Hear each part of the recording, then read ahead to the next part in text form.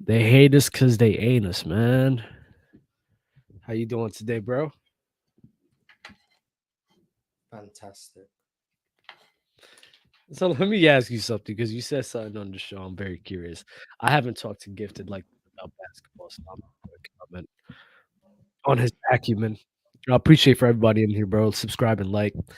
Um, so is Gifted overrated or underrated to you? Properly rated. Oh, prop. Ah, man, I was trying to get some drama. I'm not gonna hold you. Oh, my fault. Overrated, man. Overrated. Oh my god. They swear Oh, he be knowing what he's talking about, man. He's just another casual for real, man. He don't know anything about hoops.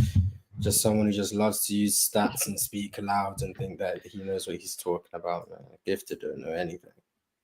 Oh, gift. gifted. How gifted. How gifted, man. There you go.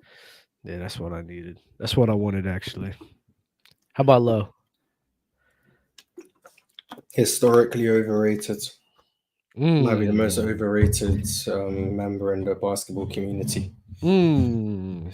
King Doesn't of know, doesn't know what he's talking about, and then King just of attacks other people, and then feels superior. It's crazy. King of NJ. Salute to you, brother. Salute to everybody. Steve and Huncho. Oh, they asked where am I? Where am I? Overrated. Too many people rate you. I don't know why. That makes no sense.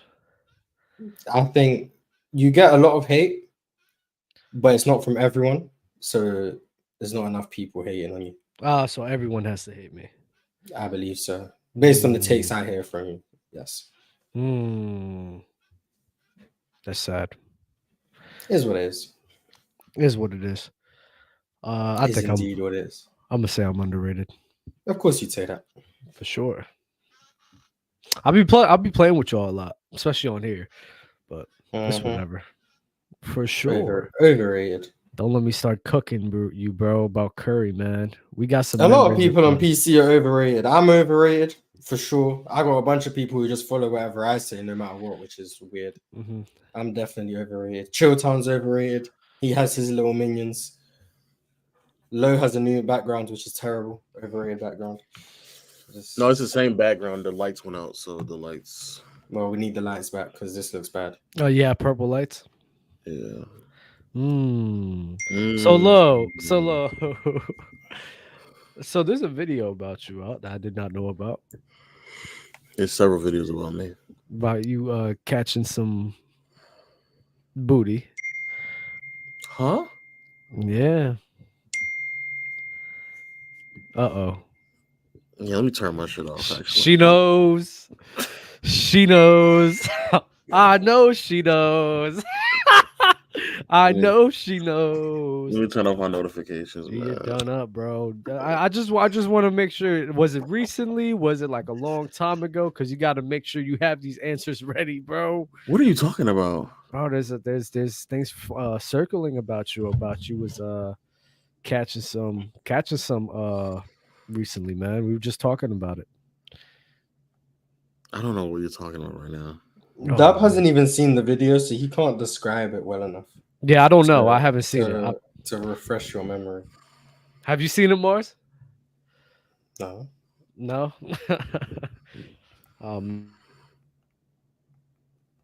Yeah, so But Dub, where do we What go is it? from What here? is it? What is the which call? What is the which call it? I don't know if Dub just muted himself or I want what, to say but Dub just muted himself. Okay, oh Dub. I don't know what Dub is talking about. Chat. I don't know if he's talking to us or to other people. He's still talking into the mic, but we can't hear him. So I don't know what's happening.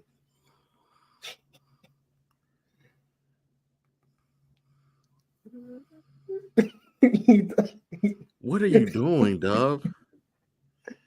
I think he thinks we're trolling him that we can't hear him.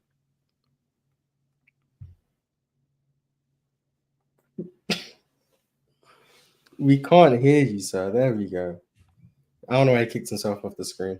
I don't know the video in question, so I can't ask you about it. Apparently, you were securing a dance from a young lady, but you did not look like you were comfortable in said setting.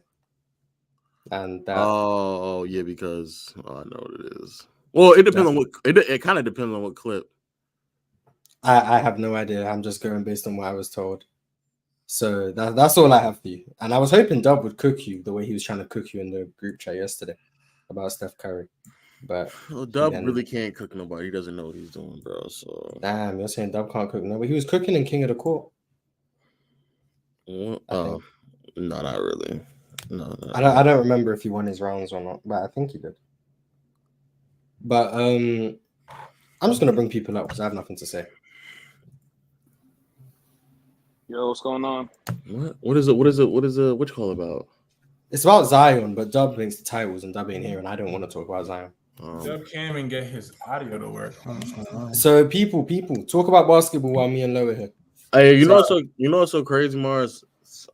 I'm gonna start. KV knows this already, but I'm gonna start. Of course, KV knows. I'm gonna start keeping track of like some of the worst takes I hear all season long, and I've already heard 2 horrible takes so far, bro. Say them, and by whom? And by whom? Expose the first one was Jalen when he said that DeMarcus Cousins was closer as a defender. W take to Anthony Davis on the perimeter. Huh? The whole concept of the take was terrible. He believed that if you put DeMarcus Cousins on the 2020 Lakers, that they would not only still win, but that defensively it wouldn't be that much of a drop off because defensively he is closer to the perimeter. I don't think he said that. Defensively, there would be a drop off. Offensively, you would get a boost. You would get a noticeable. That's what he said. That's what he said. But he said specifically that the gap between them as defenders on the perimeter is closer than it is on the interior. And I thought that was like just egregiously bad. So wait, what was the take? The initial take was if you put DeMarcus Cousins on the Lakers in 2020 and remove AD, that they would still win. Assuming DeMarcus doesn't get hurt. But don't you? But considering, because you're thinking about the overall totality of the team, well, I would say like AD would be like the team would be better with him. But like who they face in the playoffs, like what team do you think is losing with? We would have lost to Denver, probably. Houston or Denver. We lost to Houston or Denver, yes. Houston. No, not I think they beat Houston off LeBron. Even if we don't lose to Houston, Harden has an amazing series. I don't think that. I think it's still a 5. Was it a 5-game series? It's probably still a 5-game. That was. I don't know if it's a 5-game. That was 6 games. Yeah, you guys are just hating on Houston. Yeah, a 5-game. Y'all are severely underrating. After game 1, that shit was dead. No, bro. Because of AD, you lose AD, you lose all that defense you got, especially on your back line too. And AD was still bringing good value to offense too. He said 2 bigs to come off the bench. They said Dwight. Yeah, but see, I hate when niggas. Lowe's in the They didn't even play in that. Jalen's in the background. Wait. What's good, Hold on. I'm gonna explain this one more time. When those 2 bigs can't switch out, aren't mobile, aren't roamers, and they're just shot blockers, it limits what they can do defensively. I just don't think covers all of that. I don't think. I don't know what's so hard to understand about that concept. Are you expecting Dwight Howard to be roaming and to be filling in gaps and playing zone at the top? And I just don't expect Houston to have good enough offense consistently to. It still would ended in 5. I actually do agree. Houston was a good offense, though. Houston was a good offense, so I don't know why you think that they. Yeah, if you want to say they struggled against size, then maybe in the regular season, I just don't think that shit would have translated as much. They was good in the playoffs. It would. And isolation. Why wouldn't it? Like y'all don't understand what AD was doing defensively for that team. Bro. Yeah, the Houston was good in playoffs. Like if you want to say Houston was struggling against the size, then that's a better argument. But like you lose so much mobility. Okay, but the playoffs. Okay, they had the playoffs only 4 rounds. So like, don't get me started. Don't get me started on these going off of that Houston was great in the playoffs was 2 rounds. Yeah, the other series that they were not great in was against Anthony Davis defense. That's the other series. So yeah, if you take Anthony Davis off the team and you put a noticeably worse defender on the team, then yes, then that's going to change the output of their offense, especially when their offense is predicated on mismatch hunting. Do you think DeMarcus Cousins offers something more offensively that AD doesn't? That's not what you just said, though. That's not what you said. End in 5. I didn't say the defense wouldn't be worse. It could be worse, but I still think it ends in 5. So your argument was that Houston's offense wouldn't be enough. That means that you are implying that the Lakers' defense would still be. Yo, real talk. Real talk. You know what I'm saying? Houston's offense wouldn't. This is what Tate Green. Well, to answer your question, no, I still don't think, because in that series, Anthony Davis averaged 25 points on 66% true shooting. Do you believe? Now I ask you the question: do you think DeMarcus Cousins will average 25 points on 66% true shooting? Yes, with the way LeBron was playing, absolutely. You're dumb. Why is that dumb? That was 66 is tough, though. Why is that dumb? I feel like respect the best big in the NBA. Wait, hold on. Hold on. We can't. I'm not gonna hold you low. Wait. Stop. There's a lot of that. There's a lot of nastiness. Wait, stop. There's a lot of nastiness going on, especially with you saying that DeMarcus Cousins going up against PJ Tucker. Who else was down low there? Robert Covington and Jeff Green is not going to sit here and just be killing those dudes. I don't. Same way as AD. I still don't think that. I still don't think so. DeMarcus Cousins has never displayed in any aspect of his game where he's going to be shooting mid-range jump shots. Are you that? At that end. But hold on, 2020, AD never did that before, right? AD never did that before. Yes, that's the point. That we're talking about an AD that was displaying a level of tough shot making that is on par with like peak KD or peak Dirk Nowitzki. Bubble tax. The dude is in. It was.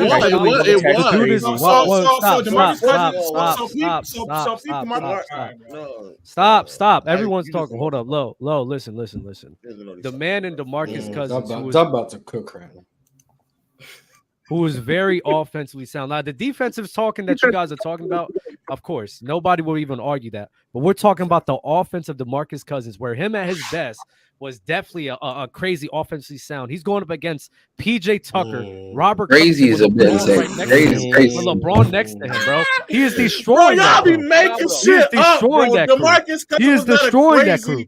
DeMarcus Cousins was not a crazy offensive player. No, he was not.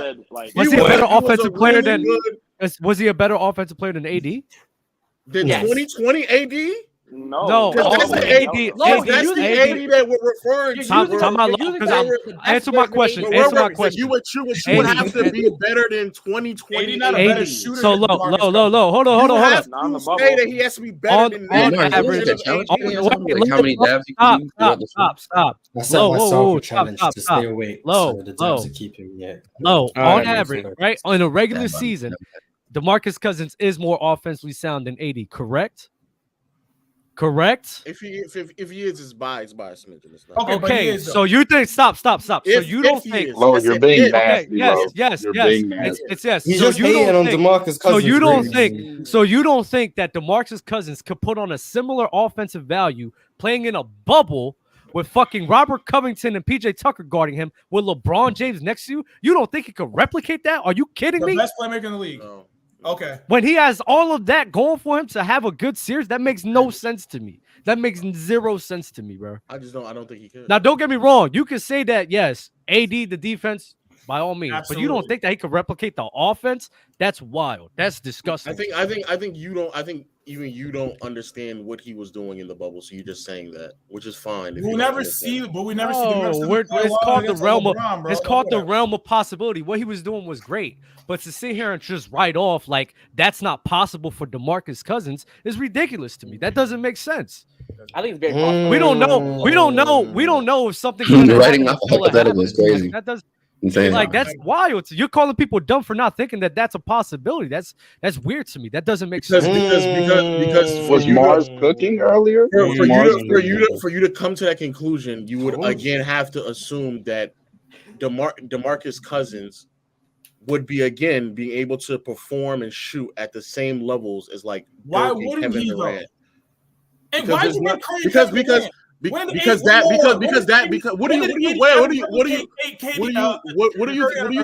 you think AD was shooting from mid in that postseason run? I don't know, but you don't think DeMarcus Cousins could replicate that with LeBron playing next So to you him? don't know. It was So if you crazy. don't- It was crazy. If you don't know, then stop making these assumptions. Everyone played better in the bubble, so you don't think? No, DeMarcus they did Cousins- not. That's also a everybody. Nope. lie. Paul That's a George. Shout out to lie. Paul George, man. Shout Shout out out to to Paul George, PG. man. Kawhi Yeah, Leonard. he played better. Bro, shut up. Not bro. You're everyone. just Not talking, everyone. nigga. You're TJ just Warren talking, did though. bro. TJ You're Warren just did. talking, bro. Everybody I'm not just playing talking. better. I'm just talking. But DeMarcus, You know what's so crazy? The actual efficiency across the teams did not make some significant jump when they went in the bubble in contrast to what was in the regular season. Do you think DeMarcus Cousins would become a No, more efficient I player? don't think that DeMarcus Cousins is going to shoot 53, 54% from mid because that's what he would have to be Did you doing. think Rondo in would shoot particular 50% that- from three in the finals? Who? Did you think? Wait, Rondo he shot 53% from mid in the series or the postseason? No, he would. Well, let me go on that specific series because that specific series he shot 60-40. The entire 88. postseason, I have it here. He shot 49% from He shot like under. 50% from mid on the entire postseason. And I know up into the finals, he was shooting like 53% from mid. So to even get to the finals, DeMarcus Cousins would have to be shooting like 55, 56% from mid. And why don't I think that's for him to be better? 80% For him to be better. For him to be better than what 80 did. So again, what you're assuming, this is what you want me to assume, that DeMarcus Cousins would have been the greatest mid-range shooter in NBA history. Here you go with the greatest mid. I didn't say that, bro. I didn't say he'd be as offensively effective as 80 would playing next to LeBron. How is that not? Why is that so crazy? That's the argument. That's the argument. That's the argument. Rondo was shooting 50% from the three. No one thought that shit was gonna happen in the finals, but you don't think DeMarcus Cousins would raise his game on wide open threes with like not as much volume. Okay, you think so? That's more reasonable. That's more reasonable to believe when majority of AD shots were coming from mid-range jump shots in the postseason run. He took 115 mid-range jump shots. He took 114 shots. He took 114. All right. Based on DeMarcus Cousins' game, why wouldn't he be able to replicate what AD does? All right, you got it, bro. He took 114 shots in the restricted Did area. Lowe pack him up? And he took 115 That's shots crazy. in the mid-range shots. Did Lowe So pack him up? majority of his shots came in the mid-range area. So this isn't a small volume. Right. This isn't like some insignificant amount. You comparing it to Rondo taking 1 or 2 threes, wide open threes, is different from somebody actually creating and making contested mid-range jump shots all postseason long. So again, you would have to be arguing that DeMarcus Cousins will be having one of the greatest mid-range jump shot shooting postseason runs in NBA history. That is an outlandish leap to come to. Now, Why can't you just assume why can't you assume that he's I gotta assume that he's gonna be Michael Jordan from mid. That's what you want me to assume. Wait. He gets That's a not jump, even though. what He I makes a said. jump, Wait. too. To be not even what I fair, said. prior to the 2020 playoffs, if someone said Anthony Davis would turn into Michael Jordan from You'd be crazy. Nobody And that would also be great. Yeah, that would also be What dumb. happens? So Exactly. So as soon as it happened again, Yes, it is it's crazy. also- That's crazy. no. Anything Yo, is it's possible. actually nasty how bad To we're make arguing. the argument off of Oh, that there you though go. would be dumb. Anything is Nah, possible. man, LeBron James makes his teammates better, man. No. Yeah, okay, I was gonna- No, but low. that's what I'm saying. Wait, so even with LeBron's playmaking, Low's going on a funny tangent because of course, Oh my God. what I said was it can happen in different ways, right? DeMarcus Cousins was a better three-point shooter than AD. So maybe that mid-range scoring that AD was doing can be replaced with some three-point shooting. The interior presence as well, because DeMarcus Cousins did play more bully ball, so him going down low and taking advantage of his matchup. Nobody's saying that he has to be AD. But They're not going to win the same way. What football breakdowns point is not about it being the same, but the same offensive value of, you know what? The offensive value of DeMarcus Let's offensive player, bro. Let's stop. Jalen's initial argument is that there will be such a boost in the offense that it will make up for the defense. Correct, Jalen? Bro, we were So- talking so- about so- that so- series, bro. Houston's not. Oh, okay. All right. So that is the initial argument. That's the initial argument. The initial argument is that Jalen believes it's such a boost offensively that it will make up for what's being done defensively. And to say that it's such a boost offensively is that, again, I want to be clear now, because even Dub, what you're saying, so you're saying that DeMarcus Cousins is going to shoot 40% from three because AD shot 38% from three. So you think it's not hard numbers? Wait, You're AD, trying to, bro, AD, you know, AD, Master. These are the corniest AD, artists stuff. What Lowe AD, does, wait. AD shot 40. Let football get this. AD shot 40% on 5 threes. So that wasn't against the Houston series that we're talking about. So I'm talking about the whole postseason run. The whole postseason run. He shot 38% from three. In the whole postseason run. I think that he'll probably have a higher volume and he'll probably be around like 36, 37 on higher volume than AD. 36. So same around the same accuracy, but just around the same volume. higher volume, okay. which could which will make him. You can make him. Okay, so then what would he shoot from mid? You still give him a bump from his regular season. I'm not sure what he'll shoot in the regular season. I'm not sure what he'll shoot from mid because I think DeMarcus Cousins will look. Because I'm pretty sure DeMarcus Cousins will look more to attack down low. So probably his efficiency from down low, especially in that Houston series, could be like 58. He could replicate what AD did in the Houston Rockets series. He could definitely do that. Bro, do the threes and do going down low. He cooking Jokic too. I'm not gonna hold you. Like he's cooking Jokic against the Nuggets. He's cooking his ass too. But I do disagree. I do disagree with Jalen. I do disagree with Jalen. Off because AD was on one in that series too. So the offensive value is probably relatively the same, and it doesn't make up for the defense that you're losing with AD. And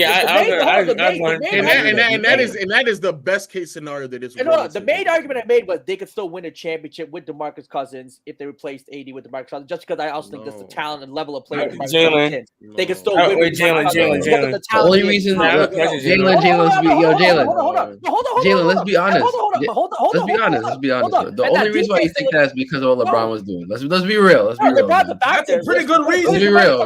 That's a pretty exactly. That's a proper reason. It's real. LeBron is that good, he can do it again. Hold on. Defense me on the perimeter. I'm not saying DeMarcus was some like elite, good, very good perimeter defender. What I'm saying is, if AD is a 9 or 10 as a big man perimeter defender, these guys were talking like DeMarcus Cousins was a 1 or 2. Well, I think DeMarcus was more like a 5. He was like a that's what I was saying. You think he's an average? You think DeMarcus is an average? No way. Jalen. Jalen. The Lakers are winning a lot of the games. Like the Lakers are winning a lot of the games of a defense. If you think about it, because they had KCP, Caruso, LeBron, Anthony Davis, the back line. So like they're just playing really good defense in the series. Like when they beat the Nuggets, they had a great defensive unit to like. To kind of like slow Jokic down a little bit. So like the offense on the perimeter. 5 on. Wait, hold on. He's not even a 5 at the rim. Let alone. So like when you play, a lot of the versatility that came from that team, obviously with like LeBron and Caruso as well, but AD like being able to switch out, hedge, recover, roam, shot block, deny, do all those things. He was like the heart of that defense. Because I'm gonna ask you, Jalen. Because like Jalen, you're not gonna ask DeMarcus Cousins. Even when you put, you can use like Jokic for an example. Even when you have like defensively sound pieces, if you have a player who at the 5 position is like vulnerable to guards attacking him or poor shot blocker, it can lead to bad defenses off of just one player alone. And you're taking the best defender on the team, arguably the best defender in the postseason. In the league. Yeah, Jalen. KB. Jalen, you're not gonna ask DeMarcus Cousins to be honest. I don't really care. He's one of the best defenders in the world, mind you.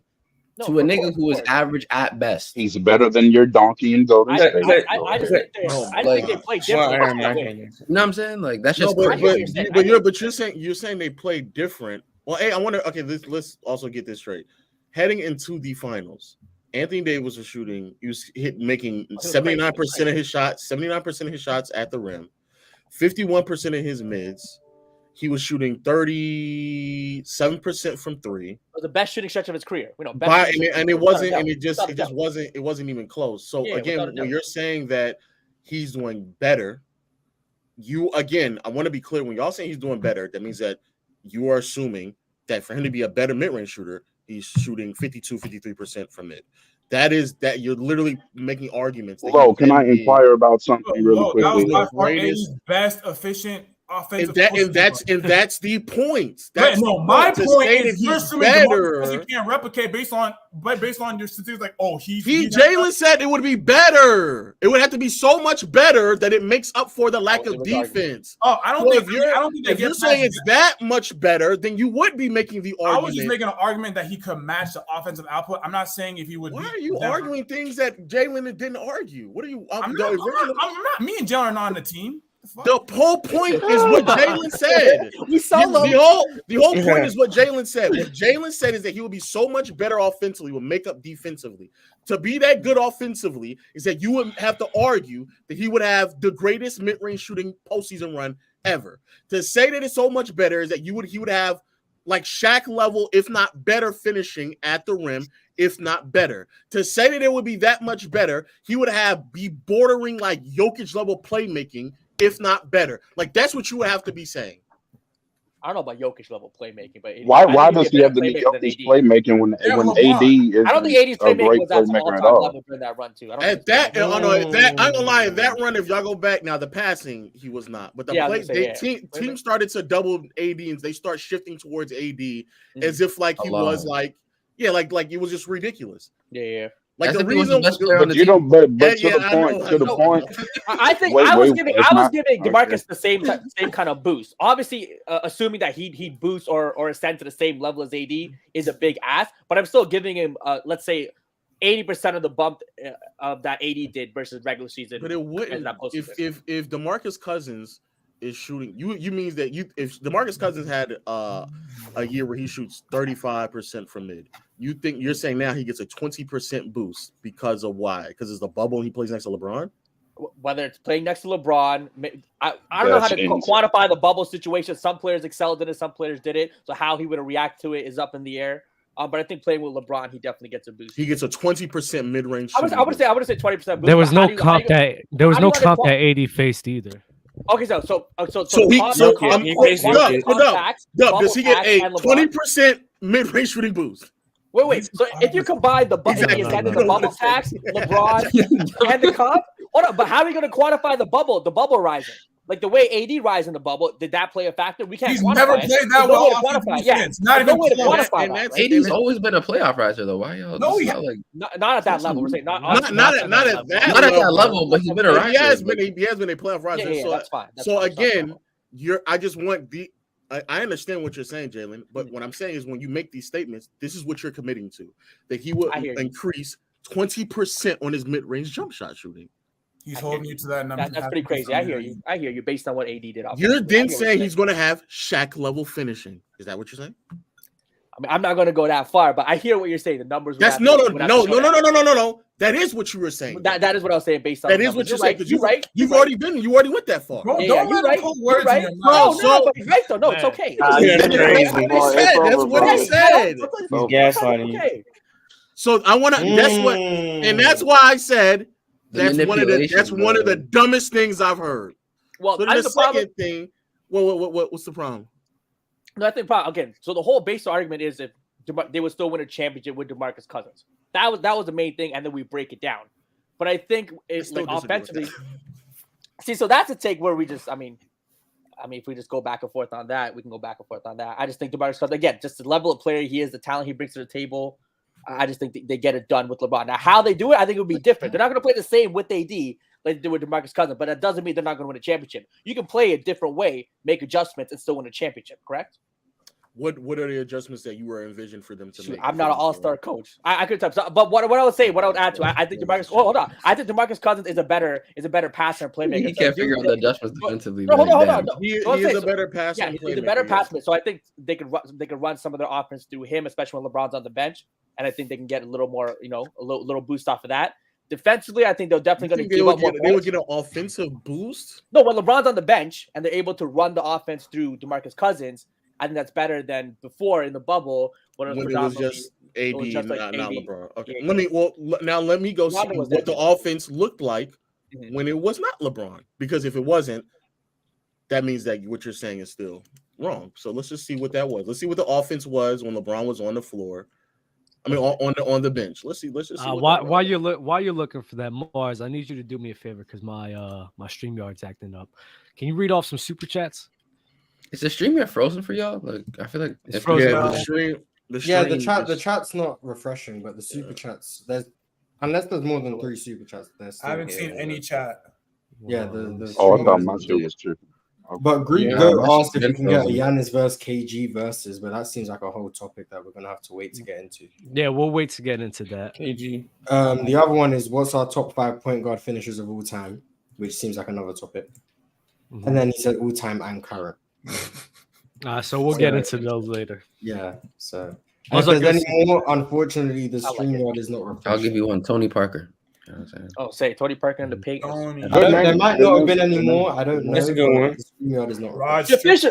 Finisher is tough. Where it's like, do you want to finish above the rim, below the rim? I want you to get to the rim and put the ball in the basket. But below the rim. How we finish below the rim, Jalen? Layups. Jalen about to say. Come on, man. I'm trolling, man. So some people say stuff like we're not giving content right now. Oh yeah, come on, wait, yeah, we can do KG versus Giannis. What y'all think? KG versus Giannis. Low. Did you find these? I got KG, unfortunately. KG's clearly the better defensive player. Don't worry, I'll do the categories and I'll ask you guys one by one. Low, did you find the numbers yet? I'm almost. I don't know why NBA is like taking. Are y'all really tripping over the color shit? I'm gonna rotate some of the guests. I'm not tripping off of that. I heard about that debate. I don't. Yeah, know. I want to. I'm like, I understand about what? KG and Giannis. I don't even want. I ain't gonna lie. Give me KG, bro. KG, unfortunately, but because KG just has a finals MVP, doesn't he? Equate. You mean Giannis does or KG? 2 MVP. Yeah, my point is KG doesn't, but you guys are trying to take KG over Giannis, criminals. Oh Jesus! Okay, the problem is that there's not that many minutes or lineups that feature. It's not that many that featured. Oh, go ahead, Mars, can you rotate? The guests and move some people out because my shit's acting stupid slow right now. That featured LeBron, but also still featured AD. I'm guessing both of them probably played 40 plus. Yeah, 40 plus minutes. Yeah, it's gonna be hard to find. It's gonna be hard to find there, bro. Jalen, they were jumping you earlier, bro. I feel sorry. If you do you want to include? I think Mo made some good points. It's okay. Like falls right. No, I was just. I think he was arguing playoffs. Oh, the one lineup in it's Rondo, AD, KCP, Caruso, Kuzma, and they had an offensive rating of 105 in the postseason, which is I think definitely bad. Definitely bad. I mean, reading. But that's only Jalen. That's 5 minutes. That's only 47 minutes over 15 games. So yeah, I don't know if that's Jalen. Long story short, AD and LeBron are both playing like 40 minutes in the postseason run, so it's kind of hard to find sample size for it. Hey, Jalen, is chat working for y'all? Hey, Jalen, I have chat is working. It is working. I wasn't even looking. I was still using my. We can do Giannis vs KG now. Yeah, go ahead. I guess. I'll tell you the other dumb argument later on, man. Okay. Is it rookie? Is about a rookie? Yes, that rookie Michael Jordan. We can get into that. Let's get into that. Nah, let's do the super chat. No, Mars. Let's do the super chat. Mars is so ready to get into that. When I say this the first time I see Mars get cooked. Shut up, We'll get into that. Giannis versus KG versus first category. We'll do inside scoring. I'll start with low. Giannis. Dub. Come on, bro. Like, it's the freak. Could have just said Giannis. Crazy. Freak? That freak elite. Say the freak. Pause. Hey, you double down on it. Yeah, I got Giannis, bro. Jalen. Got Giannis. Real talk. KG. Just listen. For inside scoring? He picked you. He picked Giannis. Just. Oh, I didn't hear the question. I'm sorry. You said if I scoring Giannis. Yo, clip that. Do not clip that because that'll not be my actual opinion. Don't do that. You're good. You're good. Giannis. Context. Giannis. Mid-range scorer. KG. Chill out though. KG. KG. KG. KG. Yeah. KG. Just listen. Yep. KG. KG. 3-point shooter. KG. KG. I'm gonna actually go with Giannis. I mean, it's not a strength of either one of them. Shake it. Giannis shoots them. Neither are good 3-point shooters, but I'll go with KG. I'll just say KG, bro. I don't even care. It's a mid-off. Just give me KG. Well, I'll go hold you. KG grew up in today's year. Maybe he'll be shooting better than Giannis. I'm not even gonna hold you. Yeah, but he would be. Oh, now you want to do the if they grew today, but when we had that Bill Russell talk, you wanted to be nasty. Okay, Doug. I ain't gonna lie. I'm surprised all of you guys went with Giannis. I ain't gonna lie, because KG wasn't shooting threes, so I don't. He wasn't, but he's a better shooter. I said Yeah, he's a better mid-range shooter. That's why I did mid-range, and I did. So I was assuming that was. I think he could translate back. Than him already. I'd assume that if you got up a couple shots, all you gotta do is just take a step back. Hold on. Shout out to DeMar DeRozan, man. Notorious. KG is a hypothetical though. His 3 things is a hypothetical. Hopefully did it. I hope you. Hey, KG's form is moving me, bro. I think KG still has a better percentage, from being honest, bro. KG how many did KG shoot? Like it's not that many, but I still. 25. What's the next one? What's the next one? What's the next one? Ball handling. Giannis. Yeah, that's Giannis. Might be close to people think, man. Hold up. It is close. It is close. Everyone just abandoned the order, but I guess it's fine. It's cool. Yeah. Please stay on order. Y'all killing me over here. I gotta edit. It goes low, Dub, KB, Jalen, Real Talk, Just Listen, Rodell, content. Jalen, answer the question. We'll go Giannis. We'll go Giannis. I think he just does it more. Who hasn't answered this one, because you guys just went all over the place? I think we all did. It's Giannis. Mars, fuck it. Next one. Passing. It's KG. Stop it. It's KG. I'm going. Jalen, win your turn, buddy. I'm sorry. Damn. We going KG. Jesus. Oh, the PED's walling Jalen up right now. Yeah. We'll start again. Passing. Giannis. I'm probably going for KG. And I looked at the 3-point shooting numbers. They're actually similar, but I think it's close, but I'm edging out to Giannis. See him make some crazy passes. Jalen. KG. Real Talk. Giannis. Give me Giannis.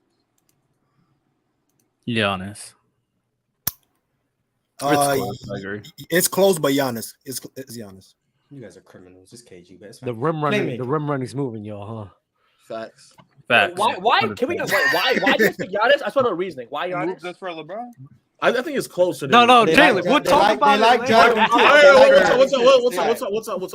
We're going to go Mars. The next one's playmaker. KG. Dub. I think low good at back. Giannis. I that's what I'm thinking too. You're confused. I think low good at back. Yes. I don't know what low. I got Giannis. I'm not gonna lie to you. I got Giannis, the playmaker. Giannis. Yeah, Giannis as playmaker. The rim running is moving me there. I agree. I'm gonna go Giannis. I agree. Is Giannis. Overall offensive player. This is easy too. Stop. Don't get. Yo, everybody. Easy work. Not easy. It's not. No. Based on how we voting, I mean, I think we should have someone. Oh wow, that's tough. I'm gonna go Giannis.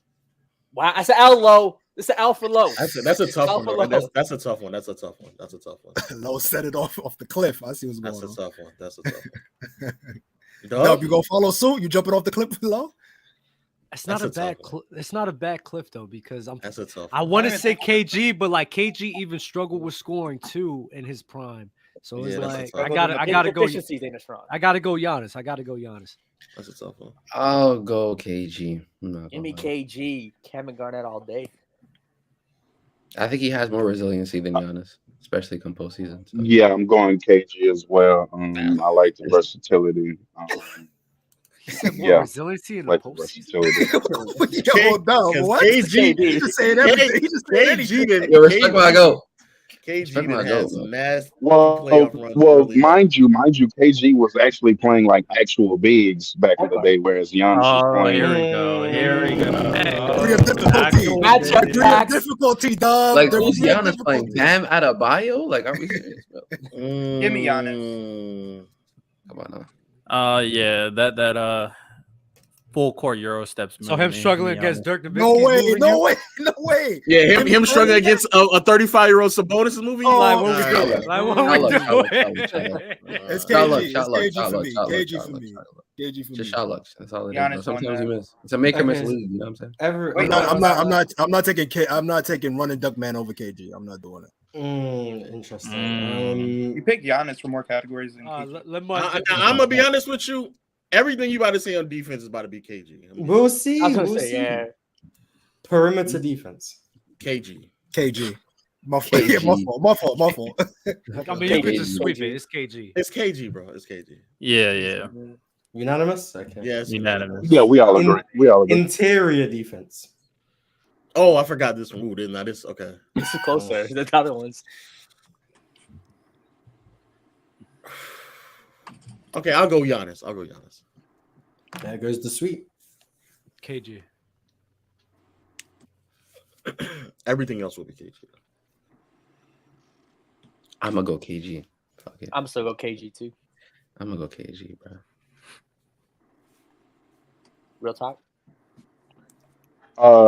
I'm gonna go KG. Giannis isn't even the best interior defender on his team. So what does that mean? Oh, shut up. Maybe Brook Lopez is better than KG. Yeah, we're gonna say Brook Lopez better than KG in interior defense. Yeah, 23 Brook Lopez. No, we tried. Wow. I don't know about that. We're chatting. Okay. He ain't KG. That's nasty. That's nasty work. We ain't gonna do that. Give me Giannis. You know, the help side rim protection is cool, but I'm gonna go KG. I got KG. It's close though. I'm not mad. I'm not mad at none of these answers. I'm not mad at the answers. Yeah, it is close. Interior defense isn't just blocking shots though. Yeah, I know that's why I went like KG overall. Off ball defense / roaming. Oh, KG. That one I'll actually think about, but I'm gonna give it to KG. KG.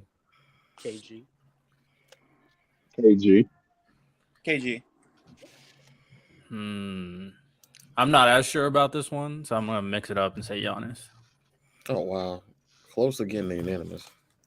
I'll go. It's low key tough. I'm not gonna front. Damn. I'll go KG.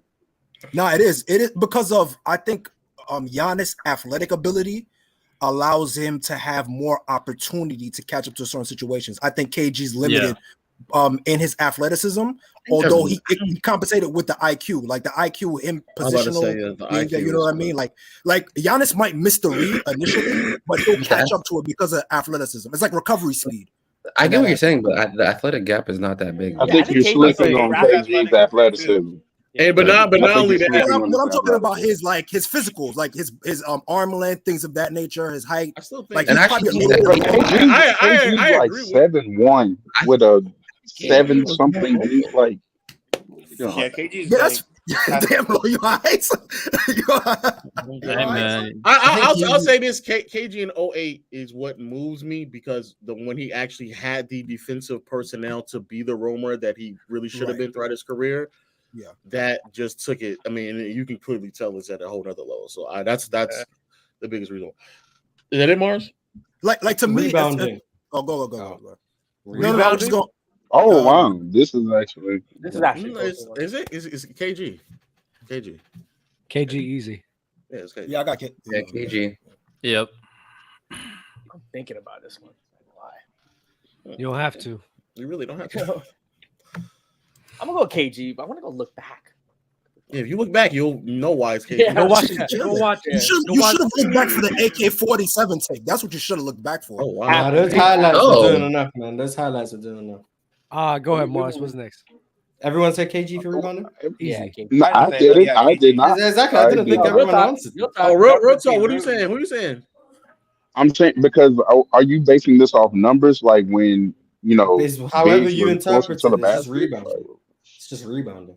Who grabs the basketball? What do you best? value?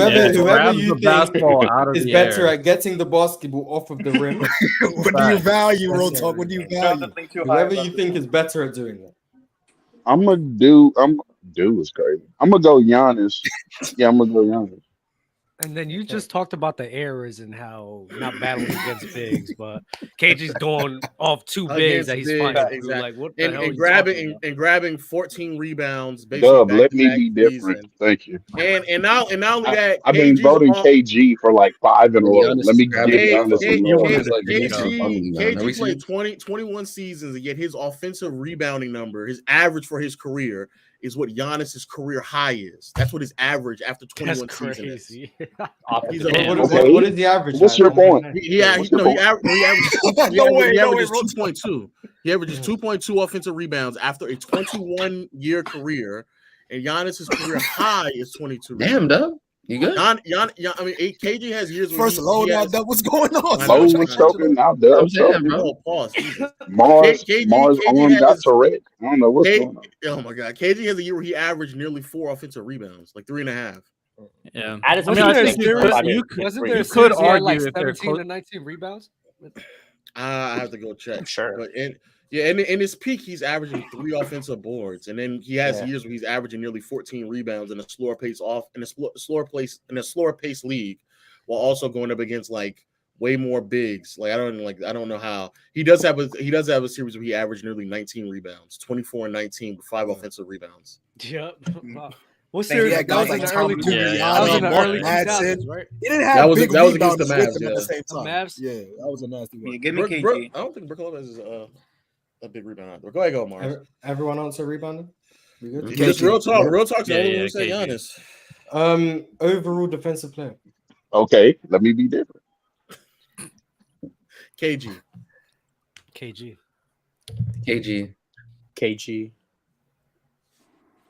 KG, I guess. Give me KG. This one's unanimous. KG. And then finally, overall player.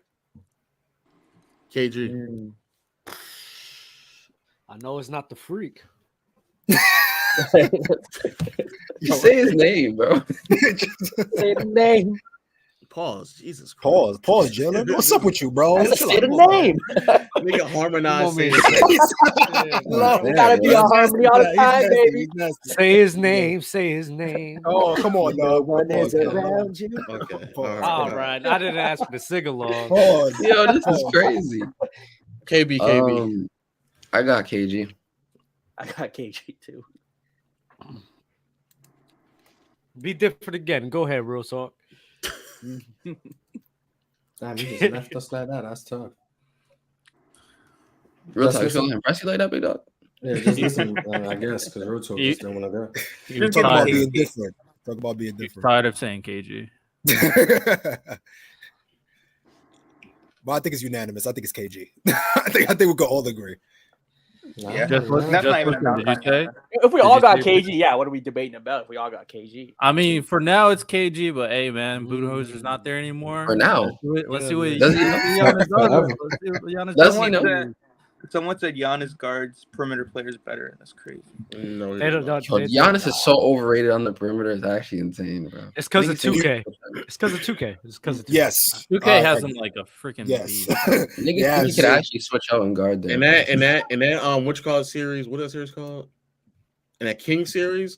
As soon as I saw when Sam Cassell got hurt, and I saw this man like legitimately picking up. I think it was Mike Bibby as a point of attack defender. I was like, oh, that's he's in. like that shouldn't happen. That dude's a different. So everyone said overall KG. Yeah. You did the Giannis and KG. I do think Giannis is a better offense. KG, KG is the better player. I'm sorry. Took you that long. I'm gonna rotate some of the guests up here, but Mars just dropped. Let me get that. No, let me get this off real quick. Let me get this off real quick. I'm not rotating you. I'm not rotating. Oh, all right. I was about to get nasty. Yeah, he was trying to protect himself at least. I respect. No, this is not. I know this is not Among Us, Mars. Chill out. He thought it was for a second. I'm not gonna hold you. Let's drop. So go ahead. Context. Go say. Go. I think that Anthony Edwards is going to be the 5th best shooting guard of all time. Name your top 5 right now. Name your top 5 you have right now. Michael Jordan, Kobe Bryant, Dwayne Wade, James Harden, Allen Iverson. So he's going to be better than AI. Okay, he's going to be better than AI. I did that for the clip. You have the name that you're saying. I think he's going to be right behind Dwayne Wade, honestly. I think he's going to be better than James Harden. So just say the sentence. By the end of his career, Anthony Edwards will be over James Harden and Allen Iverson all time. Oh, easily. I stand by that. You have to say it. He's trying to clip you. That's what he's trying to do. Yeah. Low. I'm not scared of this shit. Listen, at the end of his career, it should be Ant-Man Edwards is going to be better than James Harden and Allen Iverson. Stand on it. He will be in talks of being the 3rd best shooting guard of all. He's going to be in the Dwayne Wade conversation. He's going to be in the Dwayne Wade conversations. Mark it right now. If he's able to win a ring with Rudy Gobert, I'll put him in those combos. Interesting. It's not a crazy take. Listen, I saw all I need to see, like from the playoffs and to even what I just saw on Team USA. I just saw so much improvement, like in just his pacing, IQ recognition, like knowing when to go. I think the Team USA thing is going to be like a very big help for his career moving forward. Same with Austin Reeves too. We don't. Hey, what do you mean by that? We're not even gonna start that agenda yet. Just keep it on. Austin Reeves is moving me, boy. That boy is. He go away. How far is he moving you? He moving me to borderline. But he moving me to like borderline all-star level, bro. Okay. So we talking Gordon Hayward? Okay. He's white. Like Gordon Hayward level. So let's how take. about this? I was being nasty in the postseason. I was calling him Chris Paul. How about Goran Dragic? Why does it have to be a white guy? Okay, how about CJ? I just said no. It's not CJ McCollum. Yeah, and you changed your mind from Chris Paul. But Chris Paul. But I think Goran Dragic is also on a similar. It's Goran Dragic had his finds a black guy. Yeah, they want us to. What black guard? Because I can't say Chris Paul or Harden. That'll be nasty. That'd just be nasty. So what black guard? Style? Yeah, Mars. What black guard? Black guard, similar level of Goran Dragic. Conley? No, I think he's a bit more fluid than like as a ball handler and prober than Conley. So let me ask this, which is Goran Dragic. Goran Dragic. While Mars is asking, let me ask a question. Is he better? Sam Cassell. No. Real talk. I don't know. I'm gonna be honest. I don't know. Exactly. You can't think of it's hard to compare. Let me ask this, Low. Is he better than Kyle Kuzma? Jeff T is crazy. Kyle Kuzma. Not crazy. He's a way better shooter than Jeff T. Is he better? Is he better than Kyle Kuzma right now? I am. Yeah, come on. See. I ain't hold you. See. I think he's better than Kyle Kuzma right now, bro. Oh. They're like on the same tier. No, I think he's better. I just think he's better. Do you think is it because that Reeves can complement a little bit better? Like, what is the between Kyle Kuzma? What is that pushing factor that puts him over that? Like, is it the complementary style? He's a more efficient scorer and a better passer than he is, and playmaker. Better IQ. He's a better offensive player, and I don't think that on the defensive side, Kuzma's making up. When I'm not going to act like I watched Kuzma when he was in Washington, so I don't know what he like defensively. Right, but he was better. He was more engaged, rebounding. I'm about to say that the problem is that in the Lakers he just wasn't as engaged. But even if I don't think he's probably a good enough defender to make up the fact that I just think Austin Reeves is a better offensive player than he is. I'm not gonna hold Yo, listen, from what I see, Austin Reeves is crazy. You know the weird thing, here's one thing I will say about Austin Reeves. Like, he is very deceptive with his craftiness. So he does have this sudden explosion that is kind of like Luka-esque.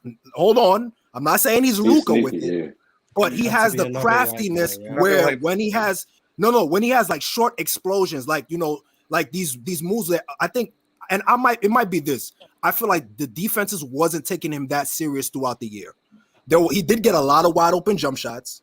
He did get a lot of like relaxed closeouts. There wasn't like close. It was either they'll close out too hard on him and he would dribble drive, or they wouldn't like close fast enough and then he would shoot over them. You know what I mean? Like I don't know if the defense was taking him as serious as they will be the following year. You know I agree, but I think that with a healthy LeBron and AD coming back, I think he will still get third same looks treatment. Yeah, he'll get third option treatment, and I think what he did in the postseason, I think is actually much closer to who he just is as a player than versus. You gotta relax, Lo. You gotta relax. You gotta.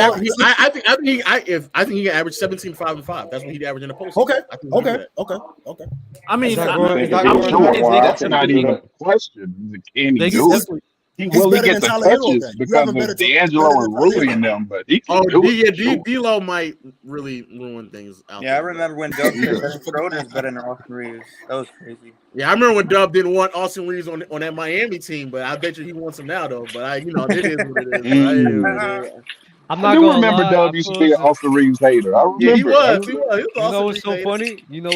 I still don't believe in Reeves like that.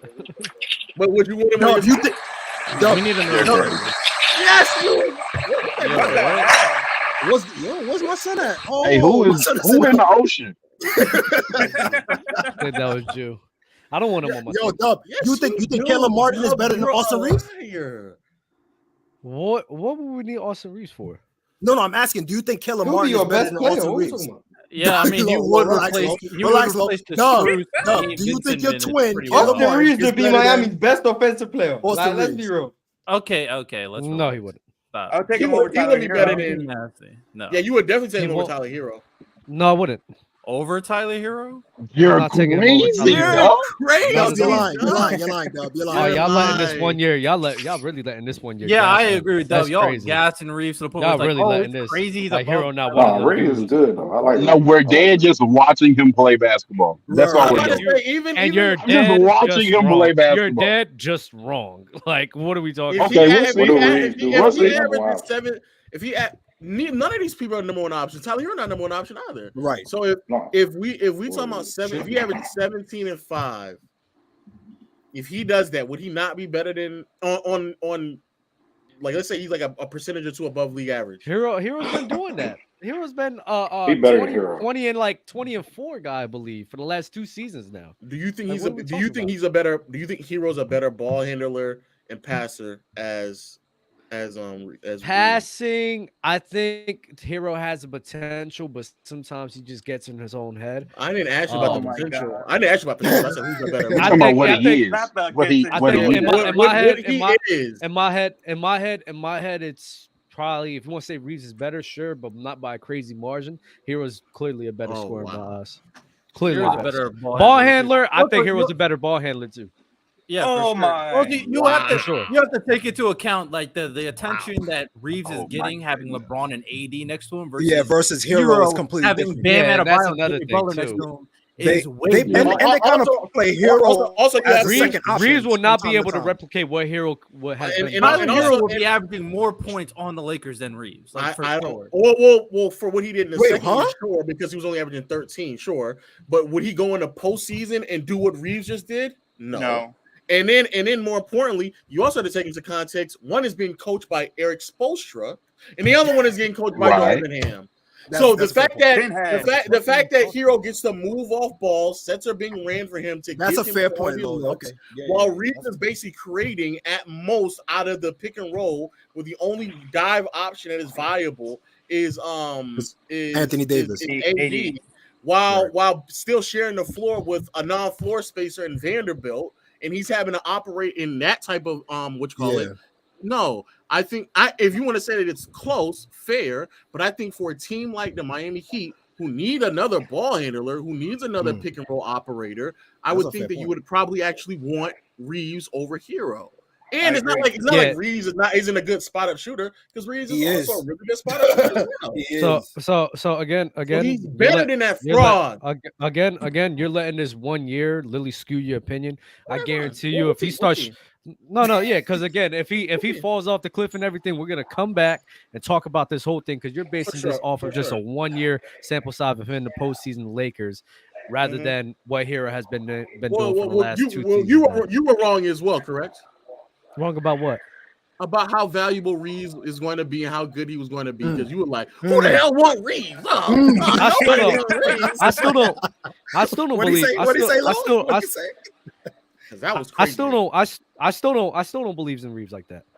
You think Schroeder's better still? And I think Austin Reeves being the sixth man, I don't think Austin Reeves can be the leading scorer of our crew. I don't think he can be that sixth man or that secondary guy next to Jimmy Butler of our crew, the way that Tyler Herro has been doing, even if he has air exposure. I don't give a fuck about that, honestly. And he ran off ball. He runs off ball. Is he better than Dennis Schroeder?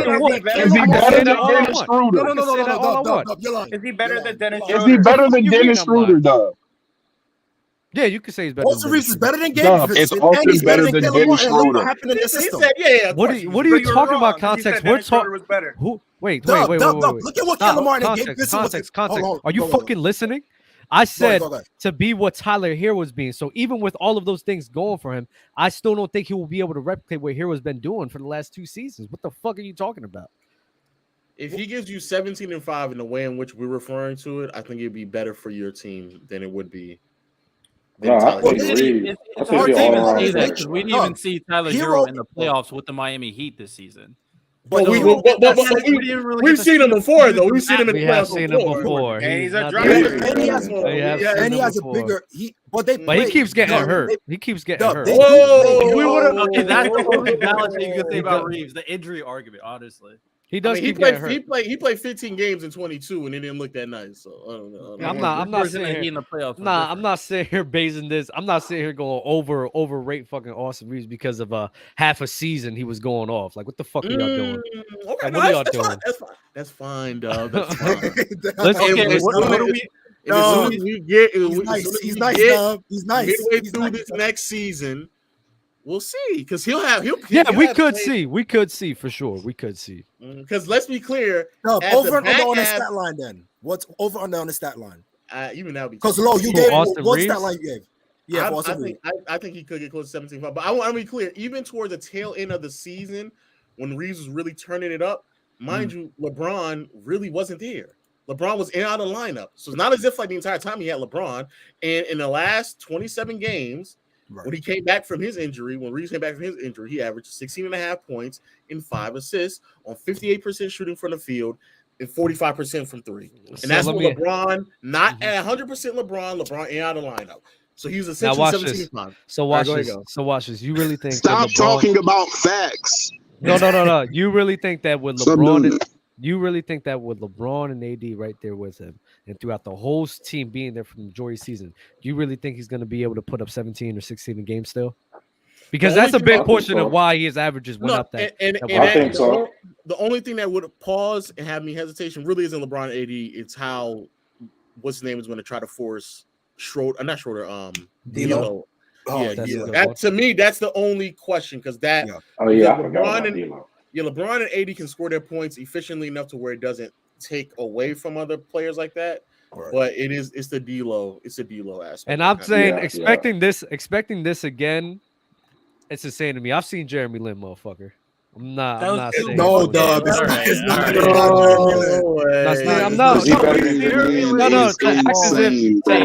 To act as if we haven't seen guys go on a little run that was amazing. But then not be that. Like, come on.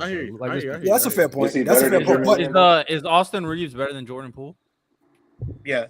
No, I don't think so. No. Yes. Low. Oh my goodness. Gun to your head. He's out of here. We will see. Who would you rather have? All things considered. Age, contract, all that. Austin Reeves. This one, I'm saying Austin Reeves. He's not a negative on the floor like Poole, so it's clearly easy for me. Yeah, not Mars. Are y'all ready to talk about that take? Not Mars. The second horrible take that I heard that was Hold on. egregiously bad.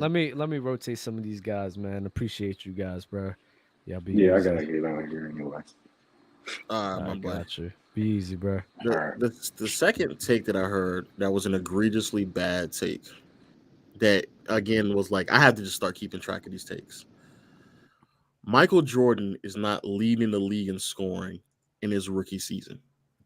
That is by far. That was such a dumb take. The glaze is crazy, right? And as Ron was explaining it, I don't think he understood what he said. He basically said he's going to get 18 points off of free throws and fast breaks. He said he's going to score 8 points off of fast breaks. I decided to go back and look to see if there's anybody who scored 8 points on fast breaks. That player does not exist since they've been tracking the That's a 2K Giannis leads the league in transition. It's 5 to 6. Giannis and LeBron have gotten up to 6. I think Harden had a year where he got to 6 as well.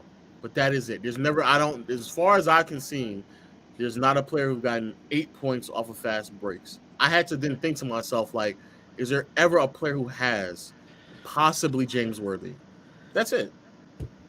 With the tempo that they were running, Magic Johnson running outlets, a really good defensive unit, James Worthy might have been the only player. But to say that Michael could go on one of the worst teams in the NBA and do that is ridiculous. That's ridiculous. Yeah, I don't. 35 points a game.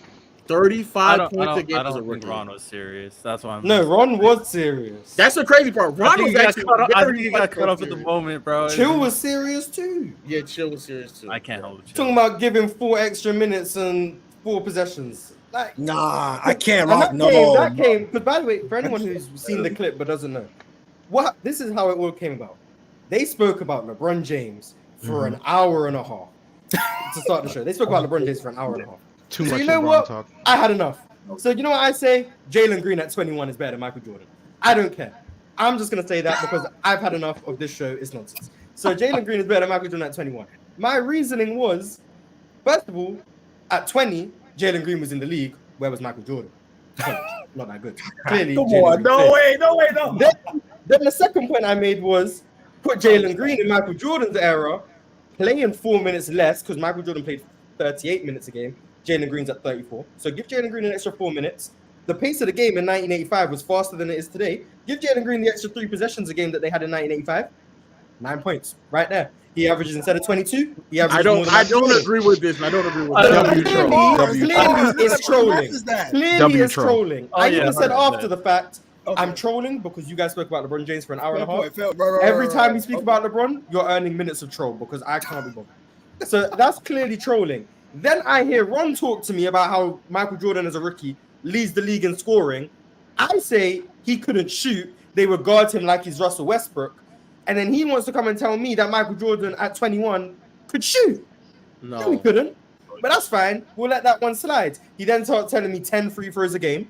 Don't know where that came from. But I guess 10 free throws a game. No, today I could believe that. 10 free throws for MJ. Not 10 made free throws. No. I want to be clear. He said 10 points at the free throw line, meaning that he would have to get to the free throw line 12 times. Right. Yeah. No. So 10 points from free throws. So then I was like, I just have to go see NBA history. Has it ever been done? Giannis did it last year. Then you have to jump to peak Shaq. Then you have to go back to 84 Adrian Danley. And then after that, you have to go to the 60s with Wilt Chamberlain. The only other guard in NBA history who's ever gone to the free throw line 12 times is Jerry West. That's the only other guard. And he only did it in this peak. James Harden ain't good? I think James is like 9. No. James is like 11 something. Oh, it's 11, right? Yeah. Not if you want to round and you gotta remember, guys like Shaq, guys like Dwight Howard, guys like Wilt are getting intentionally fouled. Yeah, right. Add that into the fact that they're fouling them on purpose to send them to the line. So even their 12 is a bit. So to think that this man would even have the ball enough in his hand to get 12 free trips to the free throw line is ridiculous. But go ahead, Mars. Yes. So you got 10 free throws a game made. So that's 10 points. Then you got the transition points. 8 points a game. Cool. So we're at 18 right now. That's half of what he's going to average. He's getting 35. So half of his points are transition and free throws. Then I'm being told that Michael Jordan, wide open game, he's going to get to the rim. I agree he's going to get to the rim. But being told that Michael Jordan, as a rookie, could shoot is the most egregious thing I've ever heard. I then said, I don't think you were watching rookie Michael Jordan. Because if you go and watch him, he couldn't shoot. Then I'm reading the TikTok comments. Oh, how are you going to say rookie Michael Jordan couldn't lead the league in scoring? Have you seen DeMar DeRozan? Huh?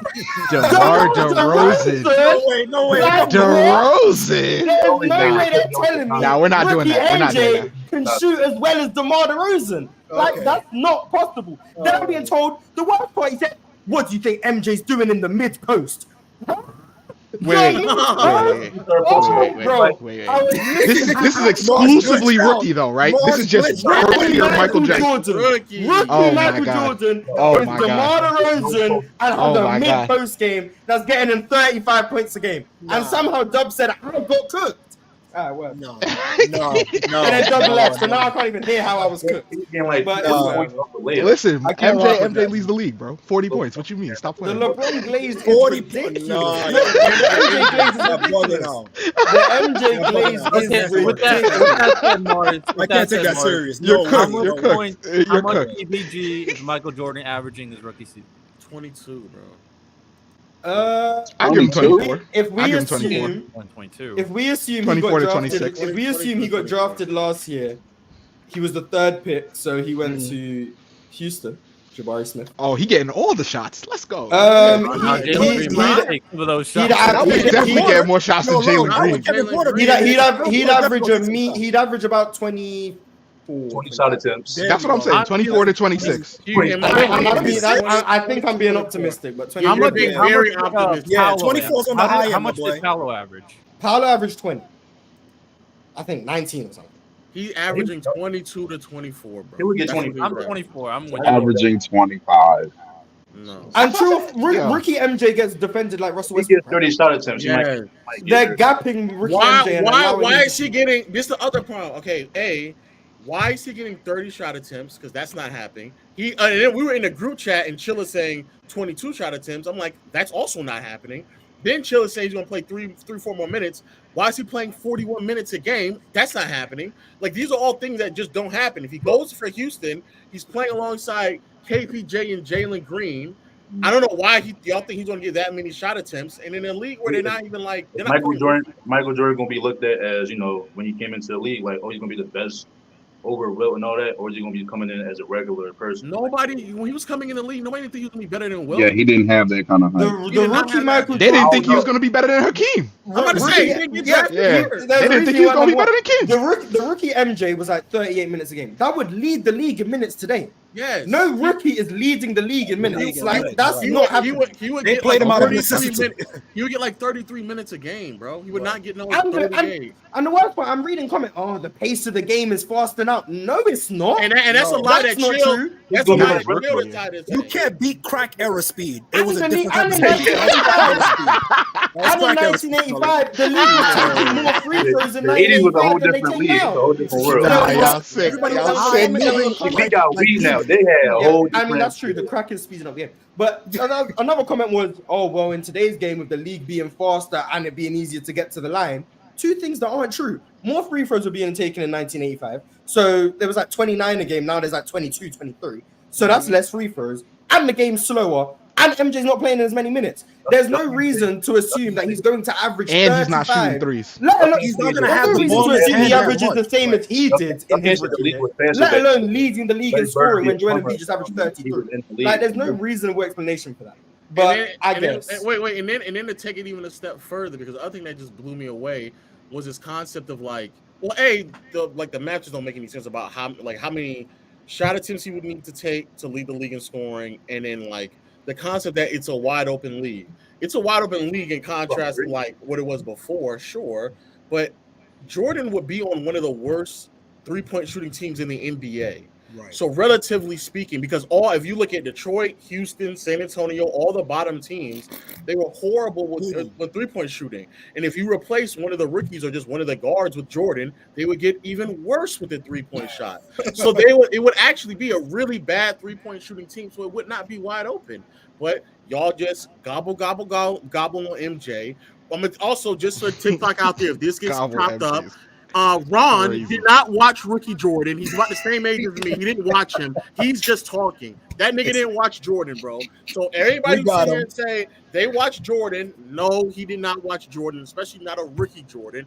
And on top of that, bro, we're talking about a league where the game is not going they're not going to allow somebody to just sit there and just a rookie on top of that to have the same level of usage as a peak James Harden, because he's not gonna have the ball in his hand like that, right? No, he's not. He's not, bro. So let's be fucking for real, bro. Especially with Jalen Green and KPJ. Are you kidding me? Nah, he's taking all that KPJ. They will minutes. bench KPJ. Yeah, that's exactly what I was about to say. That boy's hitting the bench, bro. But if he's sharing the backcourt with him and Jalen Green, they're not going to give him enough shot attempts for him to do what he needs to do. To lead the league in scoring. Yeah, no. I'm not saying he's coming close to leading the league. That's crazy. Rookie Michael Jordan with no shot, no three, no spacing. Come on, bro. It's the same situation. Most he was taking like fall away 8-footers. Like that was Michael Jordan's game. He was like going really in the low post. I implore, and I know everyone who said Rookie MJ could shoot, and I know everyone who was in TikTok comments saying DeMar DeRozan. Go look at his jump shot. Just look at how different it was. Like his jump shot just didn't even look the same because he couldn't shoot. Like he's hitting the ball's in front of him like that, and he's pushing it like that. Yeah, he had no arc on his shot. He couldn't shoot. He had no post game. He was an athletic. He was an athletic freak who could get to the rim.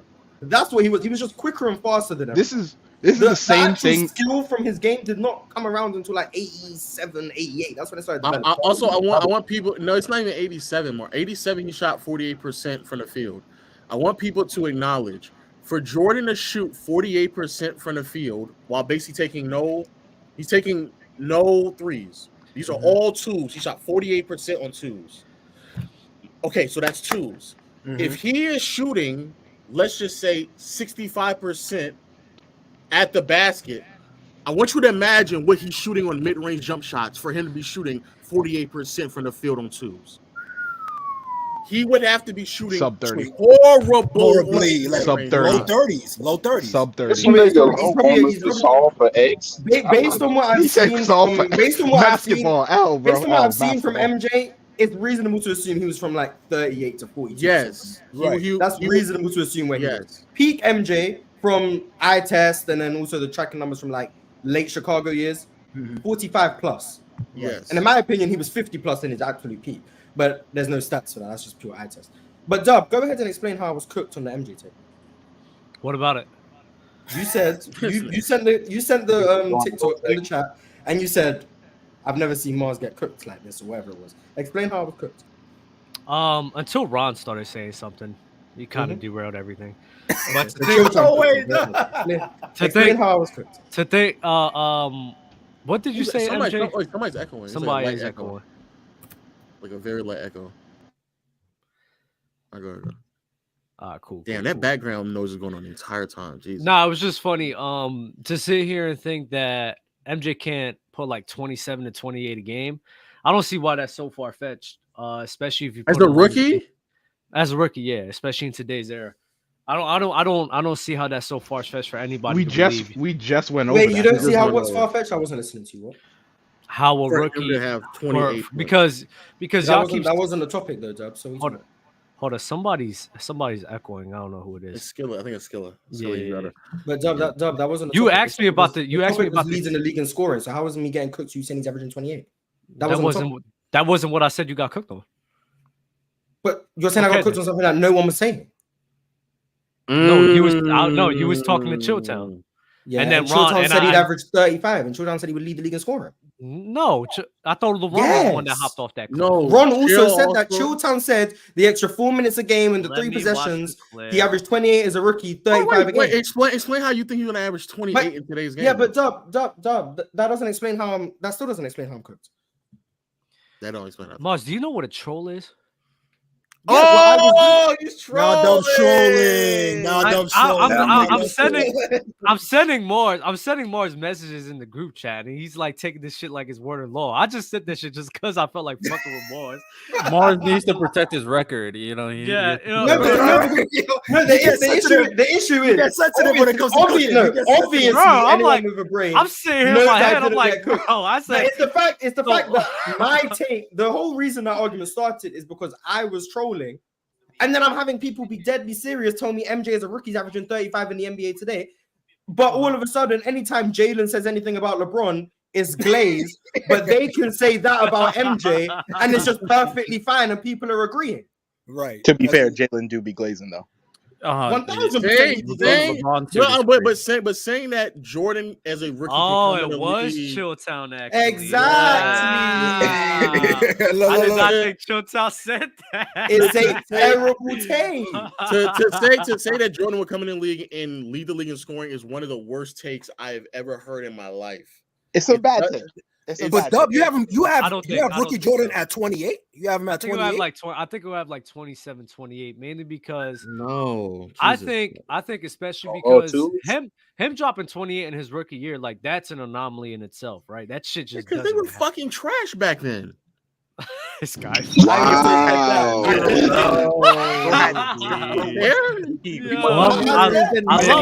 love it though. I'm not gonna lie. I love it. At that time, so where's Magic then? A lot of Jordan ops. Low, you better drop Magic. I love it actually. I have nothing to say. I've already dropped Magic. I'm cooked. But then you tried to bring him back up with the Magic's a 10. I remember that argument. You tried to bring it back up. Where's he at? Where do you have him? Low?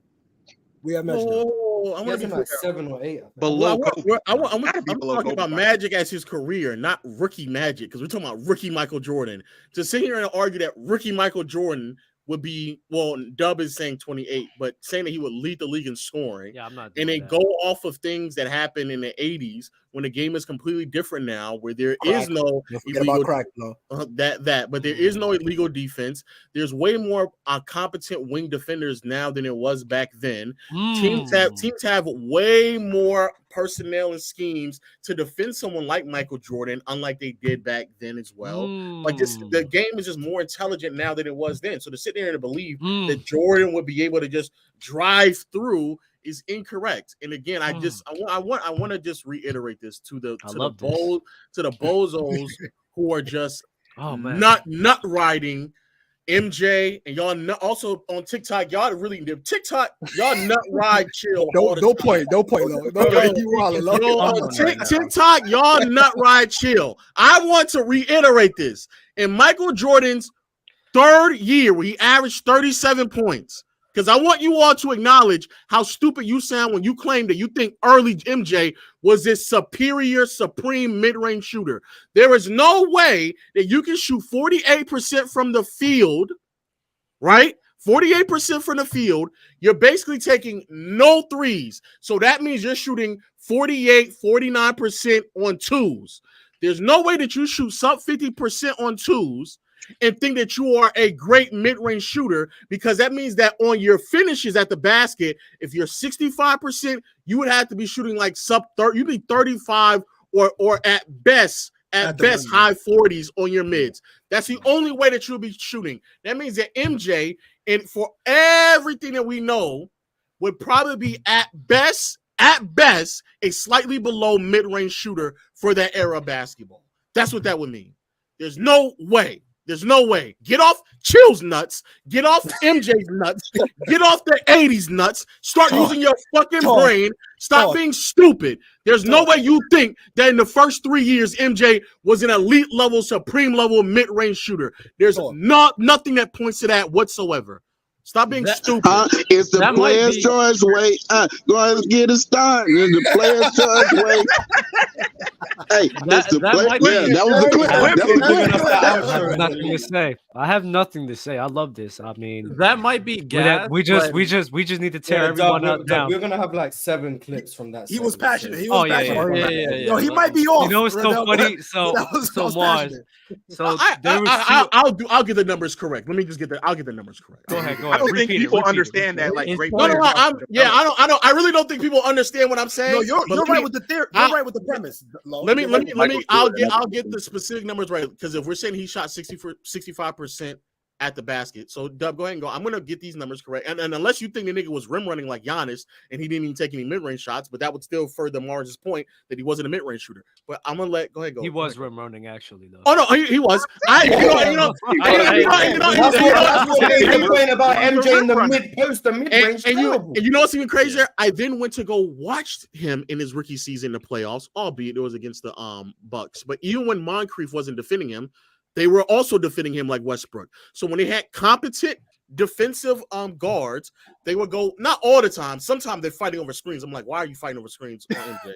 But some good portion of times they're sagging. If you want to say, oh, look, what about hand checking? They weren't hand checking him because nobody was defending him that high up. They were just sagging off him like this. Moncrief is basically at the free throw line defending him because waiting for him. Playoffs. We're talking about the regular season at the end of the day. But even in the again. In the regular season, in his rookie season, he shoots 51%. 51% in his rookie season. Second year, he only plays 18 games, so we're not going to use that. In his third year is 48. If you're shooting that low from the field and you're not taking threes and you're getting to the basket a lot, that means that by default, the only way that you can shoot 48% from the field and you get to the basket, and let's say he's converting 65% of his shots at the rim, that means that you would have to be shooting abnormally bad at every other 2-point shot outside of the basket. That's what that would mean. Oh yeah, I just think the rim running and then the jumping too, because the motherfucker, bro. That's like one of the greatest. Once he gets by that defender, first step is crazy. Once he gets by a defender with like a first step, all he has to do is jump. He's either getting to the rim or getting fouled. So that's why in my head, like he having 20. Exactly. So that's why I'm curious. But not off of. I hear the point. Yeah, off rookie though, Dub. I don't. Yeah, it's gonna be tough. No, but like, I think that's important. If he's playing on the Hornet, if he's playing off the Hornets, right? They don't play defense like that. They're not going to care about defending him like that. So because they're probably going to be blowing them out because the team's trash. So it's just going to be nothing but offense, similar to like the Kings were before, like they got good. Like the Kings were just racking up numbers because they were just running back and forth up in court because the defense was just trash. So they were just stat padding. So many stacking possessions. Yeah, they were just stacking. So I think him on the Hornets, they'll be scoring. I think him on the Hornets, off the rim running alone, bro, because the dude is crazy athletic. His bounce is ridiculous. I'm not gonna lie. I think he could get 28 off of that because I think off of that alone, he could get to it would have to be minimum crazy. 10 times. It would have to be crazy transition for him to get that because any half court set, he's just not doing it. Out of the 28 shot attempts, how many of them do you think he's getting were at the basket? 28 shot attempts? Oh, you talking about when he dropped 37? Yeah, when he dropped 37 his third year, he averaged 28 shot attempts, 20 field goals. How many do you think was at the basket? Was at the basket? Yeah, how many do you think at the basket?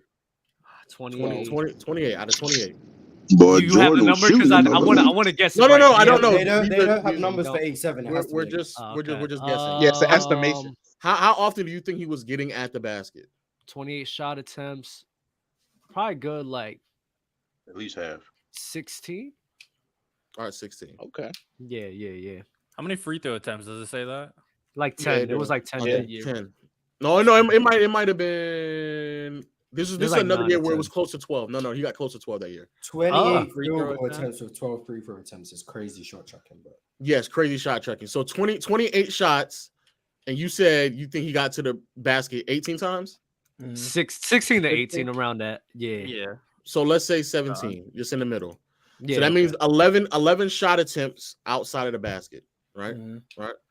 If let's just say hypothetically on his 17 shot attempts, he shot 65% at the rim. That means he's making 11 of them. So that means for the rest of his shot attempts outside the basket, because he made 13 shot attempts that year. He would have to shoot great. Yo, he would shoot at a high. No, that means that everything else he would have to have shot 2 for 11. Everything else outside the basket. So I hear the point y'all making. Now I understand I understand. To average out to 48, he would have to have shot 18%. I understand the distance. Everything now. outside the basket. So for people that don't know what Lowe was saying for the MJ stands, especially that in the nigga beginning can't of his shoot, year, bro. they're saying that he wasn't. They're saying that he wasn't offensively sound in the beginning of his career. So you harping on points like MJ in his rookie season is going to be sitting here killing from the mid range. No, he is not. He's not going to be doing that. That's not his game. Don't let 2K lie to y'all. Don't let 2K lie to y'all. He was not, as a rookie, he was not this mid-range assassin. He was not. In 2K, they don't even have him that great. He's like an 88 as a rookie. So he's not, I don't know where this idea comes from that he's like the mid-range god he became 10 years down the line. People just don't understand great players have to develop like every other player. 100%. Facts. That's the only thing. That's the only thing, and it's missing. I'm telling y'all. This has been what y'all been talking about this whole time. Yeah, they literally. No. Ron's argument that he would be this mid-range shooter that to get to the point amount that he needs. That and then I really remember Ron was like, "Well, you don't think that he gonna be knocking down mid-range? No, he's not. Not the way that he think he's gonna do it. Nah. At best, he was probably shooting 35% on mids. Yeah. At best. Yo, the funny thing is, right? I was watching Kobe yesterday. Actually, I was just watching some games, watching some highlights and shit. And I'm watching this dude, and I'm like, I say, for the people that sit here and say like they've seen this before, like, I'm not gonna lie, you have not seen somebody play like that before in your life. When people say we've seen MJ, so like Kobe's. No, he is not. MJ was not doing that shit, bro. MJ was not sitting here. Kobe's another one, bro. Kobe was doing shit. Kobe was doing shit that especially people do not do, bro. That shit is. I've never seen anyone do that shit, bro. That shot making ability is crazy, bro. I will say this. I think honestly, Kobe is the best difficult shot maker in NBA history. J.R. Smith is up there too when he's on the Henny, but Kobe, he is like left-handed, like reverse pivot left hand. What he did to the Suns, that Grant Hill series. Remember when he slapped the coach on the butt and he was giving Grant Hill reverse pivots, like double pump. Yo, it was insane. I think MJ was more athletically gifted than Kobe, so he didn't have to take those difficult shots. Like when he rises up, he can elevate over those guys, and he had the hang time. So he didn't need to do all of that reverse manipulation. Kobe got an up and under. He had to do the most. Well, context and the people guarding him were 6'3", but continue. We're not going to get it out.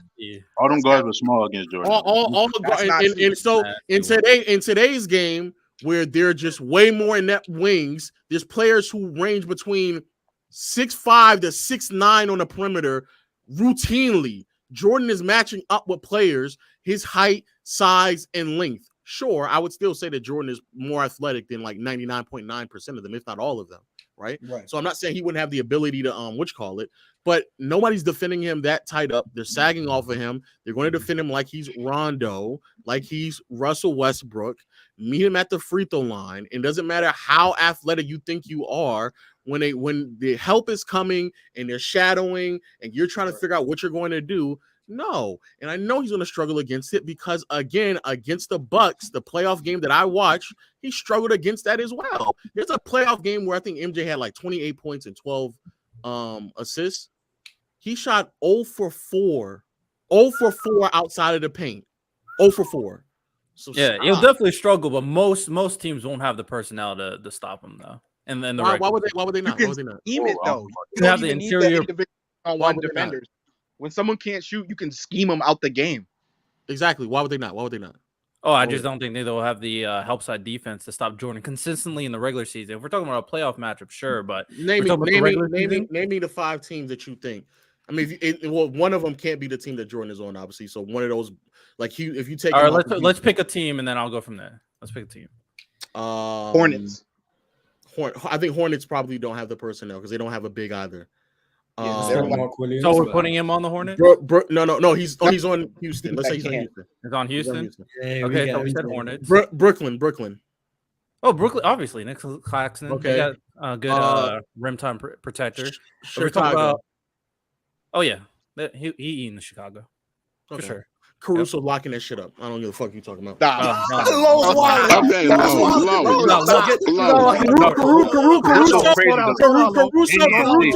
Caruso out your content bag, Lo. Get out. You're too deep. Caruso and Pat Williams is not going to allow this man to go out there and get 35 on him. Or 28 on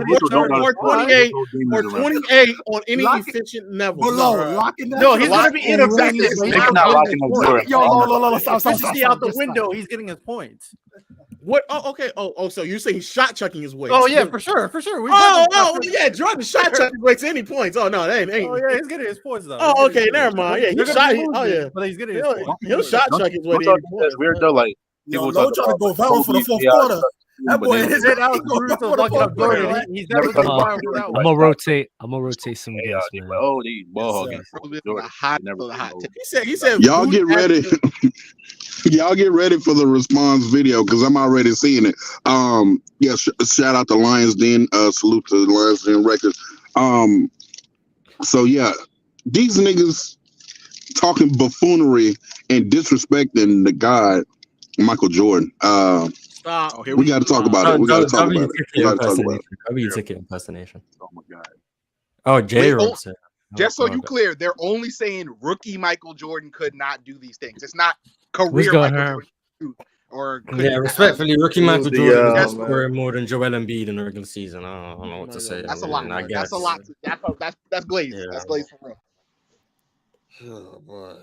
Yo, before I talk anyway, I just want to make sure: are you man trolling or he's being serious?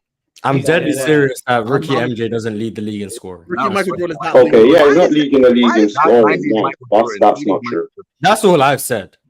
And Jalen. Yeah, but then how much do you think his average? Hey, Lo, you can't. I think I said 24. I think I said 24. You had a guy SGA. You had a guy SGA average over 30 points last season, and you think SGA has more in his bag than Michael Jordan? You want to hear something crazy? Not a rookie. SGA now is a better offensive player than rookie Michael Jordan. Rookie Michael Jordan, yes.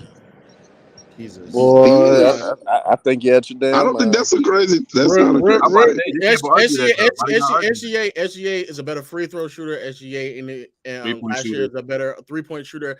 SGA is a better mid range shooter. I don't know why you think. But below, I go 91 and 88, bro. I hate when you guys bring up three. I hate when you guys. I'm not gonna lie, you hear the words Michael Jordan, you just ignore the fact that we said rookie. But I guess I'm saying, when people hear names like LeBron and Kobe, they instantly think peak. No matter what you say after that, they're talking about their peak every single time, bro. No, I thought rookie, to be honest.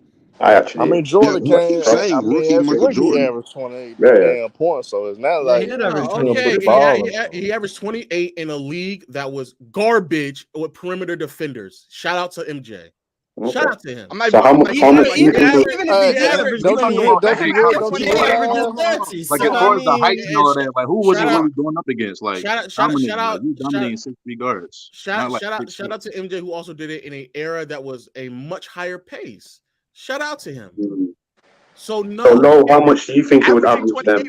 20. Hey, but low, is that the case? 22 to 24. Is that the case, Lo? Why we raving about anybody in this particular area? We don't really have any elite perimeter defense. It's not that much elite perimeter defense in this area. And that's just a lie. That's just a lie. Just say that Drew Holiday to Kawhi Leonard. So you forgot about guys like Sidney Moncrief. And he struggled against Sidney Moncrief. He struggled against those players the most. When he went up against players like that, he struggled against Byron Scott the most in the 80s. Byron Scott actually held Michael Jordan to his lowest field goal percentage out of anybody that guarded. Byron Scott was almost say he dropped 40 on him. Yeah, because wasn't Michael Cooper supposed to be the defender on that team? But Byron Scott held Michael Jordan to 42% field goal percentage the whole career guarding Michael Jordan. So Byron Scott was a great defender in the 80s. I cannot reiterate this enough, bro. If he is shooting 48% to 50% from the field on no threes, that means that he is shooting low 30s on his mid-range shot. That's just what that means. There's no other way around that. How low? And you can look at the RZA's years, and you look at his mid-range percentage in the RZA's years. He was very efficient. He got better at it. Because he got better at it. But when you look at the RZA years, he took a couple of years off and came back as an older gentleman in his late 30s, but still was very efficient from mid-range. He got it better. So what makes you think he wasn't going to be? He was a better shooter when he was with Washington. So any guy could take a couple of years off and come back and be efficient in the NBA. We talking about we're not talking about his rookie This nigga about to piss me off, bro. You're talking about his rookie season versus a player who's already been established and a player who's already improved in his game. Yes, if he has improved in his game, I do not think that a year or two off is going to immediately make him such a significantly worse shooter from mid. No, I do not believe that. I'm telling you, bro. People can't separate the name and the myth, bro. No. So you hear LeBron, you hear Kobe, you think rings. You hear Jordan, you think 6 rings. You don't remember how bad they were when they came in. Nobody talks about how bad. I'm not even saying MJ was saying he averaged 30 as a rookie. He wasn't bad. He wasn't bad. Yeah, that's the thing. He was very efficient from the field. What you talking about as a rookie? He shot over 50% as a rookie. How they became. Because he was getting at the rim. Yes, he was getting at the rim. But the argument again that Ron is attempting to make the points up is coming from mid-range shooting. If he is getting to the rim and he is converting 65% of his shots at bare minimum at the rim, that would have to mean by default everywhere else on the floor he is shooting like sub 38% on his mid-range jumpers. That's just how that works. And also, I think we got to debunk, because I think this is what happens, right? So even games that you can view for a lot of the public, like if you were to search in the YouTube bar right now, Michael Jordan rookie season highlights, right? Or watch a game, you'll maybe see like, oh, he scored 40. And so the night he scored 40, the mid-range jumper was falling. And then you'll take that game and project it into the 82 game regular season. A lot of people do this with LeBron as well. Like when you say, oh, LeBron wasn't a great shooter, people will go to like a game where he's hitting jump shots and then be like, oh no, he was better than. No, it's just, that's not how it works.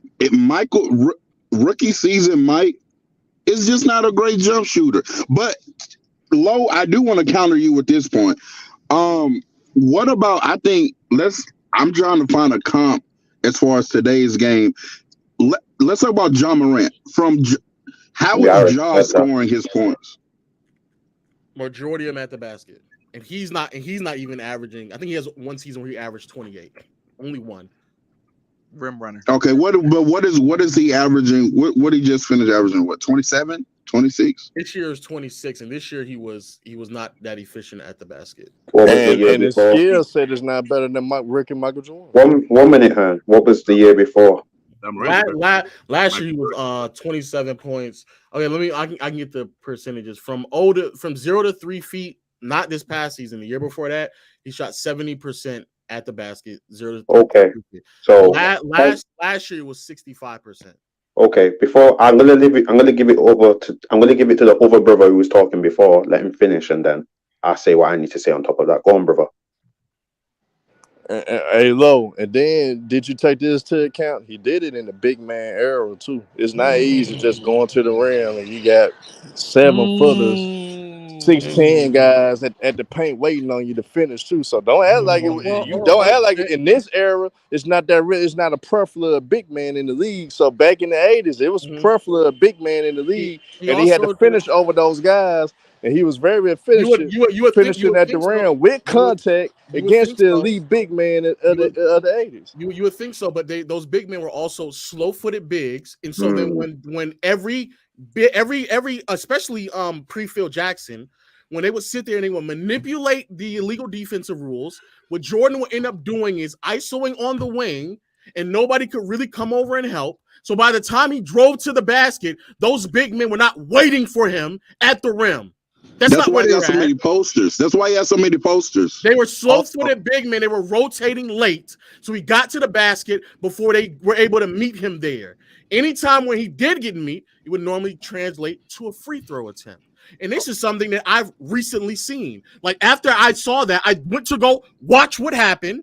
And anytime when they didn't manipulate the illegal defensive rules and they were able to set up on the side that he was on, the strong side, he settled for jump shots and he went 0 for 4 in the jump shot in the game that I witnessed. And it was actually one of the best playoff games he had against Milwaukee. And he still couldn't make a mid-range shot. I just want to say that when he did get meat is a crazy sentence. I'm not about crazy. I'm mid-range spitting the shooting. facts. Like nobody's even saying that he can't get to the rim or score at the rim. The argument was about him not being a good long-range and mid-range shooter, which is just facts. Is this true? There's just, I'm gonna say there's not at the end of the day, regardless how you feel about it, don't really care how your feelings are. There's literally, if you shoot 51%, or you're shooting 48% from the field, and majority of your shots are coming at the basket, and you are still only converting 48% of your shots, that literally means that it's no other way to put it. That literally means you are shooting low 30s everywhere else. That's what that means. Since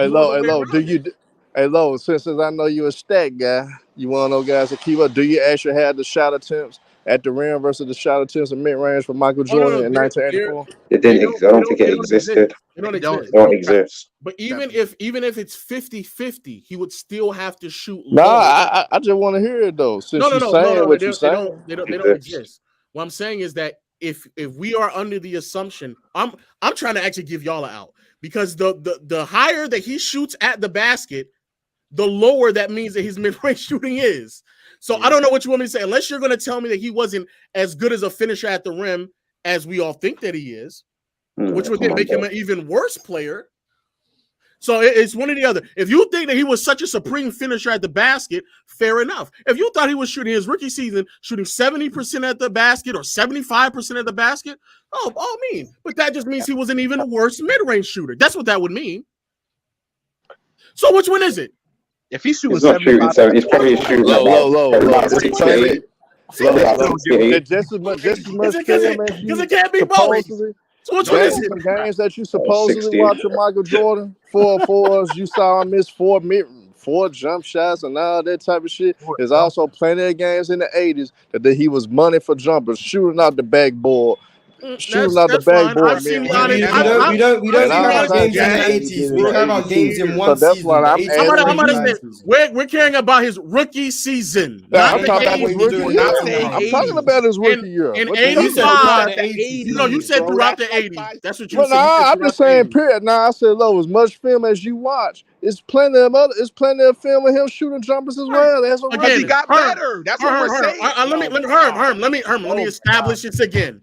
I don't care about how you feel. I don't care about the film. If somebody shoots 51% from the field in his rookie season, man, you lost your mojo, man. Ever since KD pulled up on you, he's not taking no threes. He's not taking no threes.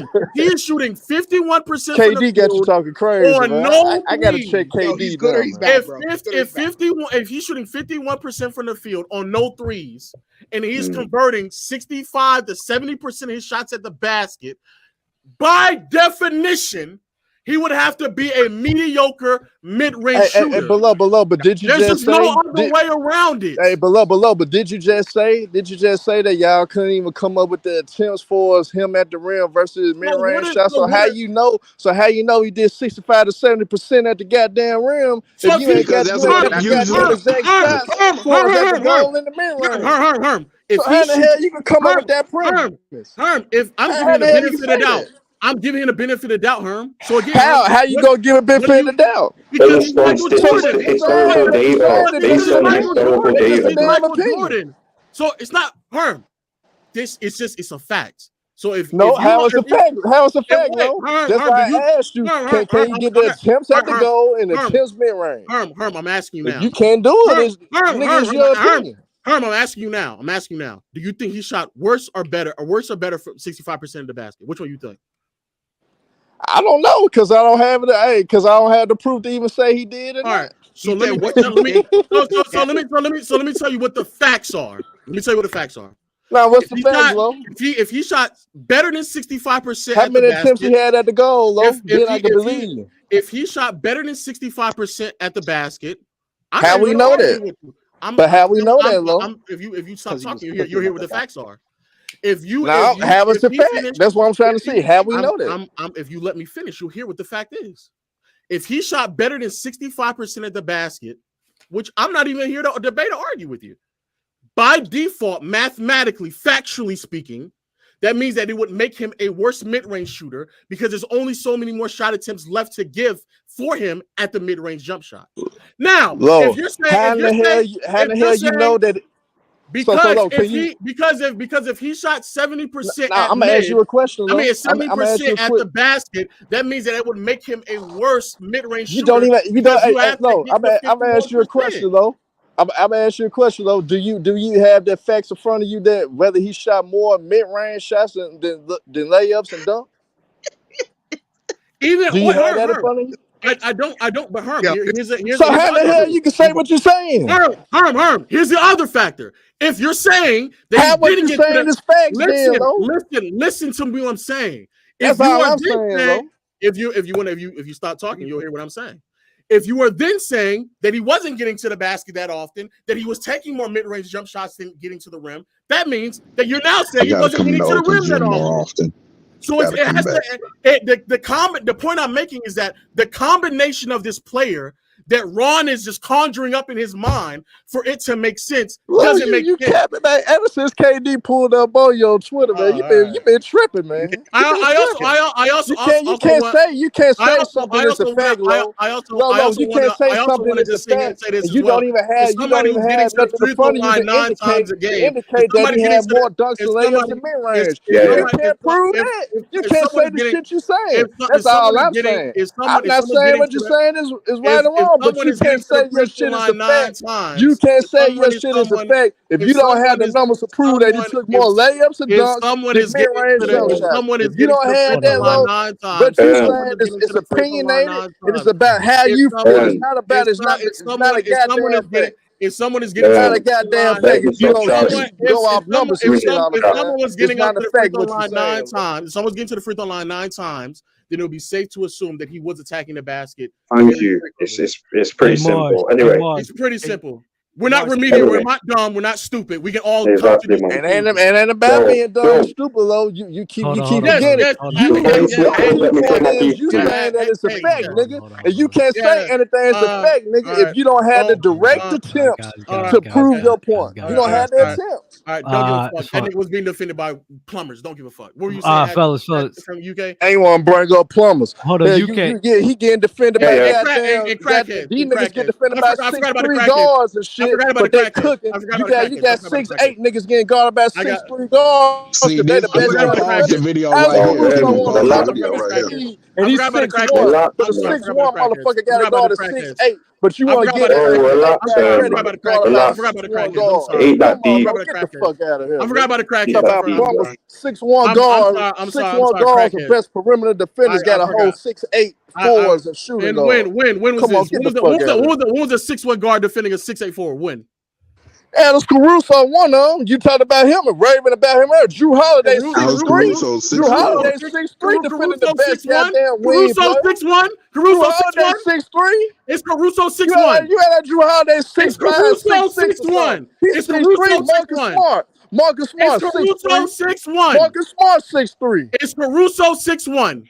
6'1", 6'2". It don't matter. He's short as hell. He below 6'3". He ain't no taller than 6'3". Caruso, you got your best perimeter defender, 6'3". Got to go 6'8", guys. Pat this nigga. He's 6'4". He's an idiot. Go ahead, go from UK. Caruso 6'4". Don't know what the fuck you talking about. Whole argument. Go ahead, go from UK. Go ahead, go. Yeah, man. 6'4", 6'5". I don't know what the fuck he talking about. Oh my goodness. I hear that, man. Actually, rate her, man. Emotional, man. Not crackheads running around in 80s trying to defend Michael Jordan. UK. I need you. I need you to go. Yeah, let me get my thing off anyway before you switch it up. Go ahead. Anyway, so no, I actually agree with you. It's basic sense at the end of the day. She shoots 65 from from 0 to 3 feet out, he's shooting 35 from the other places. That's pretty simple maths at the end of the day. What I don't agree with is in terms of your scoring distribution, how you think he'll score 22 to 24 points.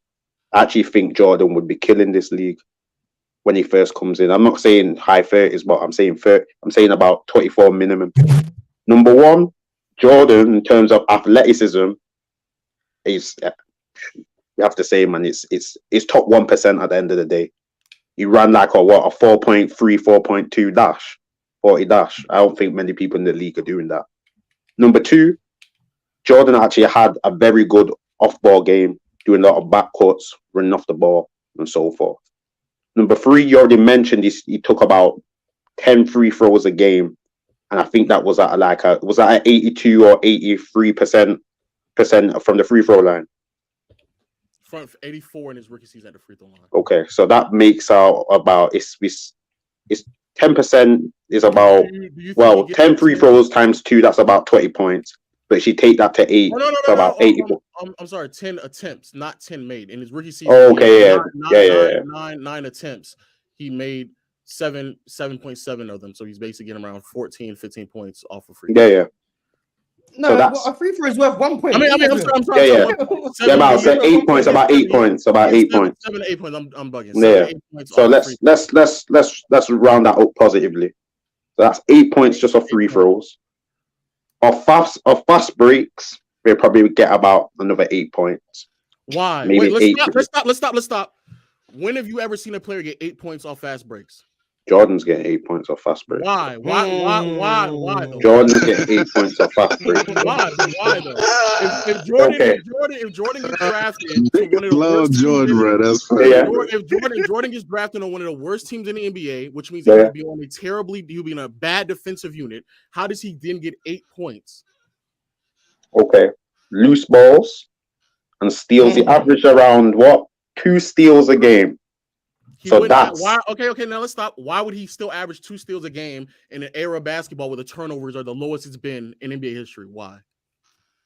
Because he's a very athletic and very good defender. That's why. Why? If the turnovers are the lowest, there's not enough turnovers to give around. How does he still average? So, because there's less athletic defenders who are averaging just the same amount, and they're not better defenders. So I have to go off by the profile of the player. He would average about 2 steals a game. So how many steals does Marcus Smart get per game? They don't get. Or Marcus Smart may at his prime get like 2 steals. He probably gets 1.8 steals a game, right? Marcus Smart's a better defender than Ricky Marcus Smart has never gotten. Yeah, he's a better defender. I agree with that, but he's not more athletic. So how does he get this? How does he get the steals? By getting, like, as I said, loose balls and steals. So I'm guessing just off Michael Jordan's.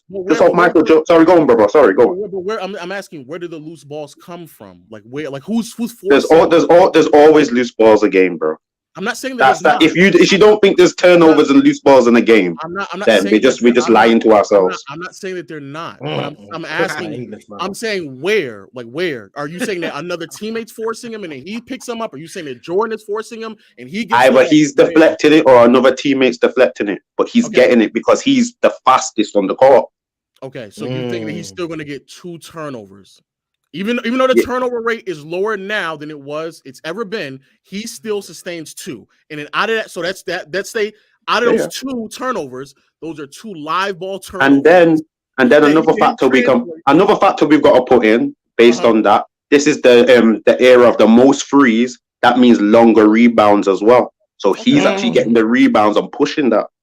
And who's catching him? That makes more sense. Yes. Okay. So then again, off fast breaks, that's about 8 points. So he's doing something that's that's 16 points. Doesn't mean equal 8. So that's it equals 8, man. No. I just want to be clear. So rookie Jordan is doing something that we've never seen before. Okay, so 8. So we at 16 points now. Okay. Jordan's not even the greatest transition player of all time. Like, what's going on right now? He's saying it today. He's saying it today. I didn't say he was the greatest, but okay. How many players do you think All time, how many players do you think LeBron better than for Jordan? sure is a better transition player than Michael The Jordan. reason he said that is because no one ever has put up 8 points a game in transition. That's what I'm saying. Yeah, yeah. You're saying rookie MJ would do it. Rookie MJ. Okay. On a Let me bad- know. Let me lower that then. Let me lower that. I'm sorry, sir. I want to be. I just want to. Let me establish this. You're saying that something is never. Where do you go? Okay. You're saying that something has never happened before on a bad defensive team with the worst version defensively of MJ. And the turnover rate is lower now than it was before. Yes, you're right. Off the long threes, the long rebound or threes, that can make up for some of it, but that doesn't really make any sense. So you say you're lowering it down. What are you lowering it down to? Let's lower it down then to 4 minimum, 4 points minimum, 6 highest. Okay. 4 to 6. So let's just say in the middle of 5. 5. Let's go with 5. Let's go with 5. So we're at 13 now. We're at 13. 13 points. Rookie Jordan took about 20 shots a game. I'm guessing. 20. Is it 20? Jordan took 20. Yes. Okay, now, so we're at 20 now. So the free throws don't. Go on, brother. Sorry. Why does a rookie in today's game, especially on the teams that would be available to him, why would a rookie have 20 shot attempts and 9 free throw attempts in today's game? Okay, how many shot attempts did Ja Morant take in his first year? I want to say not 13. I think. Ja Morant in his rookie season took 14 shot attempts. Ooh, I was close. Okay, so you're telling me a 6'6" version of Ja Morant, who's actually faster, you're not going to give 20 shots to? No, because there's no coaches that are coaching teams like that. Not only is Jordan playing 38 minutes back then, which nobody in general is playing 38 minutes now, let alone a rookie. But again, all of the teams that you would have to put him on also feature other guards. So which coach do you believe is going to allow a rookie to have because you're basically saying he would have a usage rating of basically 30. He would have a 30 usage rating. Which coach would allow him to do it? Yes. Orlando Magic. Orlando. Respect. What's his name? Lowe's up here lying. Jamal Mosley. You're lying to everybody on YouTube. Mosley. You ought to be ashamed of yourself. I want to be clear. Nobody. Are we taking somebody off? Are we taking? I've been watching a full MJ game as it's been going on. He's taken like 2 jump shots. He's not. I know. Yeah, you're the rack. That's why he hasn't been in the mid-post once. I've watched it. I've watched it as well. He's not shooting into the basket. So I want to be clear. I want to be clear now. So Palu, you taking Palu off to put him on there? Is that what we're doing? Or you're saying if you want to do that, we can do that. That's fine. Okay, so because I think that would be the only way that he would even get to 20 shot attempts, because if Palu's on the team as well, I don't think he's getting 20 shot attempts. So Palu's off, he's on. Okay, I see how we can get to 20. So we're at 20 shot attempts now. Okay. And you say he needs to get to how many points again? I'll say 24 minimum. 24. Okay. So what is the rest of the makeup? We're at 13 now. We're at 13. So with the 20 shots, he'd have to, because he's only taken 2s. So to get another 11 points, he only has to make 5 of them. 5 of them. Yes. He could do that. He can do 5 for 20. Yeah, I believe. Shout out to MJ. 25% from the field. Yeah. So that's 24. Yeah, I got MJ at 24. So I'm with now. I said 24 minimum. Yeah. Personally, I said 25 plus. I don't. I said 25 first, but I thought, let me go with 24. I ain't got a problem if you say 25. Once you start saying leading the league in scoring, I got beef. I don't think that there will be a team. There will be a coach in today's league that would allow MJ to have a usage rate of 30. He would have the same. He would have a usage rate of players that are in their peaks right now. Because that's essentially the way that you would get to in today's game with a slower pace, with somebody getting to the free throw line 9 times while also still taking 20 shot attempts, and the amount of turnovers that MJ also got as well. Let's say his turnovers go down to only like 2.5 instead of 3.5. It will basically round out to being a 30 usage rating. I don't think there is a coach, and also fewer minutes as well. Back then he was playing 38 minutes. As a rookie, he's probably going to only play like 31 to 32 minutes. I do not think I just don't think that there's a coach that would allow a rookie to have that amount of touches. It's just that doesn't. Okay. Now I'm gonna ask you this. I'm just gonna ask you two questions. That rookie, Mike. Rookie. Go on. Sorry. Go on, Skrilla. Go on, bud. Go on. No, I'm sorry. I'm talking to the chat because they keep saying like crazy ass numbers. They're talking about rookie exclusively Michael Jordan, like before the mid range, before the skill developed, just athletic Michael Jordan.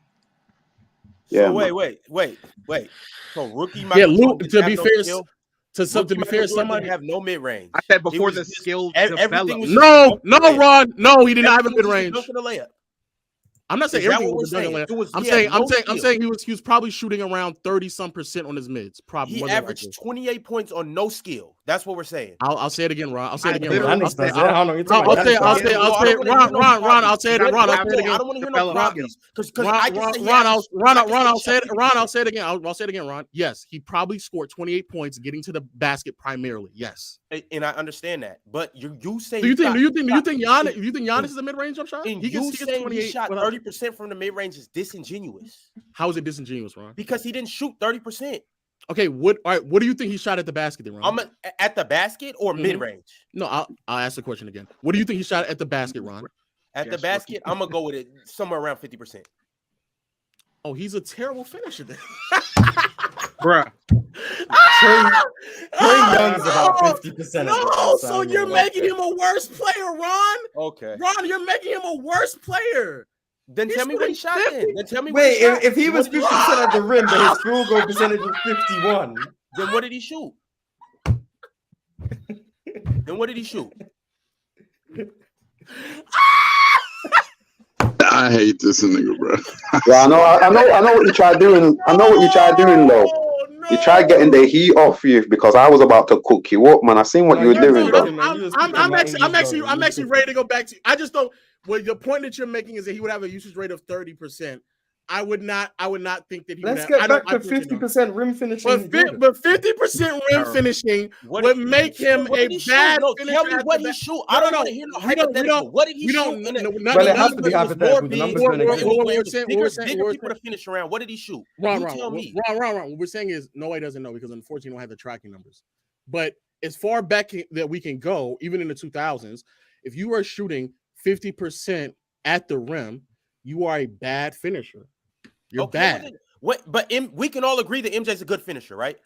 Okay, so give me another number. A great one. He's a great one. He's a great finisher. So give me another number that's not. We all know he's going to shoot at the rim.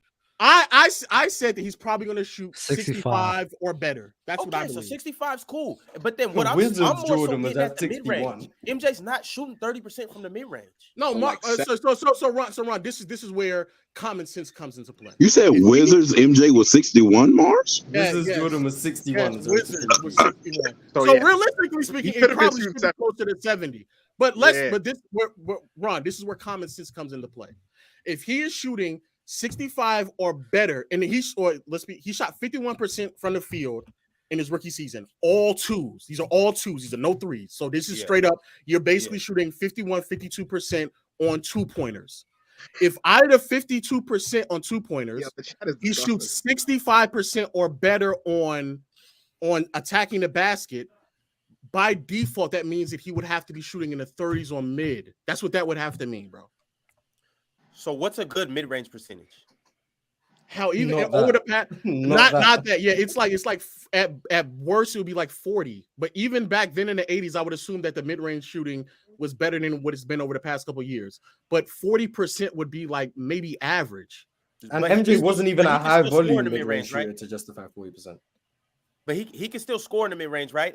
Nobody not saying he can't. What we're saying is how many points will he score and the volume of it. And what I'm saying is he would be in the low 30s. That's what he would more than likely be in, which would not make him a good mid-range shooter at all. Yeah, that's disingenuous. On top of that, too. That's just how that works. It doesn't matter. And I'm gonna tell you why it doesn't matter. Because being the best player on his team, he's still gonna get those shots no matter what. So make or miss, he's still gonna get shots up. Oh, so you're saying he's just gonna shot check his way to 35? I didn't say he was gonna be. I didn't say he was good. Now look, MJ is. No, you didn't say what? You didn't say what, Ron? Time out. He is an efficient scorer, and we can look back and see that. But what I'm saying is he's gonna get the shots up no matter what. So you're saying he's going to shot chuck his way to leading the league? It doesn't matter if he shot chucks or not. He's going to get the shots up no matter what. So that's what you're saying. And he's gonna, I'm not. Yeah, but he won't use the word shot. Yeah, he doesn't want to say shots because if you're just saying he's gonna get the amount of shots, if that's the hypothetical word, shot chucks are terrible. Well, let's also say everybody shot chucks. So let's be you can't not Jokic. Jokic attempts 15 shots. Is that shot chucks? Okay, and Jokic is the exception. After that, you can say anybody shot chucks. 18 shots is shot chucking? Jeez. Who averages 18 shots? How many Curry, people in the league average 18 shots? Curry and LeBron are like 18 to 19. People can say Curry shot chucks. Yes. Okay. You're saying stop, Ron. Yeah, you're saying that so Curry doesn't force shots. You're saying force shots and chucking are different. You're saying that it doesn't matter. Curry doesn't force shots. Curry doesn't shoot crazy shots. Ron. I don't want to focus on the semantics. Ron, you're saying that even if it takes him 27 to 30 shots, he's going to get to 35. No, he's not going to shoot 37. I never said that. But you said he's going to get the shots up. Okay, so what does that mean? How many shots do you think he needs to take? In the mid range, he's gonna get shots up and he's gonna make shots. He's gonna get to the rim and make layups. What does that? Nobody's not saying that. But Giannis makes shots in the mid range. Yes. What is the amount of shot attempts are you saying? I would hope so. What is the amount of shots that you were saying that he would need to get up to get to the 35? It all depends on the team, but really, I wholeheartedly agree because I don't think there's a rookie. I don't think there's a coach that would allow a rookie to just get up as many shots as necessary to lead the league in scoring. We would have to go through the teams. Obviously, he will be drafted probably in the top 3, I would assume. So let's go through it. No, let's. You think Popovich would allow him to score? Let's go. Let's pack this up. Let's go. Popovich is not going to allow him to take that many shots, bro. Keldon Johnson just averaged 20 points for the Spurs. If Keldon Johnson can average 20 points under Greg Popovich, I'm assuming the greatest player of all time can come and average 30. So now MJ's the GOAT, not correct. Keldon Johnson's a better. He's always the GOAT. Keldon Johnson's a better three-point. See, y'all I will be on Jordan is cooking in this game. I'm talking about basketball. I'm not talking about 3-point shots. I'm talking about free throws. I'm talking about getting to the rack. I'm talking about how many times.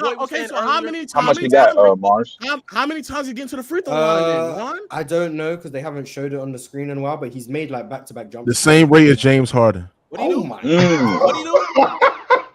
He made back-to-back jump shots. Ron, how many jump shots? Ron, how many times he gets? Then he just took it coast to coast and dunked on everyone. Oh, got him! That's the fast break buckets I'm talking about. Ron, how many times he get into the free throw line?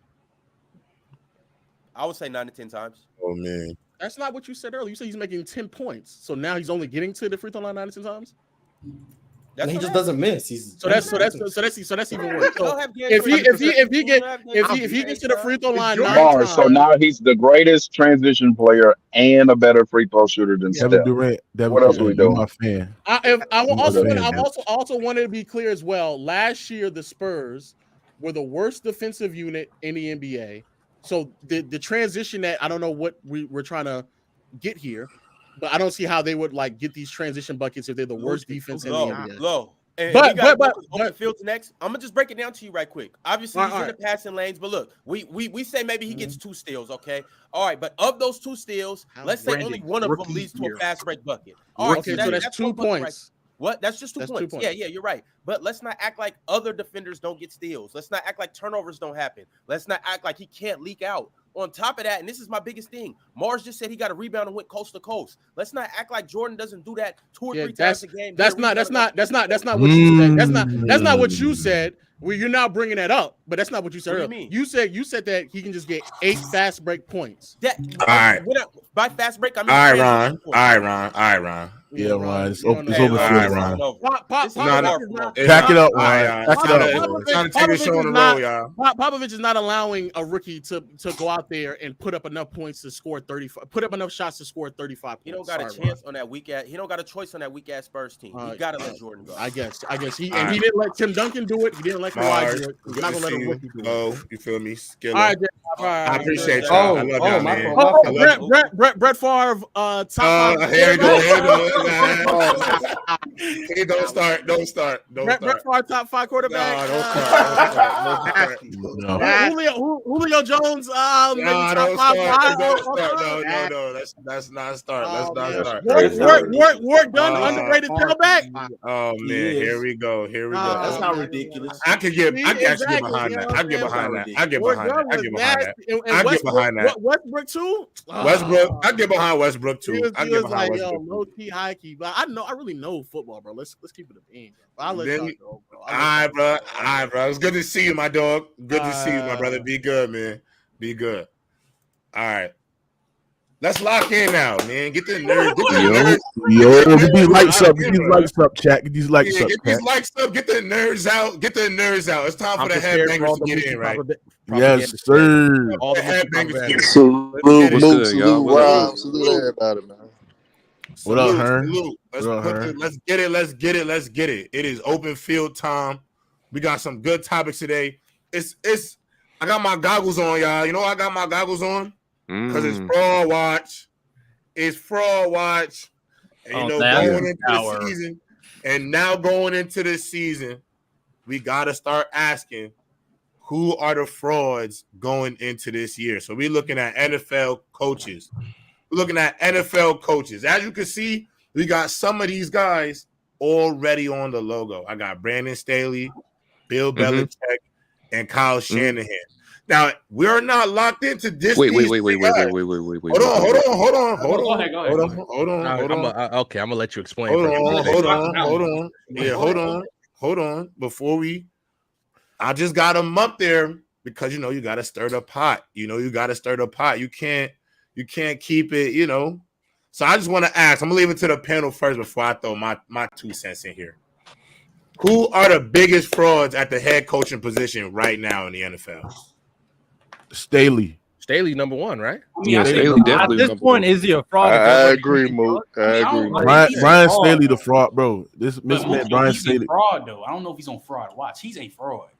So you think he's already there? Yeah. Hold on. He's already there, Listen. I think he's on Most people fraud think he's watch. sucks. That's what I'm saying. I won't say he a fraud yet because I think part of the Chargers' issues was, the offensive coordinator. For me, that offense was just terrible to me from the first couple years that Herbert has been over there, where Joe Lombardi's been there. Since they got rid of Joe Lombardi, then they added some more pieces as well, especially drafting a wide receiver that can establish that third wide receiver weapon. Brian Staley has the roster. He has the talent to compete. He absolutely does. So if the Chargers do not make a deep postseason run or win a couple playoff games in this in this season, Brian Staley's out of there, bro. He's out. So hold up, Mook. You saying they got to make the championship game? Is that what you're trying to say? Yes. Expectations. I wouldn't for me. say Expectations. They might get past the wild card. But they ain't getting past the divisional, though. I'm gonna tell y'all something. Spinning right now. Hold on. The expectation. When I look at this Chargers team, they got a top 5. I believe Justin Herbert is a top 3, top 5 quarterback in the NFL. They have great weapons on the defensive side of the ball, bro. They got they hired they got Kellen Moore, right? I think that's gonna help them establish the running attack. I don't trust Kellen Moore move. That's gonna okay, true, right? So when you look at the Chargers, I'm glad he said last year they made it to the playoffs with all the injuries that they had. This year they're getting healthy, but they added more depth as well, right?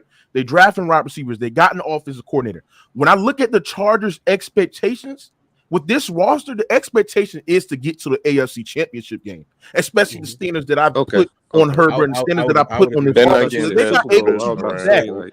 I am frying Brian Staley right now, bro, because he caused the Chargers last year playing Justin Herbert, playing Mike Williams, playing them guys in Week 17 against the Denver Broncos. They didn't have a. We gave them the. Hold on. Everybody's tried to scapegoat. What's they got? Joe Lombardi. They try to say, "Oh, it's all Joe Lombardi," but Brian Staley, he gets deserve of the blame too. So they got rid of Joe Lombardi. So Brian Staley, I'm looking at you. If they do not get to the AFC Championship game, right? You out of there, bro. Get out. You can't do that, Mook. You can't do that. You're going too far, Mook. You're going too far. The Chargers not that good, first of all, to be contending for Stop, yes, Herm. They're not that good, Mook. They're not getting past the divisional round. Herman, no. We can't do that. We can't do that. We can't do that. We can't do that.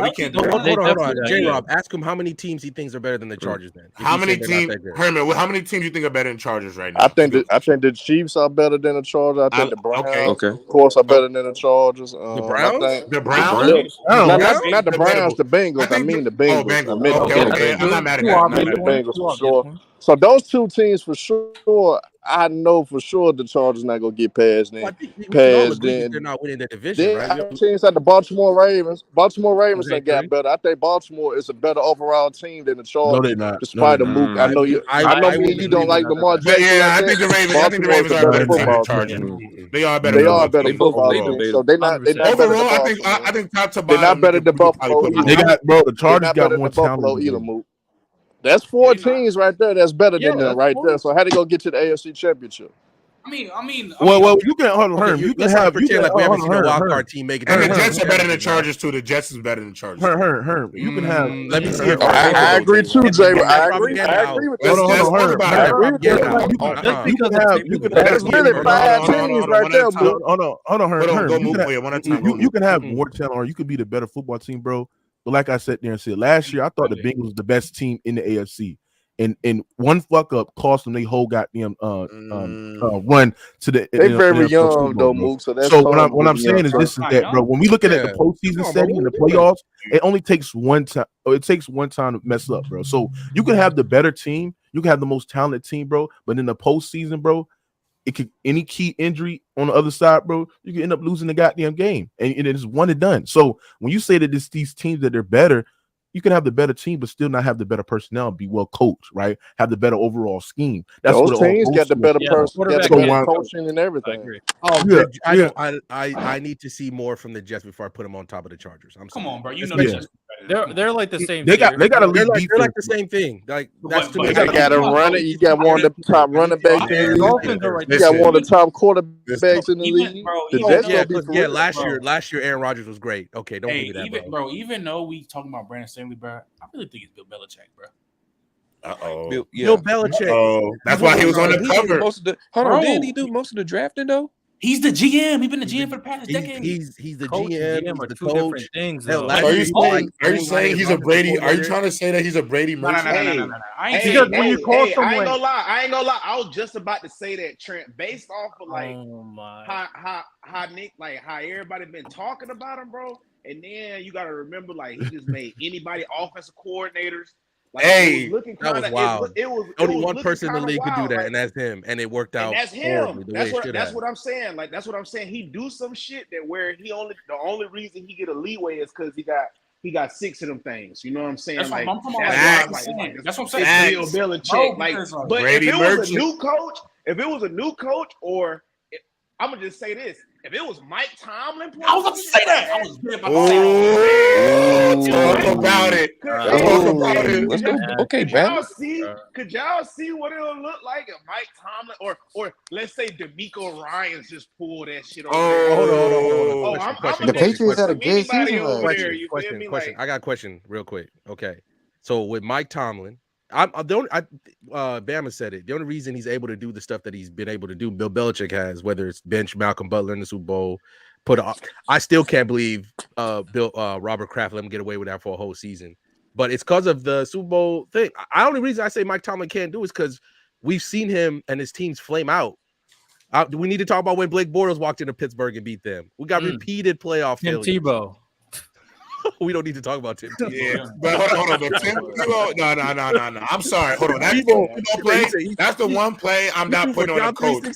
Yeah, if that's on the defense, the secondary. You don't throw that long, windy ass. That's the playoff field. I want you to know that throw to Demaryius Thomas. That throw to Demaryius Thomas was by far the slowest wind up and throw I've ever seen in a playoff game. And I don't understand how that happened because he threw that pass. That was the slowest. And he threw it like a But here's my thing though. Terrible, terrible. Just because he has 6 of them things that he can just stink it up, even though they made the playoffs in 2020, even though they got smoked by the Bills. Listen, man. All I'm saying, Steelers just don't have the talent. Hold on. It's just not talent. What we doing right now? Very well. So the Patriots is they don't have no good roster that can actually make deep postseason runs. So what I'm saying is this is that when you he was the GM. All right, he's the GM, but you can't go out and just say, because when you say someone's on fraud watch, that's mean like, bro, your whole tenure before that was fraudulent. That's why. That's not true. That's actually not my point. No. What I say about fraud watch is a failure to. You're starting to have too many failures to get it done. You need to resign. Yeah, or you might be on a high seat. Okay. Since you said that, Kyle Shanahan is a fraud. Then. Yes. How can you say that? I'm gonna tell you. Go ahead, Herman. Look. I'm a 49er fan. I'm a 49er fan. I'm a diehard Niners fan. Hey, I think we got one of the best teams in the league. Got one of the most talented teams in the league. But the reason why we had our shortcomings is due to coaching. Kyle Shanahan, when it comes to games that matter.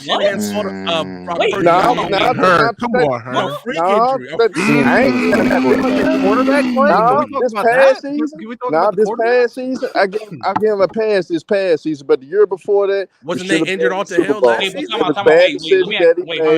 stopped being the Super Bowl. Now hold on, and that Super Bowl is no damn way we were supposed to lose that game to the Chiefs. You want to know why we lost? He stopped putting the foot on the gas. He started trying to be very conservative. And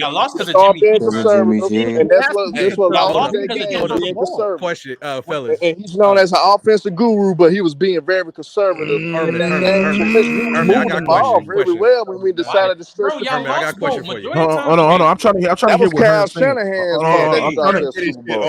hold on, chat. I'm trying to hear what Herm. What you said, Herm? End of the day, Kyle Shanahan caused us to lose certain games, especially the Super Bowl. That was Kyle Shanahan's fault. That wasn't the team's fault. We played down there perfect defense against the Chiefs to hold the number one offense the way we did. Guess what? We became very conservative. We became very conservative in the second half, and that's what lost us that game. We was very conservative in the second half. But Kyle Shanahan got the best. He won 70% of his games. Why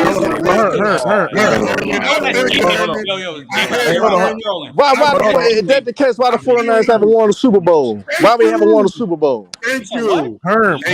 Hold on. One at a time. If he's doing all that, why we haven't won the Super Bowl? Hold on. One at a time. Go Mookie. Go Mookie. I'm gonna ask Herm a question. Mookie random Quan. I want to ask Herm a question. So you sat there and said it's Kyle Shanahan, right?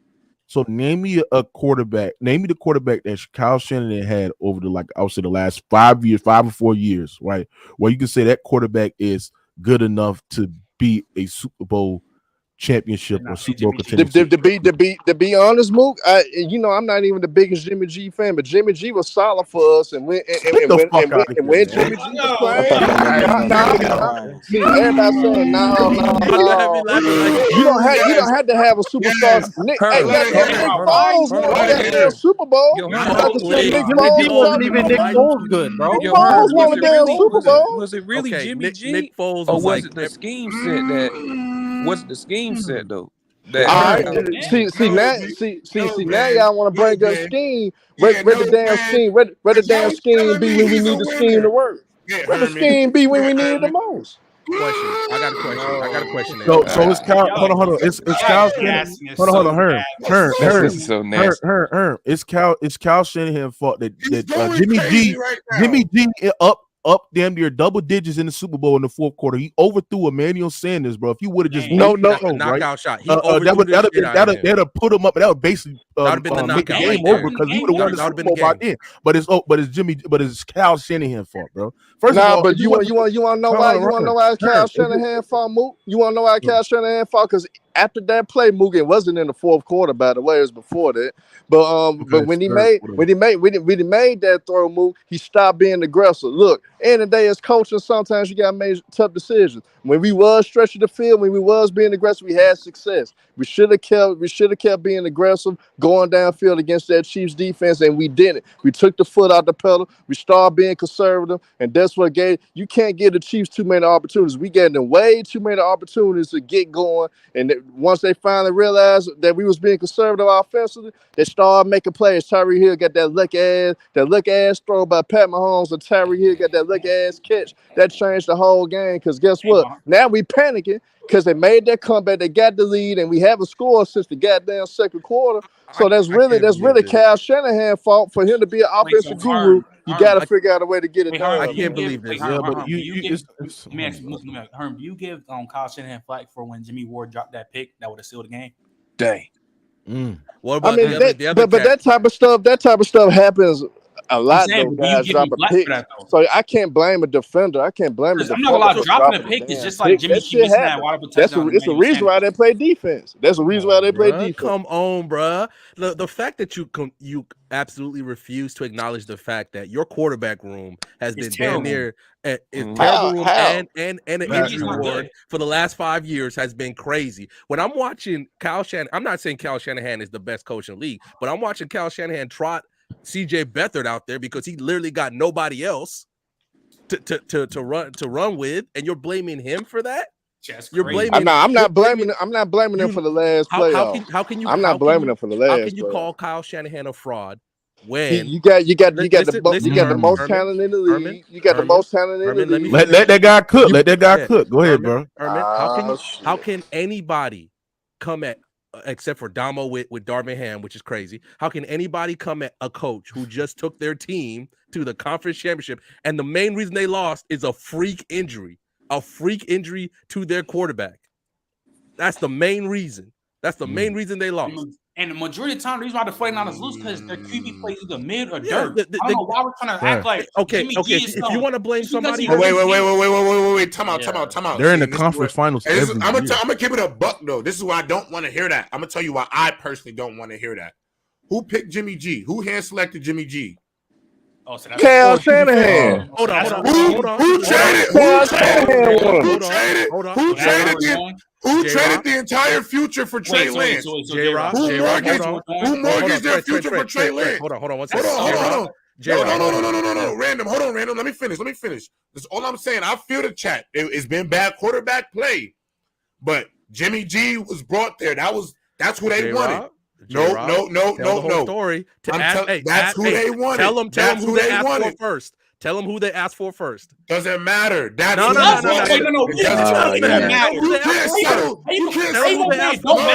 could have got Aaron Rodgers, but guess what? Kyle Shanahan chose Jimmy. He chose Jimmy Brady. No. They wanted Brady. They wanted Brady, but they didn't get Brady. And then they had another chance to get him.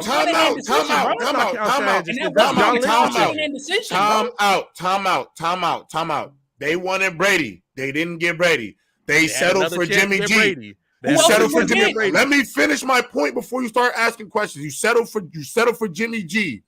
At the end of the day, we all agreed. Trent, you was on the show. We all agreed that a head coach has a different level of representation and expectations within a football organization. If Kyle Shanahan in his 2 years that he had Jimmy G wasn't feeling it, you can go to John Lynch and say, listen, this is not our guy. Don't make that face like that's not true. That happens all over the league. All the time. It happens all the time. That's not something that's a thought. Man. We all know that's a fact. That could happen. Then you could have had Matt freaking Jones. You could have had Justin Fields. You decided to trade your entire future for Trey Lance. That wasn't nobody's decision. You could have went after Aaron Rodgers. You could have went after. If you're the head coach, you have say in the conversation with GM, bro. You're telling me a guy like Kyle Shanahan. You're telling me. Hold on. You're telling me a guy like Kyle Shanahan does not have the influence to go up to his front office for major decisions? Okay, come on, man. Okay, but here's my thing, though. You can't say somebody's I'm gonna bring you down real quick, man. You cannot say somebody's on fraud. J-Rob is cooking, man. How many times have the 49ers been in the NFC Championship recently? How many times? I mean, 3 out of 4. 3 out of We've been to 4. three. We've been to the last 3 out of 4. Hold on, but you're saying he's on fraud watch, where you're literally one step away from getting to a Super Bowl. No other coach is no other coach has done that. Coach, saying he's if they did the exact same thing, is that's like saying Andy Reid. That's like saying Andy Reid did it in Philadelphia for years. Come on, are you kidding me? Andy Reid did it in Philadelphia. Hold on. Go ahead. Saying Andy Reid was on fraud watch when he. And it was Andy Reid's fault in Philadelphia. It was Andy Reid's fault in Philadelphia. That wasn't on. No, it wasn't. That's like calling Andy Reid a fraud when they was making to the NC Championship because Donovan McNabb was playing like garbage in them games. Just like how Jimmy G, Brock Purdy, they all played mid in them games. Since you bring up Donovan McNabb, what weapons that he had till he got T.O.? He didn't have any weapons till he got T.O. And you seen when he got his first weapon? He went to the Super Bowl when he got his first weapon. Why we could now we want to pick and choose when we have weapons now? Please come. Nah, y'all always bring up weapons. We want to pick and choose the weapons argument now for Donovan McNabb. My dog That's Herman. what we do. Can I get the W for Herman in the chat? W Herman in the chat. Legendary debut. Hey, Herm. So Herm. It was Kyle Shanahan's fault that Jimmy G sold the goddamn game, bro. When he need a quarterback, hold on. Let me talk right now. Go ahead. When you need a quarterback, they march down the field, right? And you put the ball in the hands of the quarterback, right? When you're down late in the goddamn game, Jimmy G did not sow the game in the NFC Championship game against the Rams and throw that pick, Herm. Are we annoying that, Herm? But it's Kyle Shanahan's fault, though. It's Kyle Shanahan's fault that his quarterback of accountability for the players. Are you talking about the pick when Aaron Donald was on his back? Are you talking about that? Yeah, I mean, that Rams played great defense in that possession, Mookie. And that was great defense by the Rams. We did not block. They had pressure on them. Yes, he could have just took the sack, but he still tried to make a play. But Kyle Shanahan play calls and move. Kyle Shanahan play calls in that Rams game was suspect. He didn't do a good job calling that game against the Rams. He didn't do a good job calling that NFC Championship game against the Rams. He was mediocre. He was mediocre calling that game. I got another one for you right now. Go ahead, G baby. That's the merit to what you're saying. Why are we all just forgetting 28-3?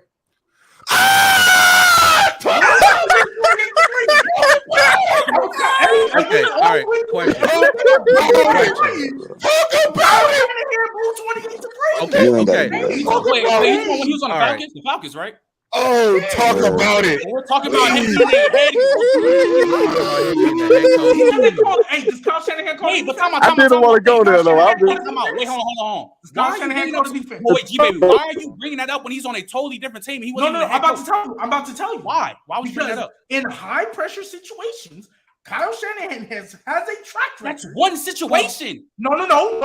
There's multiple times where in the playoffs. Yeah, in the conference championship. Which ones? Yes, and even in the Super Bowl. He was probably going to say 28-3 and the loss to the Chiefs in the Super Bowl. And then against the Chiefs, they were up 20-10 going into the fourth. You said 20-10. You said 20-10. Hey, listen. Wait, G-Baby. Hold up. My point is, when they get up, all of a sudden he starts to get a lot more conservative. And does it all of a sudden the play calls aren't the same as it was when he got the lead? That's nasty considering Matt Ryan already did another historic comeback already happened on Matt Ryan's head. Hey, G-Baby, you know what else I find to be weird? Hey, G-Baby, you know what else I find to be weird? You know what I also find to be weird, G-Baby? I just find the fact that, like, the guy who they call offensive genius, which I think he is too, the guy who's an offensive genius is known to have the best running schemes in the NFL. Is afraid to run the ball when he has control of the game. Wow. Thanks, The best offensive running coordinator in the league. Wait, y'all were just talking about the wait, so y'all saying you run the ball now? No, running the football does not mean it's conservative. You just said they don't. That doesn't mean being conservative. Running the football does not make you conservative. But why you if it's working, though? When you talking about them running the ball, though? What does that mean? So hold on. Don't run the ball. I say get some fakes on the ball. Why was 28? Why was 28? Why was 28-3 so crazy? Why was 28? Because we called 3 straight pass plays when they were in the field goal range, J. Rob. Thank you. But that's how we got up. That's how he got up, though. Great pass plays. I don't personally think. I don't personally think. Hold on. I'm so confused. I don't personally think. We're talking about Kyle Shanahan's tenure on 49ers. Why are we bringing up 28-3 though? I'm talking about him as a whole, bro. Kyle Shanahan I'm talking about him as a whole. I said he has a track record. Yeah, it's a track record. You have a record, a track record of this. Hold on, Trent. Wait, Trent Random. Hold on, before y'all go, I want to hear Quan and Grant. I want to hear what both of them got to say at the bottom. They ain't speak yet, so I want to make sure they get their little, they 2 cents because into this madness. What y'all boys got to say? Me personally, bro, 28-3 is traumatizing as a Falcons fan. I never liked Kyle Shanahan after that. But to be fair, he made Matt Ryan an MVP candidate. Matt Ryan is in his career. He's like one of the worst quarterbacks I've ever seen in my life. Oh, that's a damn good. Okay. No, he's not. That's a He's damn better than As a Falcons fan, he's one of the worst Crazy. He's been doing it for a while. Grant, what you got for me, bro? He's I kind of agree. It's a lot. Wait. Are you a Saints fan? Yeah, oh I'm a my Saints fan. God! We about to see more Saints. J-Rob, don't worry. I got a bottle of bourbon in the back because we're about to drown my sorrows in the suffering of this season. So yes. Here's my problem, and this is what I'm. Go ahead. Let him cook. I don't feel confident. I think Derek Carr. I think the hype behind Derek Carr is not what I think it's going to be. I just think when we signed him, I think, it's better than having Jameis Winston out there throwing like 5 interceptions a game. But if we think about it, I think Derek Carr's going to do well. 30 season going to follow Jameis forever. I think he's going to perform better than what we've had. But I think the most games, I think we win. I think we can win at least 9. I think we still can win 9 or 10, yes. But I don't think Derek Carr is going to be like this amazing player. Well, your division's not that good anyway. So exactly. So it doesn't really matter. Quarterback. There should be no reason we can't win 11 games. Hey, hold on, y'all hear me? This guy's nothing but a fake fan, bro. First of all, when you look at the Saints, right? Hold on. When you look at the Saints, right? If you look at the quarterbacks that we had for over the last 3 to 4 years, we had Ian Sorry Book. Do you know who Ian Book? I guarantee everybody on this panel don't even know. University Notre Dame. What's Notre Dame? Hold on. Trevor Shitmian. Do y'all know Trevor Shitmian? Northwestern University. I know him all. He was private, bro. I'm a college football genius. So we had Ian Book, Trevor Shitmian. We had freaking Crab Leg Winston. We had Taysom Hill throwing the football. Crab leg. So we're getting a quarterback that's way better than him. Don't bring up way better. Y'all paid him $40 million. We're actually better than what you had. Hold on. Definitely agree with that. We're actually getting leadership under the center position as well. We actually getting a talented quarterback under center that actually can call plays, that actually got a gun, that got a rocket of an arm, that can actually maximize the talent of Chris Olave, who's a speed wide receiver downfield. So when you bring it in that to that offense that was lacking in that structure, absolutely is going to make the team much better, because now we're getting a healthy Michael Thomas back. Now we're getting a healthy Chris Olave back. Now Pete Carmichael is understanding, like, dang, I got somebody I can work with that can actually take down and look at the play. So what I'm saying is this, ladies and gentlemen, I think from a Saints fan, I mean, there's times where on paper, right, man, I'm tired of talking about these fucking Saints, good as well. Man. But like I said, bro, the reason why I'm sick of these Saints, bro. Let them cook. The reason why I'm sick of these Saints is the reason why y'all not finna win 11 games. And that's Bryce Young. Hold on. Put your money where your mouth is right now, man. I'm ready to put some money where my mouth is on that game. I guarantee you, I'll probably either split that or go 0-2 versus the Panthers this year. Oh, okay. Hold on. Time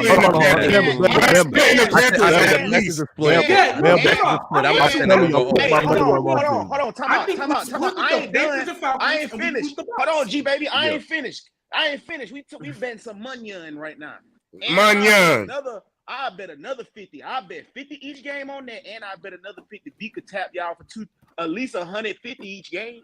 all purpose. Top I five guarantee and you. not 5. I guarantee you, Laviska Shenault will tap y'all for. Fire, Jay. I keep trying to tell you.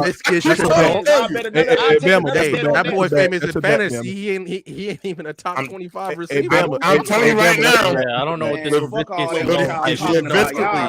Y'all sleep.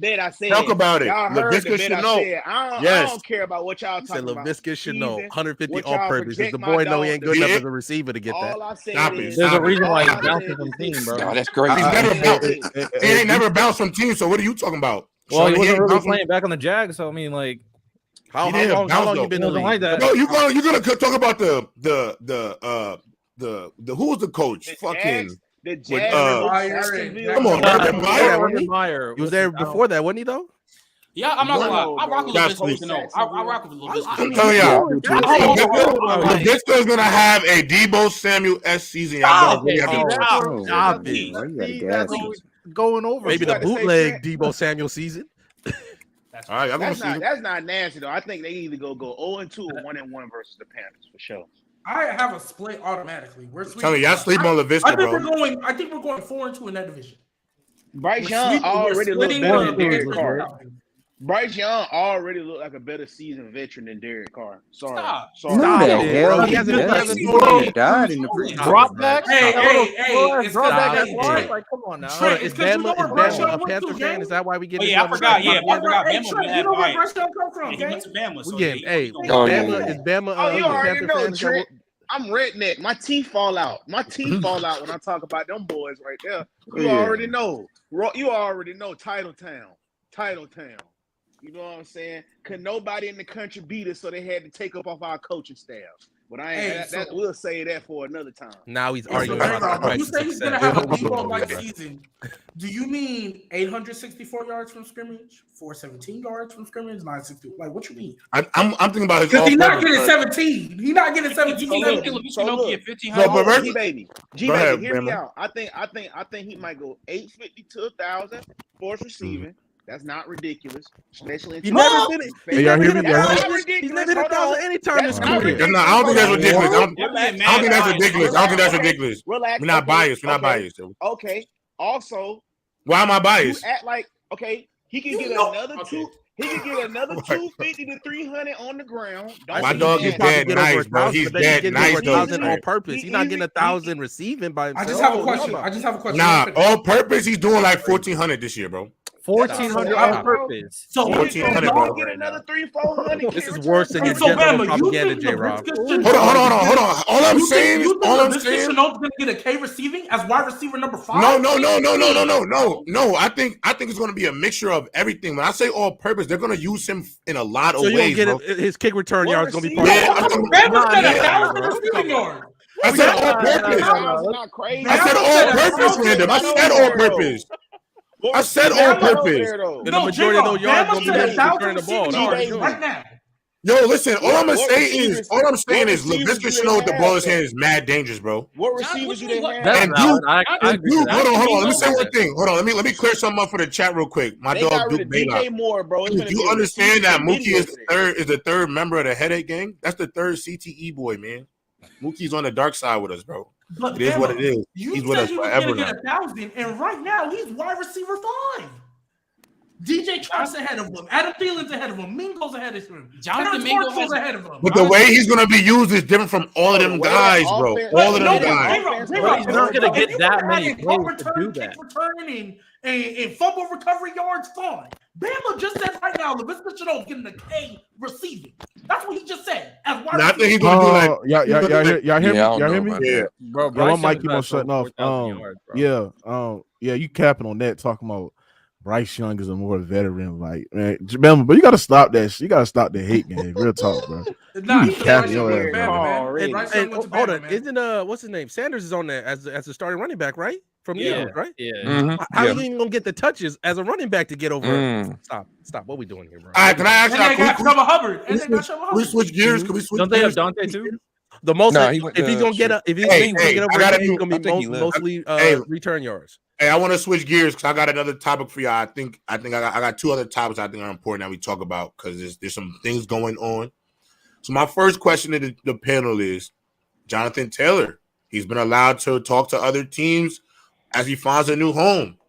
First thing I want to say before I let y'all have the floor, this is really a travesty that a running back like Jonathan Taylor even has to go through this shit because of the way that he's been able to handle business, be healthy, and impact the game as a 20 to 25 touches a game type of guy.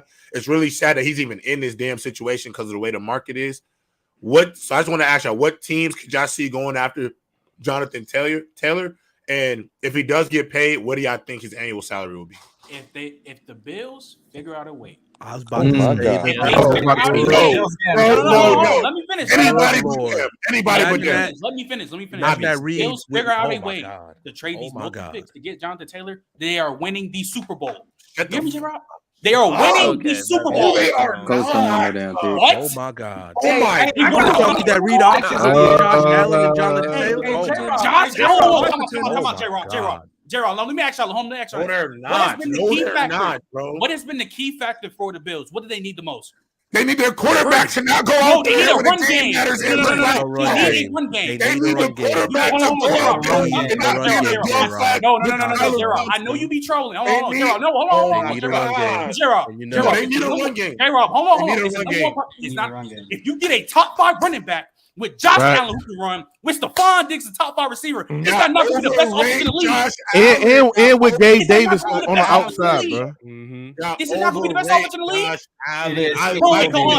Gerald. I like they Josh already have Allen. a top defense. Gerald, they already have a top defense in the NFL. They need a running game. Okay, Trent, J-Rob. That's a fact. I'm suspect on that front seven. It doesn't matter. J-Rob, with Jonathan Taylor. Von Miller. I like Von Miller. That's it. And Ed Oliver. I like them. And they got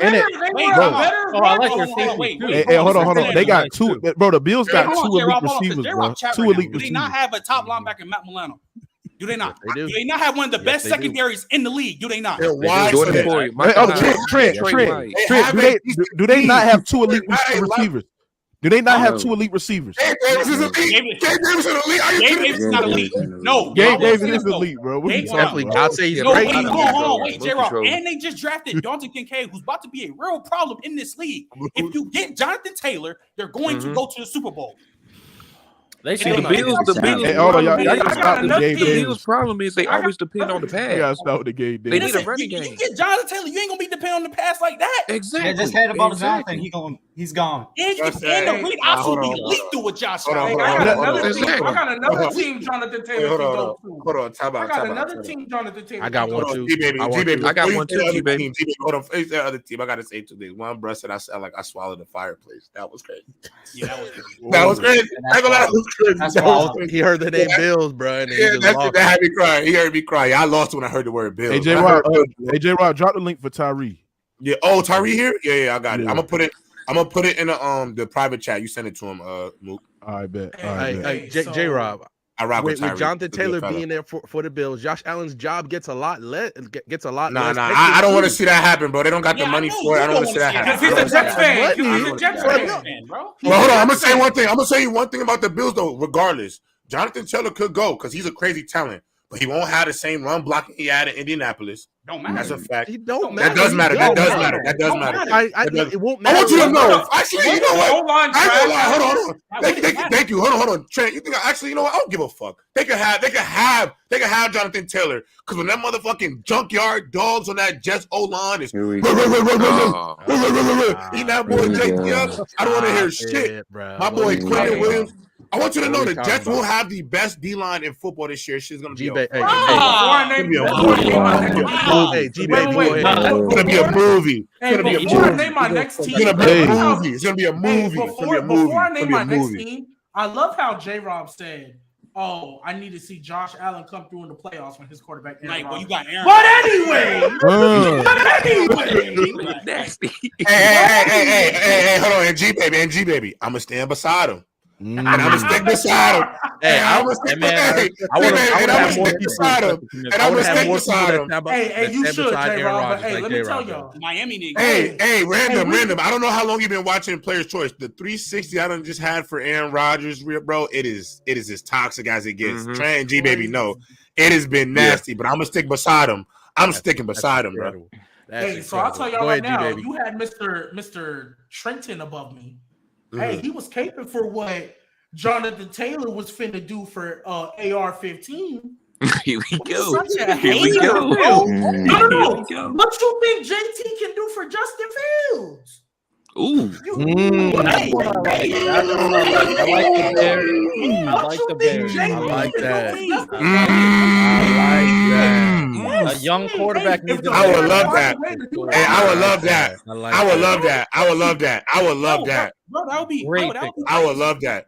I say, G baby, that would be crazy. You get. I would love that, bro. I would dead love that, bro. On God, if they could get JT for my dog Justin now my take last week about Justin Fields having a better career is looking a little bit better. It's looking. He said than Trevor Lawrence. He said Trevor Lawrence. He said chill, G baby, chill. Yeah, that's nasty. Chill. Hey, I'm mad. G baby took. So hold on. What about? I know because they just lost. What about the Lions? I'm rocking with them. I got them to win the division. I got them to win the division. They just traded for David Montgomery and they just drafted Jameer Gibbs. Yeah, I think they're good as constructed. I think they're good as constructed, bro. You think so? Yeah, they're running back. So first thing I was gonna say was the Jags, but G baby stole that from me. Random. I know you don't want to hear this, and a lot of people not going to hear this. Before you keep going, I just want to say one thing about the Lions. The ceiling for the Lions this year is AFC chip. NFC chip. NFC championship. I'm talking about if they could hit their stride. No, that's not. I'm telling you, the Lions. You overrate the Lions so bad. I don't know what. I think they're very. I think they're very good. I think they're very good. NFC conference is a little gas. Yo, Trent, hear me out. The NFC is so wide open, bro, that I think a lot of teams' ceilings could be the NFC championship. The Seahawks, wait, Trent, the Lions.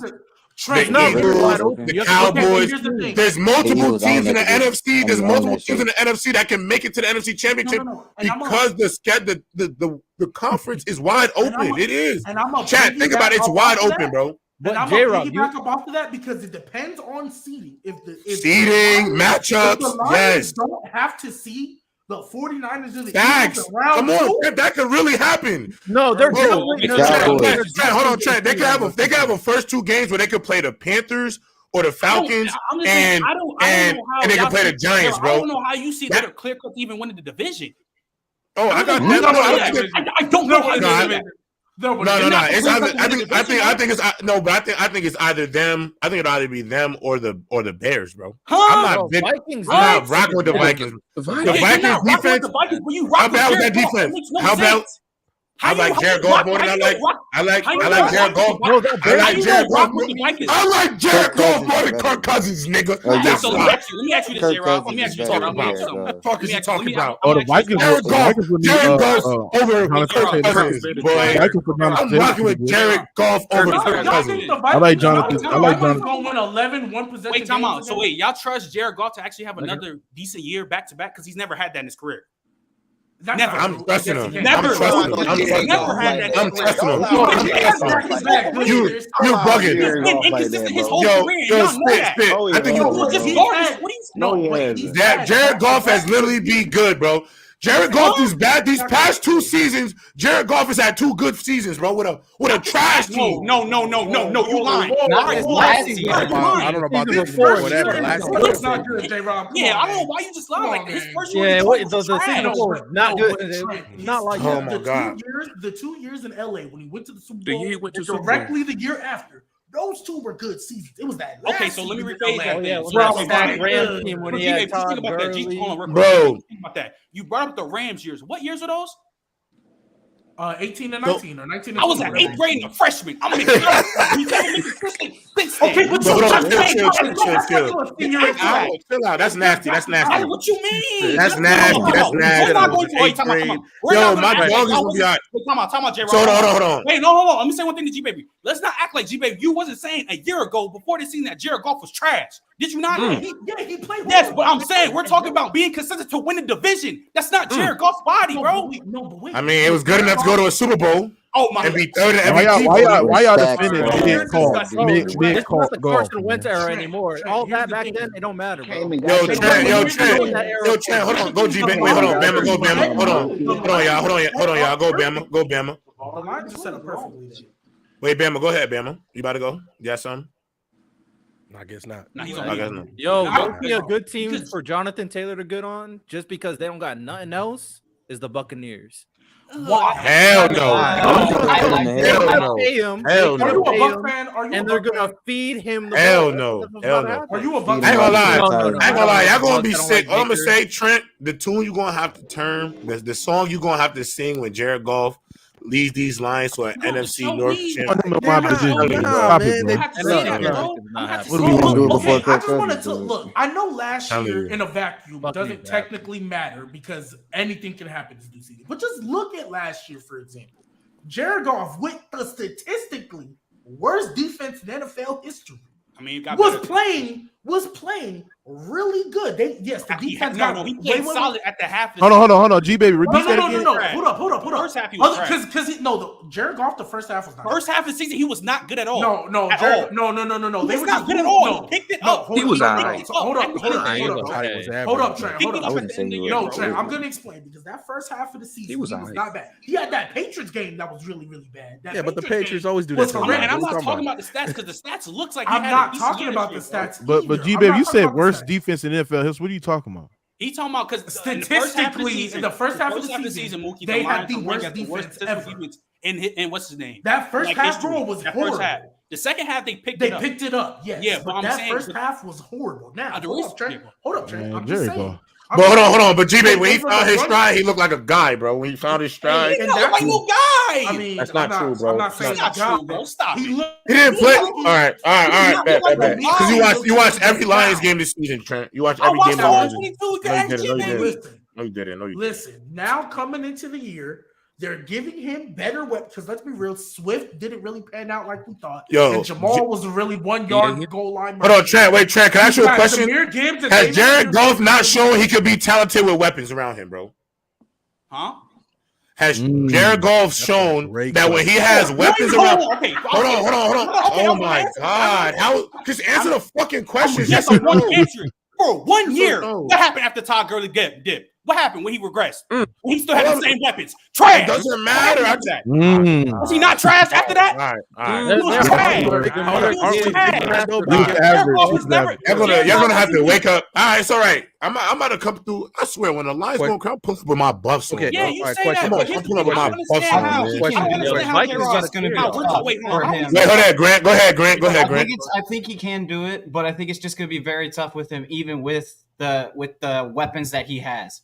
Because because I think I'm trying to think. What does it say? I think when I look at Jared Goff, yes, he's been inconsistent in his career, but this is a whole new season, and I think with the team he's got and with what the players that he has on the Lions, maybe he could surprise us. I don't know, but I have to. In my position, they understand that the running game is important. That's why they revamped it, right? Exactly. It could go good or it could go bad. Let me ask y'all something. Does the Lions have the best running back of the draft this year? Jameer Gibbs? No, Bijan. That's Atlanta. They got the second best though. They got the second best. I'm gonna be honest. I think Jameer Gibbs in the 10 years we're gonna be like Jameer Gibbs was the better running back. Yeah, I'm gonna tell you why. I think Bijan. I love Bijan, but the one thing about his game I will say that people overrate is he's not as fast as y'all think, bro. He not. I think he's quick inside the hole, but I'm talking about breakaway speed. I don't think he's like a Barkley, Dalvin, Todd Gurley, and they peak those type of guys. Like I think when it's all said and done, we're gonna be like, yo, Jameer Gibbs was the better weapon in the league. Do you think Jacobs? You gonna say he was the faster running back? But say again, he does everything else. Bijan generation. I'm sorry. No, Bijan is nice. I like Bijan. I like Bijan. Bijan do everything Jameer Gibbs do, but he's bigger, faster. Stronger. Yeah, I agree. Like, I ain't gonna say faster, but I don't know. I just think in this new game, I think in this new era of NFL, when I look at the way guys like McCaffrey, Eckler are used in the game, not Kareem Hunt. What's my guy's name in Atlanta? Alvin Kamara. I think if you look at Jameer Gibbs, I think he's going to have that type of impact, especially with his ability to catch out of the backfield. And so I feel like I like Bijan. I don't want to say I don't like him because I'm about to say, how is he? I like him. I did like him. But I think Bijan is good. You can catch. He's solid. He's solid.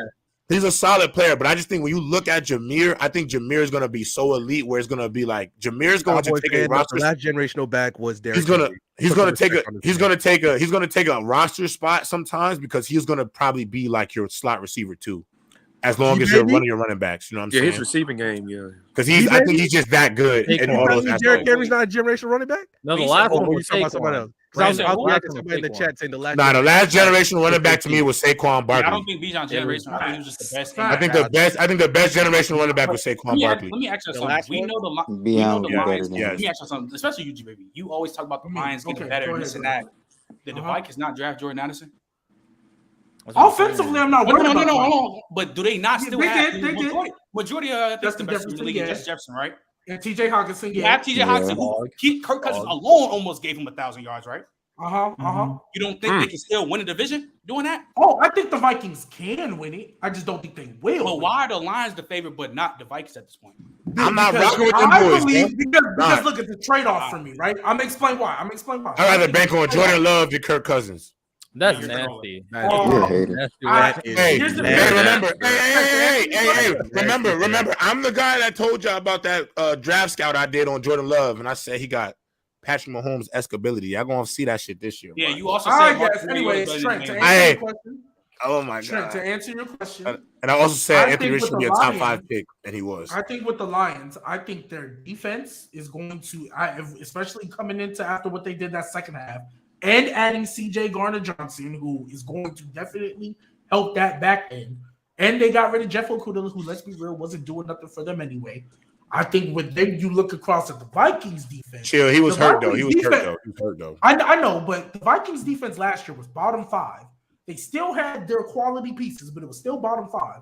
And let's be real, I don't think the Vikings are going to win 11 one-possession games again. They went 11-0 last year, which is an anomaly.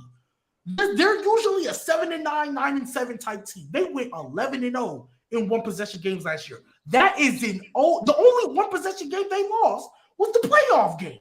That is an OD anomaly that you don't see often. I think with their defense even getting worse than what it was last year by losing their pieces, I think Harrison Smith is still there, but they pretty much lost all the other people. Oh, they brought Danielle Hunter back, but still, their defense was bottom 5 as it is. And so they got worse. And the fact that the record that they had last year was because they literally won 11 one-possession games, when usually they're winning like 3 or 4. I think they're going to go back to a 7-9, 8-9 type team. 8-9, 9-8 type team. I do too. You think they're going to go back to that, but you think the Lions about to win, 10 games? No, I think they're going to. What do you think the Giants are going to do this year? I don't think so. I don't think the Giants can win 9 to 10 games max. So we say that. That's not crazy. Remember how you said I'm crazy. That's not crazy. Trent, remember how your brother said he doesn't think crazy. How's it crazy? Crazy. Because you're not winning 9 or 10 games, bro. Y'all not winning the division. You're not winning 9 or 10 games, bro.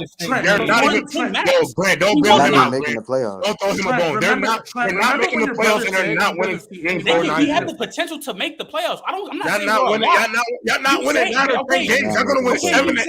Hold on. You're saying that how like y'all just taping for Come on, you being delusional, Trent. Jameer Gibbs doing this stuff. You're being delusional, bro. Hold on. We got wait, time out. Let me finish, bro. You know Brian Daboll's a genius, yes or no? Yes, right? We just picked up a lethal weapon, Darren Waller. Yes. I don't know nothing. Right? He did a great job of Daniel Jones last year. You're not gonna be able to stack the box on him. That 15 touchdown passes was elite. Okay, but hold on. If I swear to God, I'm talking to Randall. If this was Geno Smith, come on, you already know that. Receiving core, you be praising him, but it's Geno Smith completed 70% of his passes, bro. That's Daniel Jones is not completed 70% of your passes elite, bro. If you think that's the team Jonathan Taylor go to, Trent, if you think getting up just Darren Waller, bro, and didn't really address if you have Aaron Waller, you have Saquon, Jalen Hurd could be a huge deep threat, actually a legitimate deep threat for us. Not no Richie James, not no Isaiah Hodges. We actually have competent pieces around these Jones that could actually be some type of good. About to look nice with 10 wins. 10 wins. I hope y'all get 10 wins, bro. I said 10 games max. I think we're probably going like 8-9. We can win. That's the win range. like Okay, so Trent, everything that you just said, you feel like y'all can win like 8-9? Why can't the Lions or the Vikings do that? Because I ain't gonna lie, bro. Jared Goff is trash. I'm not trash. And what is Daniel Jones? Jared Goff is trash. I just trash. I don't think he's trash. I'm saying you're gonna call him trash and your quarterback is trash. Jared Goff hasn't been a consistent quarterback forever. I think Daniel Jones. Daniel Jones? Can I finish? Hold on, because hold on. Jared, you praise Justin Fields trash ass right now when he has sword weapons. Daniel Jones. Wait, but Daniel Jones can go up because the last season we had Richie James, Tanner Morgan playing on the field. What are you talking about? I see his potential. Bro, I said I see his potential. Richie James sucks.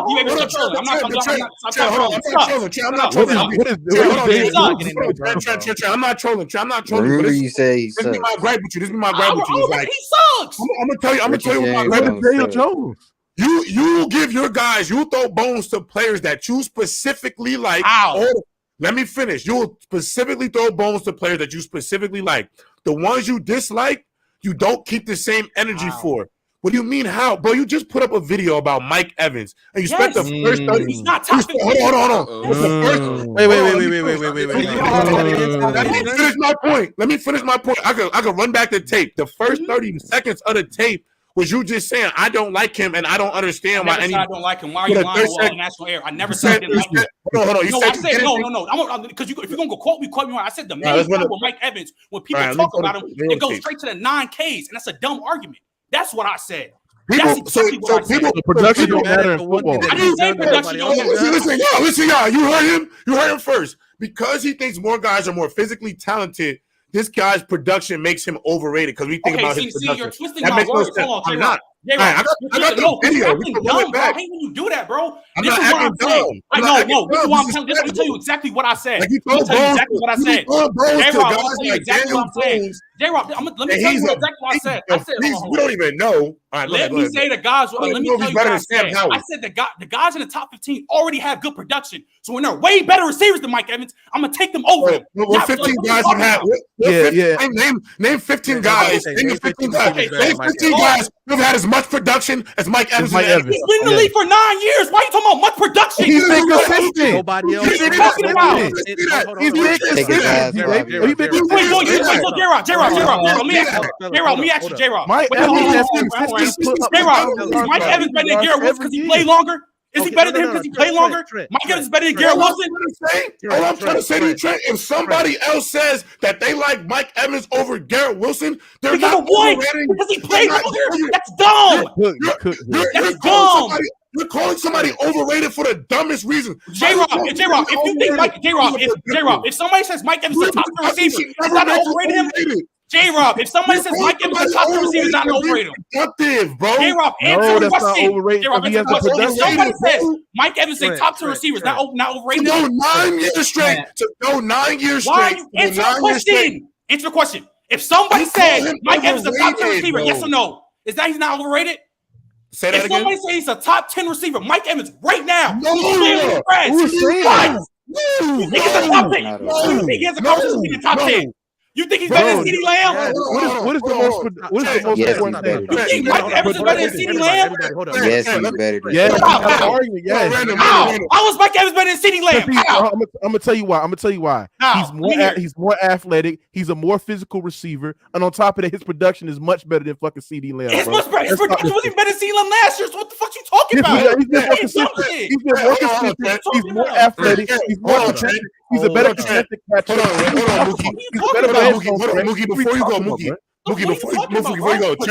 Trent, hold on, production last year. Hold on, all right, let me answer your question, Trent, because we had a personal conversation about this, and I said to you, I don't have Mike Evans in my top 10, but the reason why I'm disputing your argument is because you said he's overrated, and I'm saying that if somebody out here did a top 10 and brought in Mike Evans as their 10, I'm not going to say you're bugging out because I know what Mike Evans has done in this league. So to me, you cannot be overrated if you have been consistently one of the top receivers in the league, and his numbers speak for it, and that's all I'm saying.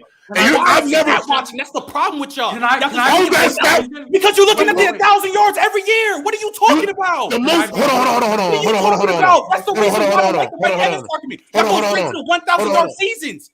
That's Y'all didn't do that with Cooper. Y'all didn't do that with Cooper Kupp. No, I didn't do that for Cooper Kupp. Dumbass. I didn't do that. Don't call me a dumbass. Don't call me a dumbass, Trent. I don't be doing that. Don't do that with me. Don't lose your mind, my nigga. Don't lose your mind up here, bro. Relax. Hold on, my nigga. Hold on. I didn't call you a dumbass, though. Bro, I keep the same energy. No, you niggas, hold on. No, y'all blowing mine, though. Stop coming on my show and think y'all going to just calling me names and shit. Did I call you a dumbass? Did I call you a dumbass? Did I call you a dumbass? Did I call you out your name? Nah, actually, I'm packing you up, nigga. It's time for you to slide. Nigga, I'm tired of niggas coming on my shit, talking me all crazy, my nigga. I'm tired of that shit. That shit's starting to get on my nerves. Niggas calling me a bitch last week. Niggas calling me out my name. We arguing about sports. You niggas is losing me with that shit. All right, Nick, you good, bro. I'm packing shit up. I'm not one of these hosts, my nigga. Y'all not about to act like that, bro. I'm tired of that shit. I'm a grown ass man. Go ahead, Nick. Welcome to the show. What's good? Yeah, y'all were getting after it, man. I like it. Nah, I'm not playing that shit. Put respect on Mike Evans' name, bro. Tired of that shit. That nigga gotta stop calling me out my name. Sorry, top 15 wide receiver. I don't think Mike Evans is top 10 anymore, though. I don't think he's a top. He's top 15. He's top 15. He's top 15. He's top 15. If you want to put him there, I could make the argument for top 10, but I could see something about top 15. So hold on, hold on. I just had a question real quick. So the whole thing of it, he was mad because he was mad because people said the one main thing that Mike Evans has done is that he's done something that nobody else has done by him consistently getting 1,000 yards since he was a rookie. That was his. I was just confused. Is that one of his things that he's using as a demerit? No, I can explain because I will explain because, and then I will be the voice of reason. So I'm going to explain where Trent's mind was coming from, and then I'm going to put something in the air. I'm like, I mean, if Mike Evans retires today, he's all famer. Yeah, the way because I don't think so. I'm gonna just be blunt, and Trent can correct me if I'm wrong, but me or Trent do not have Mike Evans top 20 at this point. Top 20? Yes, and I'm going now. I'll get back to that. But let me explain. We feel like yes, Mike Evans has done something nobody else has done. He's been consistent, got his 1K. Nobody is taking that away from him. However, when we look at the rest of the receivers that we have above him, and some of them are debatable. Like I say, with any list, of course, you can debate some other ones. But overall, I think for sure we both have 15 receivers that we comfortably say at this point in the NFL today, not what you have done, are better. Now, the reason why Trent blew up and we don't like the argument of the consistent 1Ks is because, yes, he's consistently gotten the K. That's great. And then he's also been in the league a lot longer than some of these other dudes. So with that logic, the reason why it's kind of like we don't like it is because you guys stop at a point. You say, oh, well, he's better than these guys because he's done it consistently 1K. Well, if that's the case, he should be top 5 because he's done it more than Cooper Kupp. He's done it more than Stephon Diggs. He's done it more than Justin Jefferson, Jamar Chase, the guys we have above him, but we're not going to go that far, are we? That's why we don't like the argument, because if you're going to take that logic, use it all the way. So he should be better than a Cooper Kupp and a Jamar Chase because he's been doing it longer. But we're not going to say that. That's why we don't like that argument. That's why I don't like that argument. Because even though he's been consistent, at this point, when we look at everything, the route running, hands, explosiveness as a receiver, we can all agree Mike Evans, even though he's consistent, has lost a bit of a step. That's just facts. And there are definitely other receivers that have gotten better, like a Garrett Wilson, Smitty, Jay Waddle. Let me get your list, G baby. Let me get your list. Let me get your list because I still think he's top 10, but I'm not even. I'm top 10, top 15. I don't know why you said Jalen Waddle like that. Yeah, like 20 receivers better than Mike Evans. I don't know about that. So I'll give you a top 15 guarantee. Mike Evans has gone through a myriad of pretty shitty quarterbacks too. My goodness. Like these let me hear your list. Let me hear your list, G baby. They all have better quarterbacks. So I will give you for sure the 15 that I have. Hold on. Let me switch somebody out. Somebody y'all gotta come out real quick. I'm gonna switch you out. Quan, I'm gonna switch you out for this nigga Trent real quick so he get his list real quick. I'm not kicking you off. Stay in the lobby. Stop it, bro. Chris Olave got to. Nah, nigga, I gotta niggas. I ain't gonna lie, Trent. Nah, it's not even like that. It's not even like that. But I gotta have some more respect up here. Niggas call me a bitch. Bro, call me the B word last week. I'm not. I understand that, but come on, bro. We just talking, bro. Yeah, but I'm saying I'm not. No, I know you're not a bot. I just have to have some decorum. All right, so I can name. Okay, I'm gonna name I'm gonna name the 12. Then G Baby go. I can probably name the 15. So okay, the obvious: Tay, Jettis, Diggs, Cup, Chase, AJ Brown, Terry McLaurin, Tyree. Who else? Who else did I miss? Tyreek Hill, CeeDee Lamb, Smitty, Waddle, T. Higgins, DJ Moore. How many is that? I have 13. So then I'm gonna take it 2 steps forward. I'm gonna say Garrett Wilson, and I'm gonna say Amari Cooper. I would argue against Waddle and Amari Cooper. Why would you argue against Waddle? Okay. Okay. You're just saying better overall receiver? Did y'all say D Hop too? Yeah. You didn't say my Lord, D Hop. Okay. Yeah. Damn, I cannot argue with D Hop. Okay. With Waddle, maybe because maybe I'm just not getting the fact that he's a slot receiver out my mind, and he's doing all that. I know it sounds. That's why I'm trying to knock it out. For some reason, maybe this is just my own personal preference. I think I would just still take, if I had a choice between Jalen Waddle and Mike Evans, I'll still take Mike Evans. That's just me. So then let me ask you. And then Amari Cooper? Yes. What about Calvin Ridley? No. That's literally Calvin Ridley. I want to see him play first. I want to see him play first. I want to see him play. I want to see him play first. That's fair. No, that's fair. That's fair. Also, DJ Moore. How do you have DJ Moore in front of Mike Evans? The same argument that he just used. I mean, it's that argument, and I think Mike Evans regressed this year. That's why I'm not high on Mike Evans. And DJ. Okay. And let me ask y'all a question. Hold on, can I say something? Now I gotta interject. Trent, can you send me the link to this the video in the logic? chat? Let me check it out. I'll say one thing. This logic only works and this is why I say y'all pick and choose when the logic works. Because when I remember, not you, Trent, I'm not saying you specifically, but I'm saying in general, when y'all told me Cooper Kupp was top 3 after the Triple Crown, that was him. And I fought everybody back on that. I said this. I don't think but I used Trent's argument.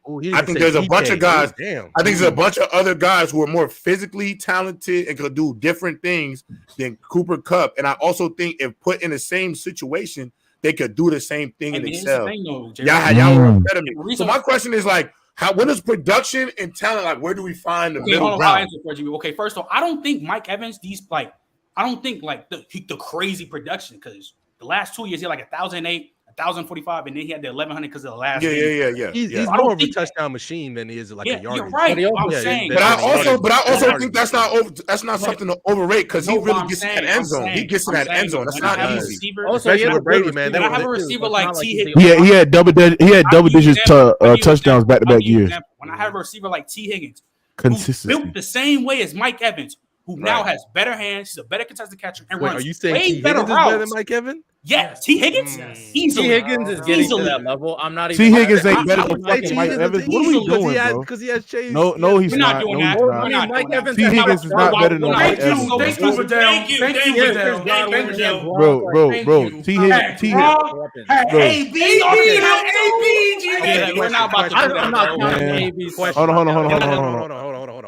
And why we? Hold on. Why are we knowing that? Hold on. What is him have to? But hold on, real quick. What does him playing with Jamar Chase have to do with him being one of the best contested catchers? Jamar Chase is clearly taking more. No. You're not. I'm talking about him. He runs way better routes than Mike Evans. Yes or no? I would agree with that. He has way better than Mike Evans. Yes or no? Yeah, but Mike Evans is also 6'5" and is not going to be a crazy route runner like that. But T. Higgins is the same size as him and runs way better routes. And Mike Evans runs this year. But T. Higgins is also actually. I'm not going to be nasty like that. Hold on. I just think T. Mike Evans. Megatron wasn't a great route runner. Mike Evans. First of all, hold on, Mike Evans is a better. Megatron an elite route runner, Trent. No, he wasn't. Mike Evans. I'm not saying Mike Evans is a better contested catcher than. He's one of the best ever, though. So that's why he's not a better contested catcher than T. Higgins. Yes, he is. He's up there. It's up there, Trent. That's a catcher. He could go either way. Also, too, J-Rob, real quick with the Cooper Kupp thing. Relax, bro. I just want to let you know that when I was arguing Cooper Kupp, not with Marshawn Lattimore, argument that there's other receivers that are probably more physically like talented and stuff. They're not a lot of I was trying to let you know Cooper Cup one of them ones though. And here's the thing. He is one of them ones. No, he is one of them ones. He is one of them ones. Got me so tight because you brought up the Cooper Cup. Bro, I swear to God, the first show me and was on, we were saying Cooper Cup was not top. Damn. That's just propaganda. You're not taking Chris Olave over Mike Evans. Stop it. Because the thing is, you're not doing that. That's why I said I didn't include you in that because I said it wasn't. We got dude in the chat saying he take Chris Olave over Mike Evans. That's disgusting. I am taking Chris Olave. I'll do that. I'll do that. Say anything. So Mookie, you agree with that, but not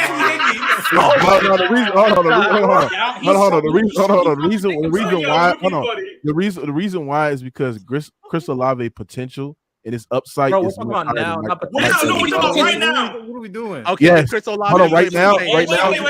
What's T. Higgins' potential? Right now. Hold on. Right now. Bro, give me Olave, bro. Real talk. If Chris Olave played for the Panthers, you wouldn't be saying that. Hey, hold on. I think Where does Mike Thomas? Where do Mike Thomas like? Not when top 32. I need to see him play 3 games in a row before I I didn't see him play football. Yeah, he got to play football. Hey, real quick, I just want to put it out there. Hey, I just want to put it out there for people. When he do play that season, and he ain't gonna get his 17 again. When he get his little 12 again, and he looking back like Michael Thomas, I don't. He's gonna be better than that. He's gonna be right back in the top. I just feel like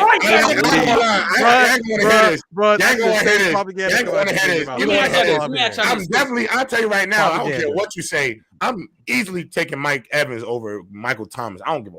I mean, yeah. No, every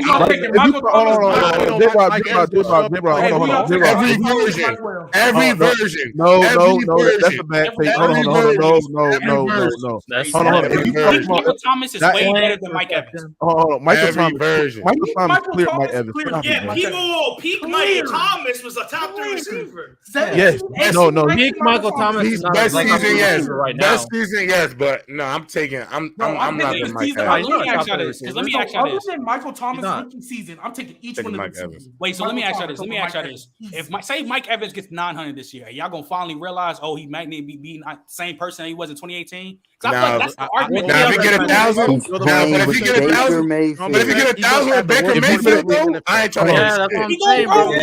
He's going to play. If Michael Thomas, I'm gonna tell y'all this. If Michael Thomas gets, I would say, 1,300 yards with close to double-digit touchdowns, and he gets over 100 catches, right? Bro. He's a top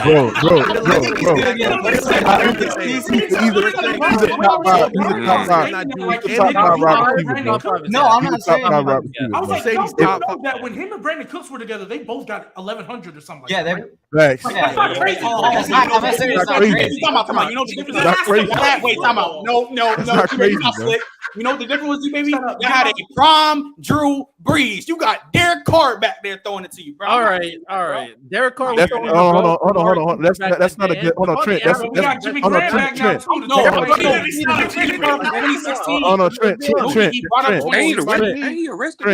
on, but what I'm crazy last season. Hold on. He can feed what I'm saying. And Michael Thomas ain't the same from what he was in 2018. No, he is. We'll see. I mean, you think Michael Thomas for the last few years? You think Michael Thomas is the same for 2019, but you don't think D-Hop is the same? You killed me, bro. He's on roids, nigga. He's on PEDs. Do not chill. Stop it. Cut it out. Cut it out.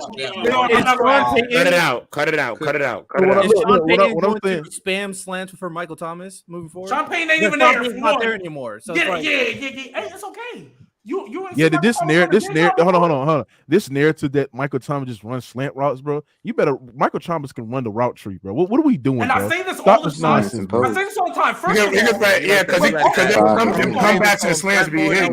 Hey, so real talk. First of all, you know the hitch routes and shit. That'd be good. 2019, I think that was Michael Thomas' best year. People always call him slant boy when y'all realize the amount of routes that him and D-Hop run, they ran the same percentage of slant routes, but nobody calls D-Hop that because he was playing with bum quarterback. But they ran the same percentage of slant routes. So I don't know why one gets it and one doesn't. Percentage of slant routes crazy. Because DeAndre Hopkins was a different type of animal. There's a different levels to this shit. Hold on. And Michael Thomas in his prime was on the same level with D-Hop, but even better. Way better. Stop. No, he was not. I know you don't believe that shit. I know you don't believe him with this shit. Huh? So you're I know you don't telling believe me- him with this shit. You're telling me, okay. Now I think My problem is with you, Mookie, because Michael Thomas plays for the Saints. If he played for the Browns, Yes, you wouldn't yes. be saying this. In 2019? No, I'm saying this is what I'm saying. This is what I'm saying. No, I'm peak not for saying- peak. Peak for peak. Peak for peak. Pete, I'm taking Pete Thomas over D Hop, bro. No, I'm sorry, no, bro. no, you're not. You're lying. You're dead lying. I'm sorry. And then now, hold on. Now I got the. Hold on, I'm gonna tell you this. I'm gonna tell you. Hold on. Now I got the evidence. Now I got the evidence that what D Hop was doing in this peak in his prime. Yeah, I'm comfortably taking Michael Thomas. He didn't. Oh my God, you're so nasty. All right, let me. Hey, all right. Last point. We gotta move on to the next topic. Can't get no separation. Last point. We gotta move on to the next topic. Either, but they both have Gotta move on to the next topic. Yeah, that's crazy. D-Hop better hands. All right, let's move on to this next topic, y'all. Next topic. All right, our next topic. All right, let's get it. All right, so going into next season. Going to next season, we are obviously expecting to see 3 rookie quarterbacks start in the NFL. 3 who all could potentially, with the upside of all 3, could potentially be all pro level guys. Obviously, if they were to ever hit 2 of them. Well, but there's the third one who's an absolute freak of nature. Who, if he's great, damn near could be a top 3 quarterback. Brad from him this season. So my questions are: first question, my questions to y'all is, of CJ, Bryce, and Anthony, who has the best season? Who has the best career? I think it's Bryce. It's Bryce. Honestly, Because the problem, because I think he just has the only problem with him is that he's short. He has everything else that you want a great quarterback to have. I don't even think the short is an issue. And then also they were talking about his height. Let him finish, G baby. Yeah, so they were talking about his height during the draft process. So all I'm saying is that all he can do right now, all you want to see from rookie quarterbacks is you're not trying to have them win a Super Bowl, right? You just want to see glimpses, and I think Bryce is going to show you more of those glimpses than any other quarterback. I think, to be honest with you, with Richardson, I think it's going to be ugly at certain points in the season. Yeah, I think it's going to be Richardson's real. Hey, why, random guy? Why is it going to be ugly? First of all, maybe because I didn't watch a lot of Anthony Richardson in college. Besides his arm talent, I'm worried about how he reads defenses. I'm worried about just go, okay, the first read ain't there, I'm taking off. And how many times can you do that before the defense finally humbles you? Just because you big like that. I just think it's gonna be ugly this year. And it's basically right now, when you look at me, G baby, when you look at Bryce and you look at Anthony Richardson, who has more tools to be good right now? Basically give you a Mac Jones level rookie season. Who has more tools? Anthony Richardson or Richardson? Richardson. I think Richardson got the better offensive coach though. I do agree with you with that. Okay, that's but I just think Bryce is good enough. You got to understand, this is the OC. This is the OC. But hold on, this is the OC that just had Jalen Hurts. All I'm saying is if the goal is to get, I'm just saying. No. Okay, you said look at Jalen Hurts. Wait. You said the OC that just had Jalen Hurts. How long was he there? No. I get you. No, I get you. He was there with. If he was there with Jalen Hurts, I feel you. Made. No, I feel you. No, I feel you. They both grew together. That's what I'm talking about. I feel you. No, G baby, I don't think you're wrong in that regard. But I will say this, the improvement from Jalen Hurts from that year this year, it was a big time jump. That was one. But 2, I also feel like if you're a good offensive mind, G baby, you can really have early impact. I mean, look at Doug Peterson in year 1. Look at Dable with Daniel Jones. I think most of us were really outside of trend. I think majority of us were pretty much out on Daniel Jones all the way. And I think Dable went in and was like, okay, there's something here. That's a masterful coaching job. You know what I'm saying? Yeah, it's obviously something here. That's a masterful coaching job, Dable. Right, exactly. So I give him a lot more credit. Even I know people didn't like Cliff Kingsbury that much as a head coach as a whole, but I'm just talking about he's definitely not head coach material. He's not head, but in terms of just running offenses, that's what he can do. Even though people don't like Kyler Murray, he did have the numbers. You know what I'm saying? There's a reason why he won Rookie of the Year. There's a reason why they started out 8-0 that season. That was some great play calling by. So I do think a great offensive-minded coach can easily make you have strides. I think we're about to see Justin Herbert's best season yet with Kellen Moore. Well, actually, I really do believe that. And Trent's gonna love when I say this. I actually think AR15 got better potential than CJ Stroud. I'm not gonna lie. He does. Listen. I'm not liking what I'm seeing from CJ right now. What? I'm not liking. No. You didn't watch that second preseason game. That second preseason game. I haven't watched the whole shit up. No, I'm not saying no, but I'm not just saying pretty. overall as a whole. No, y'all not going to violate my Ohio State brother. I think the Texans are going to take a little bit longer than people probably predict. But hold on, but G baby, don't violate that O line they got up there in Houston. That goes. Do. J-Rob and AR15 losing JT. The only one they got is the left tackle, right? But I'm gonna say this though. Hold on. But I'm gonna say the difference. Go into it. But hold on, I'm talking about the whole situation. But I'm the talking about difference. where we're projecting them to be. You look at situation, the web. I'm talking about. All right, but let's be honest about AR though. Himself. But let's be honest about AR compared to all these other rookie quarterbacks. First thing about AR, let's all be honest. If AR would have had maybe 10 more touchdown passes at Florida this year, he would have been the number 1 pick. Facts. Probably, yeah. That's true. Facts. I agree with that. Keep it a buck. G-Baby, keep it a buck. If he would have had 10 more touchdown passes at Florida, he would have been the number 1 pick. Okay. Are you saying they would have picked him there? Potential Because of his size. He deserved to be there. Not because he deserved it. No, not because he deserved it. It's the. Let's be honest. Let's be real transparent about AR. Out of every single quarterback in the NFL right now, I'm including Josh Allen in this, Lamar, all these freaks of natures at the position.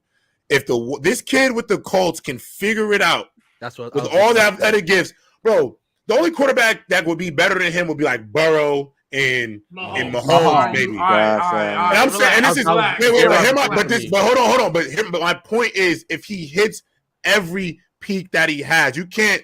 I'm not saying he's going to that, but I'm saying if he can live up to his freakish athleticism at his potential, like you would take him over Bryce because he's going to be not only throwing his shit 80 yards downfield, he's going to be jumping over linebackers and scoring touchdowns. And bro, he ran a 4.4 at 6'4", 220, bro. He's basically 250. He's goddamn Bo. He looks like he's like Bo Jackson, bro. So let me ask you. Unfortunately, how long do those kind of quarterbacks last? Josh Allen lasting. Well, he never became. He wasn't as good as he needed to be. But he about to be year 6. But you also got to think about it like this too. You got to also think about this too, G baby. This kid is so raw. Like I understand what you're saying, random about. He's gonna get hit and stuff. But I'm letting you know right now. If you can keep showing them, I'm gonna let you know. You need to see. You're gonna be good. But I'm telling you. But when it's bad, it's gonna be. It's gonna be ugly. It's gonna be ugly. No, it's gonna be ugly. But random. I'm telling you right now, though.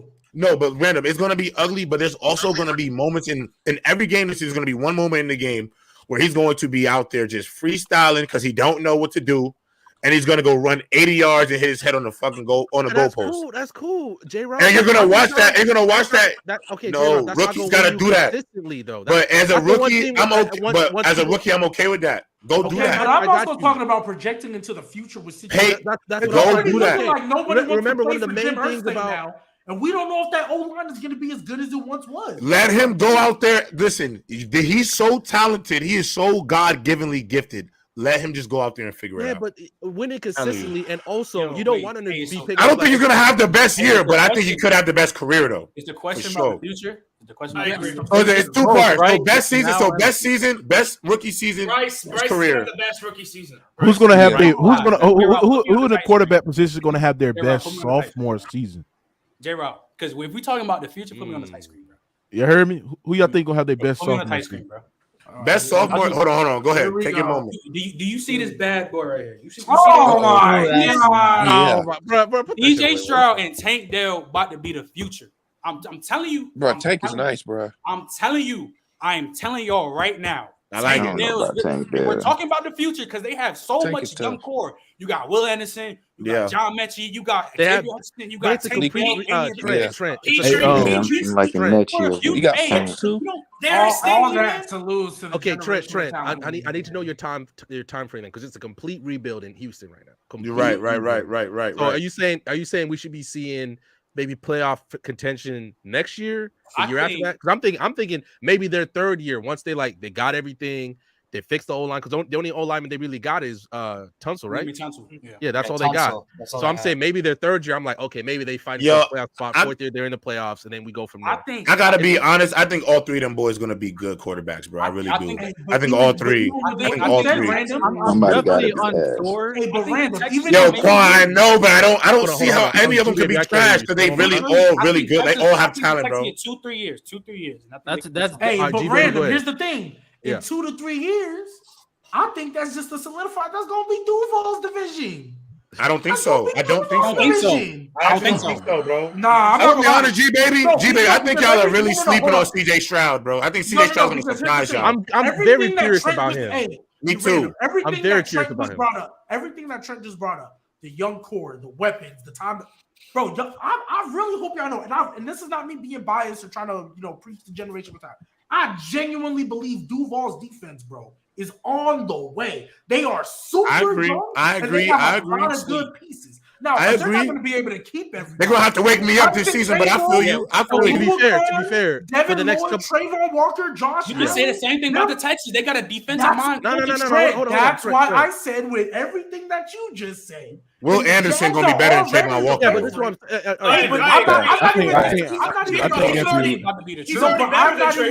I'm not even disagreeing. Will Anderson is going to be elite out the gate. But I'm saying if you think the Texans in 2 to 3 years with all them young, bro, Duval is already pretty much the favorite. But I'm gonna be honest with you. I'm gonna be honest with you, G baby. Wait, G baby, I'm gonna say something to you. You're not gonna hear. I'm gonna say. Oh, go ahead, Nick. Go ahead, Nick. The Texans don't have their first round pick this next year. No, they won't. They won't. Because they went all in. They went all in with these last two. I'm gonna tell you this, G baby. You're not gonna like this. And a pretty good quarterback. You're not gonna like this, G baby. You're not gonna like this at all. You're not gonna like this take. The chat may not like this take, but I'm gonna say it. CJ Stroud coming out of college, just as good, can make every single throw Trevor Lawrence can make on any part of the football field in terms of his aspect of throwing the football. I want you to know, if he can hit his stride, you are going to have another quarterback in the league with just as much arm talent as your generational talent, brother. The only difference is one guy is 6'3" and the other guy is 6'6". But I'm going to let you know right now, when it comes to making the throws, did you not watch CJ Stroud versus Georgia in the last game of his career? Yes, I watched that. Hey, Don Artist. If you have any questions about CJ Stroud, Martin don't get hurt, they win that game. Thank you. If you have any questions about CJ Stroud, go watch that Georgia game and you tell me he couldn't do it in the league. Yeah, he went off in the Peach Bowl. Yeah, he played amazing. J-Rob, G-Baby, this is what I was trying to say. I'm saying all that, but I still anticipate the Jags winning the division for a couple years. I'm going to switch you out, man. For sure. I agree. That's what I'm saying. They're still winning the division for a couple years. So if the Jags are going to do something, that's what they're doing. Random, and I agree. I think, because I think the Jags, like I said, it's really not even more so Trevor. I think that team is about to come together. Like we talk about, J-Rob love talking down on Trevor. I don't even talk down on Trevor though. He wouldn't even say that. I thought I've never talked down on Trevor. I thought you were with me. I don't know, Justin. I've never. But I like Trevor. I think the Texans have it's going to take a couple years. I think the Jaguars this year, I think they can come together. And I'm not saying that defense is going to be elite. But it can be really freaking good. Even let's just say AR. What about? Hold on. Let's just say AR and CJ figure it out. I still think the Jags, by far, even when they're at the point where like, okay, we're starting to see really good stuff from them, the Jaguars are still going to be the better team. And they got Trevor Lawrence should be the better quarterback. Trevor Lawrence should be the best quarterback in that division for years to come. Mike Vrabel is proven, but them other two coaches, unfortunately, we got to see. That's what I'm saying. We don't know. We don't know what DeMeco Ryans is yet. I'm not gonna lie. Also for this division, don't sleep on the Titans. I know we don't like Ryan Tannehill. That would be like there was like 7-5. The thing about the Titans, the one thing that concerns me about the Titans, like they have the running game, and I think they rely on too much of the running game, right? But I feel like they should have got more receivers. You know what I'm saying? But I do think that the rushing attack between the winner of Derrick Henry that they rely on open up the passing game for Ryan Tannehill. But the thing about the Titans, bro, that defense to me is inconsistent, bro, very inconsistent to me. So like I said, what defense? The Titans? I mean, yes, in fairness, like they're good every year. That's pretty good. He's not They're saying inconsistent, bro. That's one of the top. He's not. Their linebackers is very, very questionable, and their secondary is very, very mediocre to me as well, bro.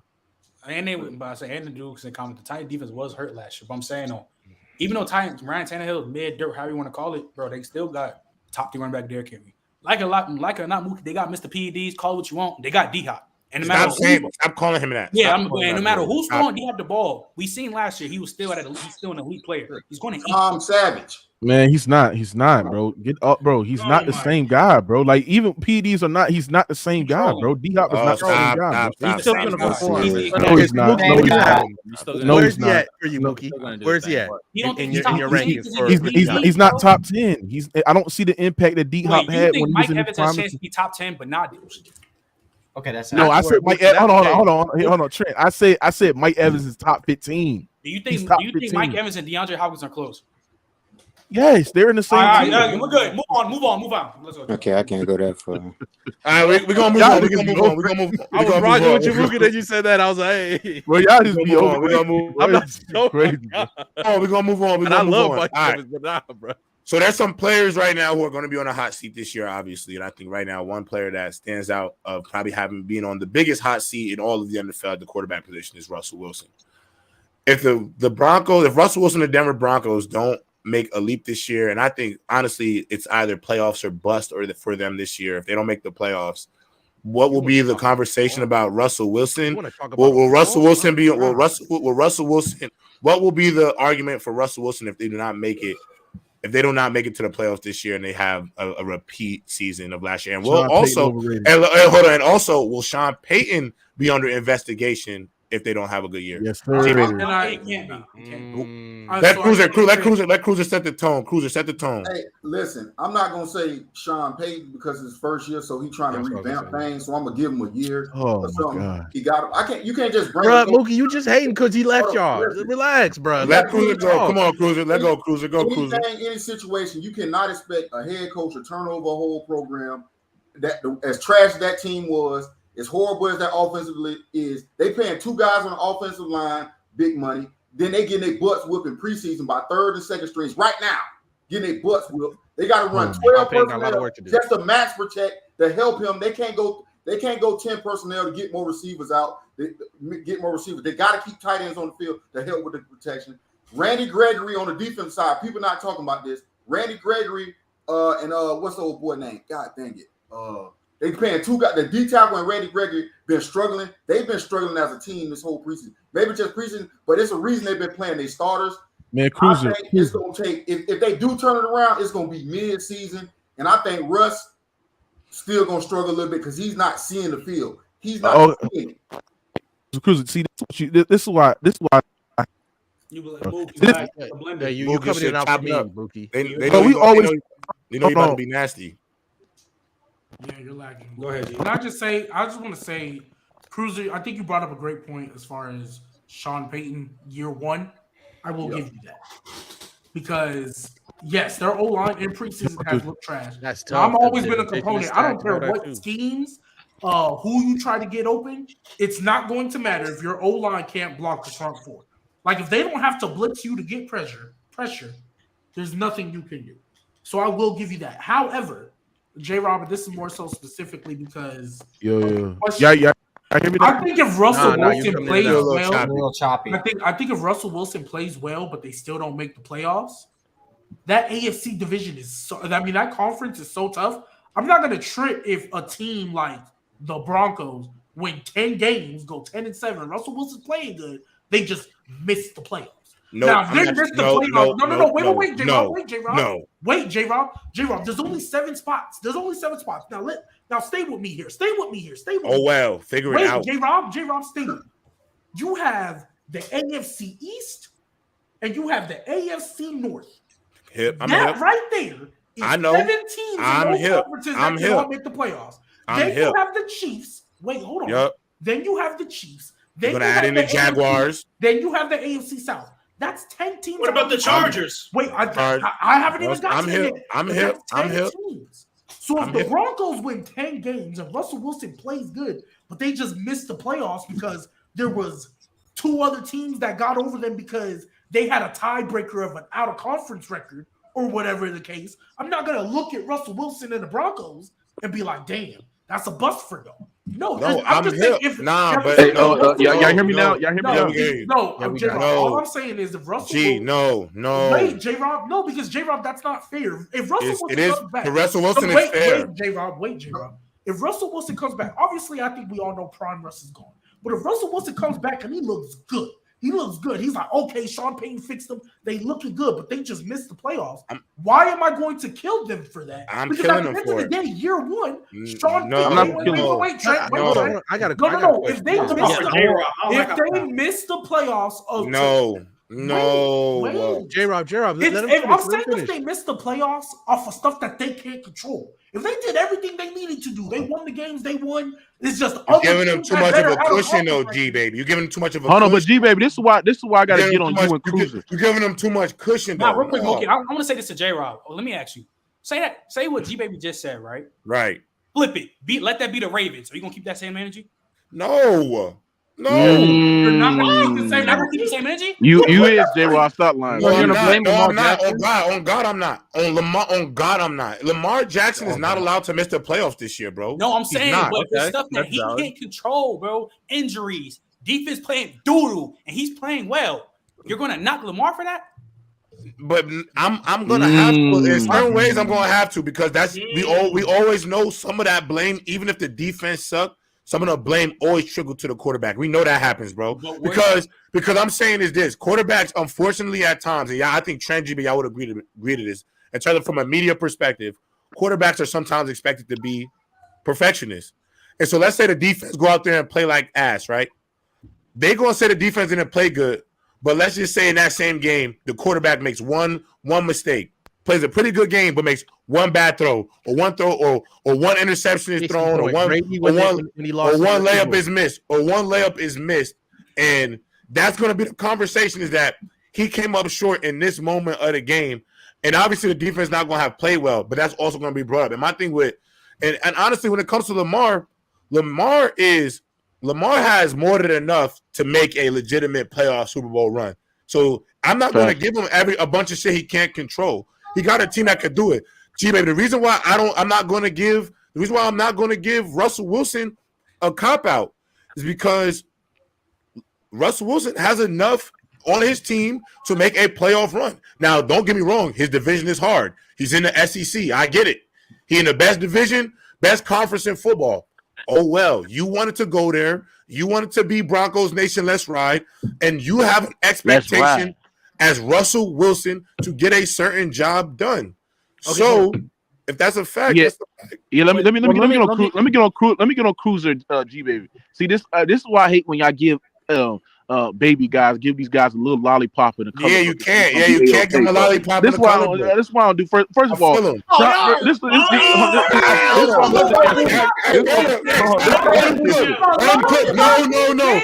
Hey, look, stop. Hold on. This is what I'm gonna sit there. This is what I'm gonna sit there and say.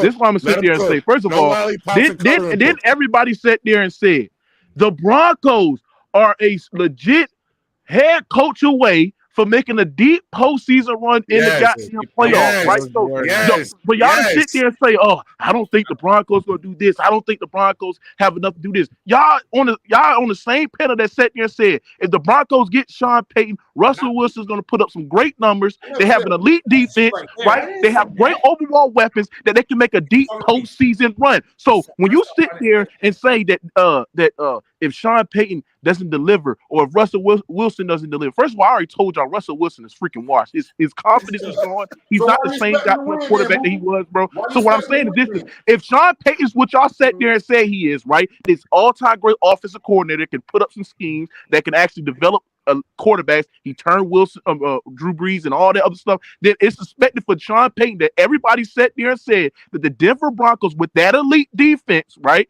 Because Cruz was talking about some preseason games and stuff like that. Broncos was top 5, top 10 defense last year. So the expectation for Sean Payton with Russell Wilson is to make a deep postseason run. And if he don't do that, it's time to cook Sean Payton, bro.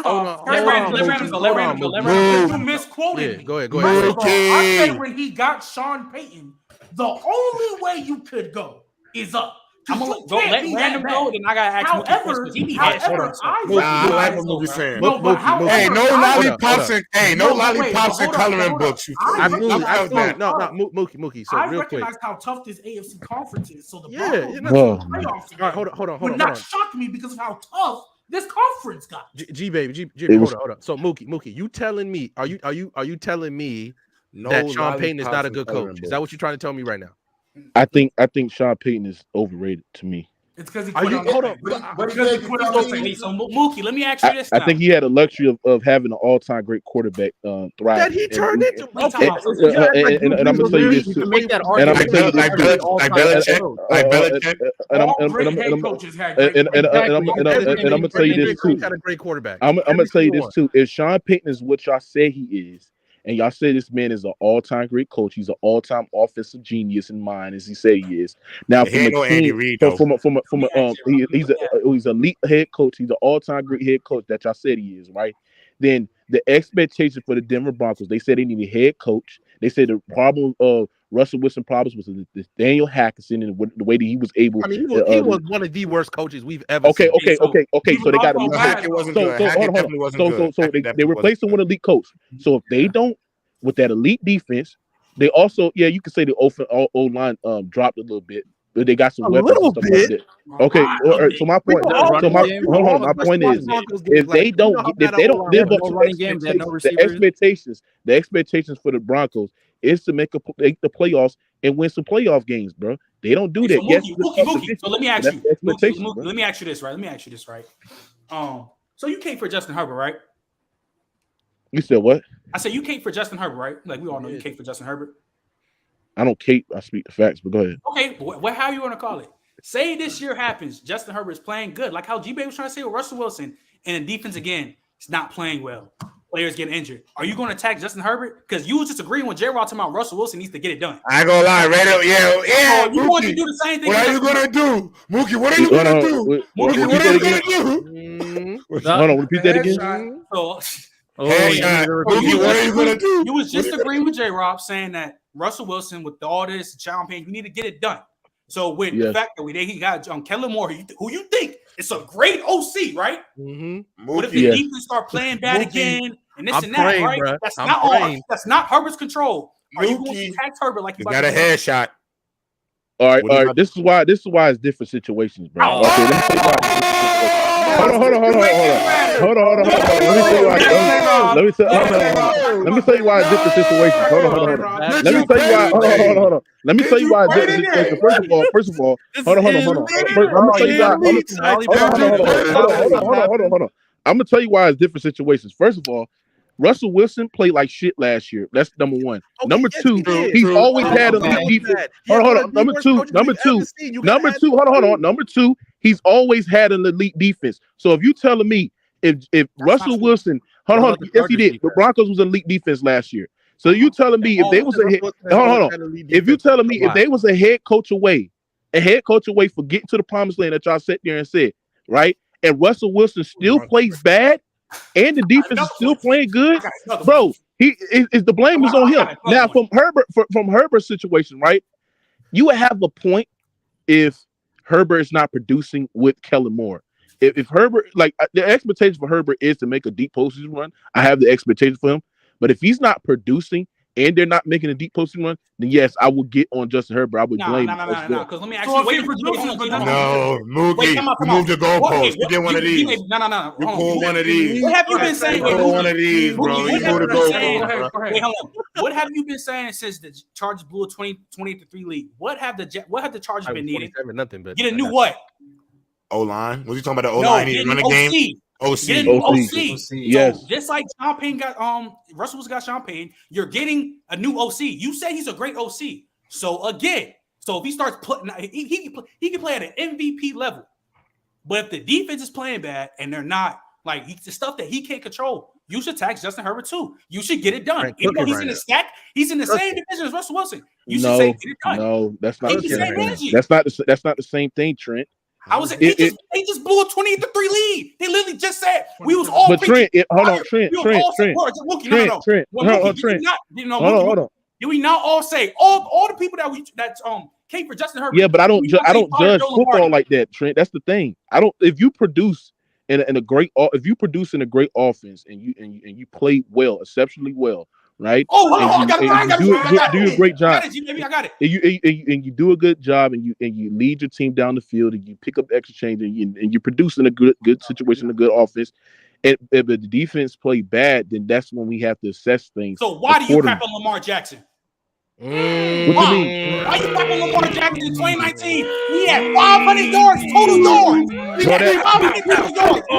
No, he played terrible. He played terrible. No, that's not a cook. That's not a cook. That's not a cook. Hold on. That's not a cook. That's not a cook. I'm gonna tell you. Hold on. I'm gonna tell you. 500 yards total by himself. I'm gonna tell you why. Hold on. Trent. I'm gonna tell you why I destroyed. Hold on, I'm gonna tell you why I destroyed Lamar Jackson. Because number one, your MVP season, when the Ravens had one of the best offense in the regular season, you telling me against the Titans in the wild card round. Hold on. No. You thought you was cooking. Hold on. You thought you was 500 yards. No. Hold on. No. And let me cook your ass right quick, right? Because you thought you were cooking. He had the number one rank. He had one of the top 3, top 5 offenses in the league. It was his MVP season. He played the Tennessee Titans in the wild card round. The man couldn't even freaking march down the field for the first 3 quarters. The first 3 quarters, he couldn't even score a fucking touchdown until late in the goddamn game in the fourth quarter where he got garbage time yards, bro. Stop it, bro. Stop it. He threw 2 interceptions. He threw 2 interceptions. He couldn't freaking march the Ravens down the football field to score touchdowns and put them up the game when it was garbage time. Wait, time out. Hold on. So since you're leaving stuff without context, one, the first pick that you threw, Mark Andrews just dropped and became a tip pick. Oh my God! Stop leaving context. Second, the man had 500 yards by himself. They couldn't get 4th and 1 3 straight times because the O-line was hold on. Second, no, I'm not done. Go ahead. You brought up that they had a top defense in the league. Where was that top defense when they played Derrick Henry? Where was it? I'm gonna tell you why. And you done. I'm gonna tell you why. And you done. Hold on. I'm gonna tell you why, Trent. I'm gonna tell you why you done. I'm gonna tell you where was his top defense. The reason why he won his first fucking playoff game is because that top defense held the fucking number 1 offense in the Tennessee Titans under their average, under their yardage, nigga. That's the reason why they won that. That's the reason. That's the reason why Lamar Jackson won his first playoff game. That's the reason why he won his first playoff game, because that top defense that he's always had since he came into the league held the number 1 offense down their average. Now, let me talk. Hold on. Okay, 2019. Okay, you said 2019. Well, if Lamar Jackson would have put points down the field in the first 3 quarters instead of fucking turn over the football, missing White Reeves, sitting in his goddamn pants. We wouldn't even judge him if he would have played well. We wouldn't even judge him, bro. Mookie, can I ask you a question though? Some of these expectations you have for Lamar Jackson in his first few years in the league. Because the thing is, he craps on. Where was these expectations when all bro had to do was tie a football game? Or score 3 points in the second half of a playoff game. And that's why. Hold on. Let me spot. Hold on, J-Rob. Roman had the wackest offense for my dog. Hold on. J-Rob. They was trying to do a joint. Hold on. J-Rob. Bro. So did we not see Justin Herbert lead his team to 2 down in the red zone? Yes, they scored 3 points, but the other point, if they would have hit that field goal, they would have won that goddamn game. It's the same for Lamar when he drove to bro. That's 2 different things, Trent. I know. He turned over the football. He threw an interception. He missed the 4 read, and he fumbled the football. He didn't play.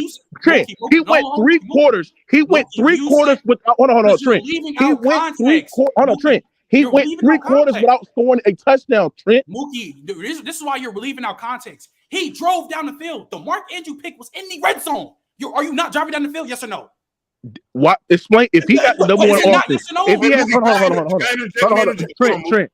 If he had the number, if Lamar had the number one offense and they had one of the top 5 scoring offense in the league, tell me why he couldn't score a touchdown in the first 3 quarters. Mookie, I'm gonna tell you what my problem is. I'm gonna tell you what my issue is, bro. I'm not saying, and this is what I think. I think the problem is y'all think that we protect one guy over another guy. We're not doing that. We both understand that guys like Herbert and Lamar are the futures of this league, bro. They're going to be great quarterbacks. They're the ones that take over after we But the thing is, right, and exactly. And the thing is, you got to really also understand we be splitting hairs with these guys because these are the best in the nation. Like these are the best guys at the position. So my thing is, this is what I feel like for some of y'all do. Y'all give Herbert for making it halfway there and not finishing the job. Like, for example, y'all praise him for the 28 points, even though his defense had him on his opposing team. I don't praise him for that. 30, 40. Not you. I'm not saying you. I'm saying in general. 30. They're on their opposing 30, 40, 25 because of them interceptions. But nobody crushed Herbert for not finishing the game. They put it on Staley and everything else that didn't go wrong. They couldn't run the football, the O-line. But they also were up. The defense also spotted him 28 points. And I also feel like when it comes to Lamar, it's not that we overprotect Lamar. The thing is, we all here, I think everybody on this panel would agree, the most pressure, if there's a top 5 quarterback or the 5 top quarterbacks that have the most pressure, Lamar is definitely in that mix. Like the top 3 to 5 quarterbacks with the most pressure coming to this season because he finally has weapons. So there's no excuse about the lack thereof. So that's going to be his biggest thing. I think my issue personally is people are young and are allowed to not get it done in playoff games, but won't get crucified like Lamar did for not getting it done in the playoffs. For example, Josh Allen's first trip to the playoffs wasn't pretty. Outside of the game, outside of last year, this past season, his playoff performances were not pretty. But nobody crucified him. Yeah, we saw him going to Arrowhead and get whacked. Yeah, but that's the thing. J-Rob. Why we don't give? But I'm just saying, Mookie, why are we not giving grace? Like all these quarterbacks is really relatively young. Like J. Herb and Lamar are young guys. Like they're not gonna figure it out in day one. Yeah, they're not gonna be great. But they definitely have expectations. We definitely have expectations. They do have expectations. But J-Rob, when you play, but J-Rob, when you play bad like Lamar did in the postseason, bro, on your MVP year, in the same year where people's had you as a top 2, top 3 quarterback in the league, and you turn over the football damn near 3 times to score a touchdown within the first 3 quarters. That's bad, bro. But Mookie, he was 22 years old. 22 in his first playoff. Mookie, he was a kid though. But Mookie, he's a kid though. He was literally. I'm not saying no, but I'm saying he's young, bro. Like every young quarterback is not gonna always go out the gate and be phenomenal, bro. Wait, are we giving lollipops? But Trey, I mean, Jay, you don't have that same grace for Trey Hill. You gotta give these guys grace, bro. People pray like I don't understand how Lamar gets have a bad game. Well, this Joe Burrow, oh, he's some playoff guy. Joe Burrow does too. Nobody says nothing about Joe. I just think Joe Burrow had duds. Wait, hold on, Trey. I'm gonna say what it is. I'm gonna say this. Joe Burrow didn't have no duds. Trey, I'm gonna say this. We pick. I mean, he has a couple interceptions. I'll give you that. He had a bad game in the AFC Championship. What I've learned, the conclusion I've come to, Trent, is that we pick and choose what quarterbacks in the NFL are allowed to win ugly and which ones are not allowed to. Absolutely. What I mean by big recipient of that. He's right. And what I mean by as he got older. For the chat, what I mean by winning ugly just means like, listen, if you look at the stats, it ain't gonna look pretty.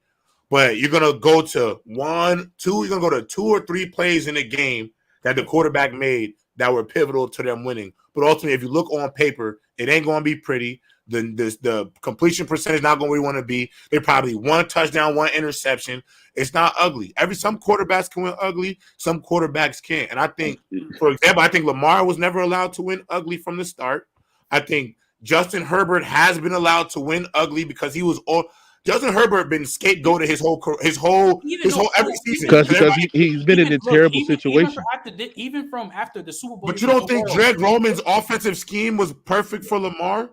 He was running a Georgia Tech remedial offense in the NFL. Yes, because the scheme that he ran was for Lamar Jackson's. But that was a choice of the OC putting Lamar in a box. So if you saw Lamar, but also they never expanded on it. Exactly. Yeah, but what I'm saying is this: Will those packages be great in short yardage situations? How many games? J Rob, you all about quarterback wins, right? I'm all about the totality of it. Okay, so you said QB wins the stat. Now, I think it matters when. Hold on, let me clarify that because you'll open up a can of worms. You say it vaguely like that. I believe in quarterback wins when you start comparing the best of the best at the position. Okay, so you think Lamar is the best of the best. Now, tell me what's his record in the playoffs? Oh, he didn't say that. He didn't say Lamar was. I didn't say he's the best of the best. Herbert? Hold on. What's Herbert's record in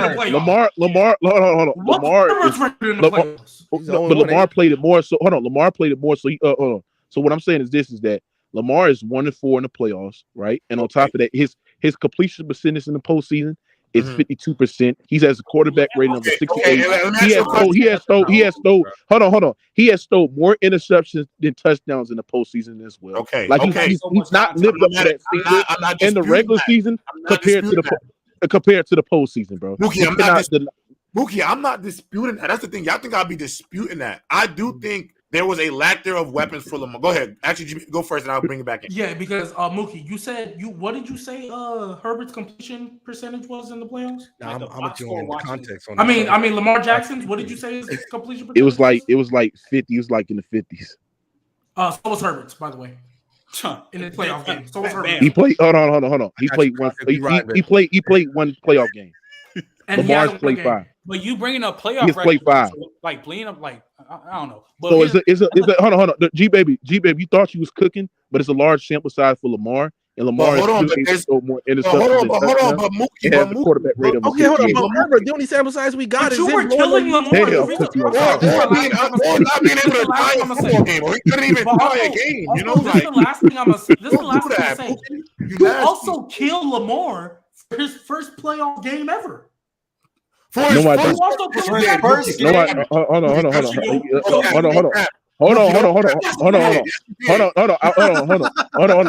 respond to that. First of all, I don't kill him like I was supposed to because I know Lamar was young in the game, and I know that he was a rookie, right? So I give him a pass for that. But actually, first of all, I was on the Lamar hype train after that year when he stunk it up in the playoffs. I was on the Lamar hype train, and it was his first playoff game. I think he played the what was it, Titans? Or what was it, the Dolphins? I couldn't remember. No, they played the Titans. Yeah, they played the Titans. When he played, it was so bad that the Ravens was like literally boom. Hold on. When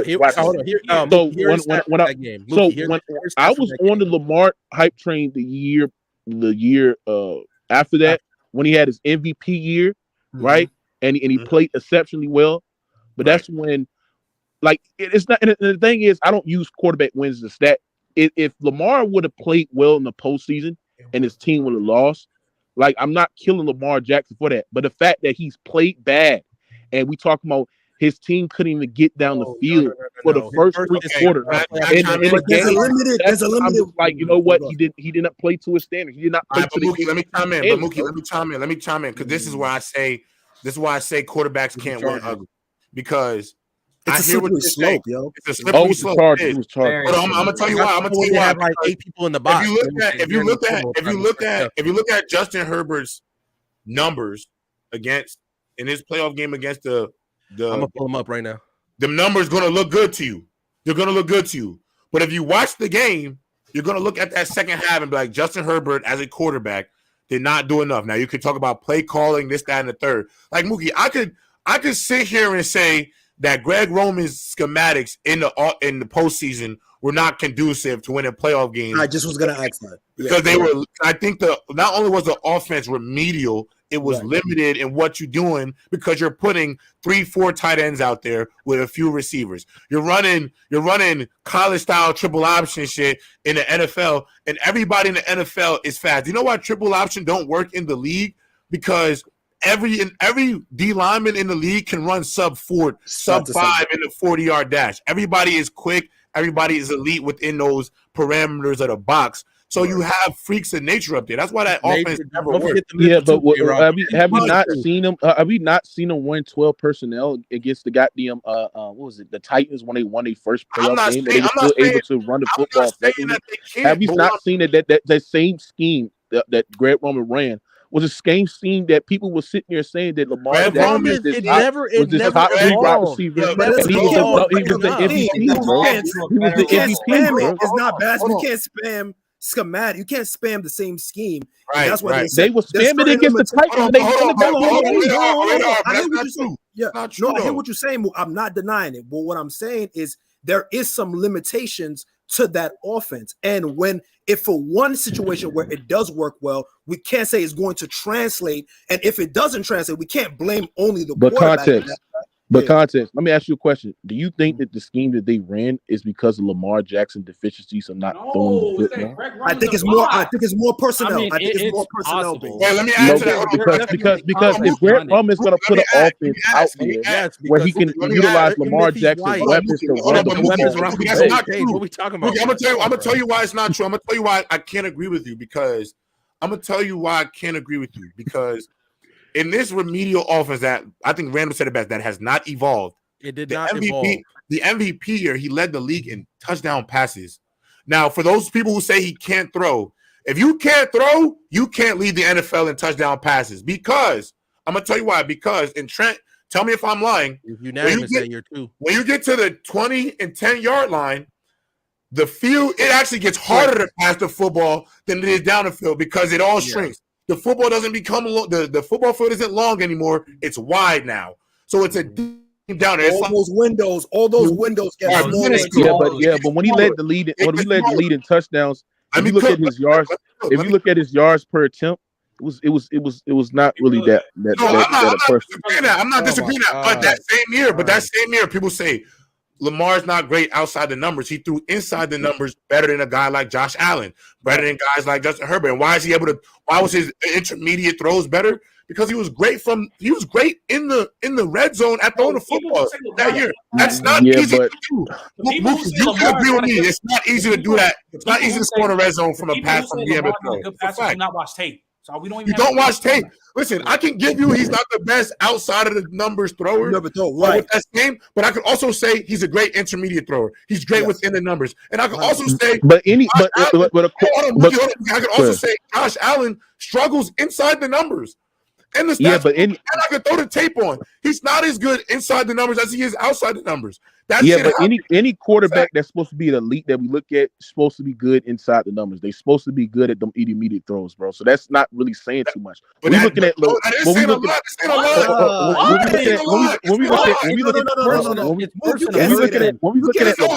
no, Mookie, you do know how small the windows are in the NFL. That's what I was gonna say.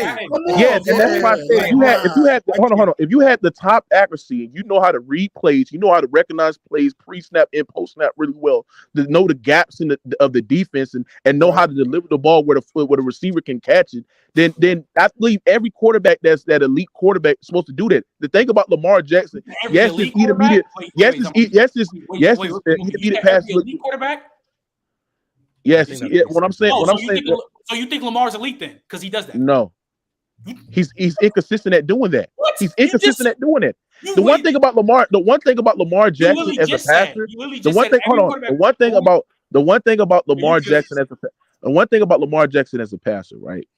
The thing about Lamar is his accuracy is very, very inconsistent as a passer, bro.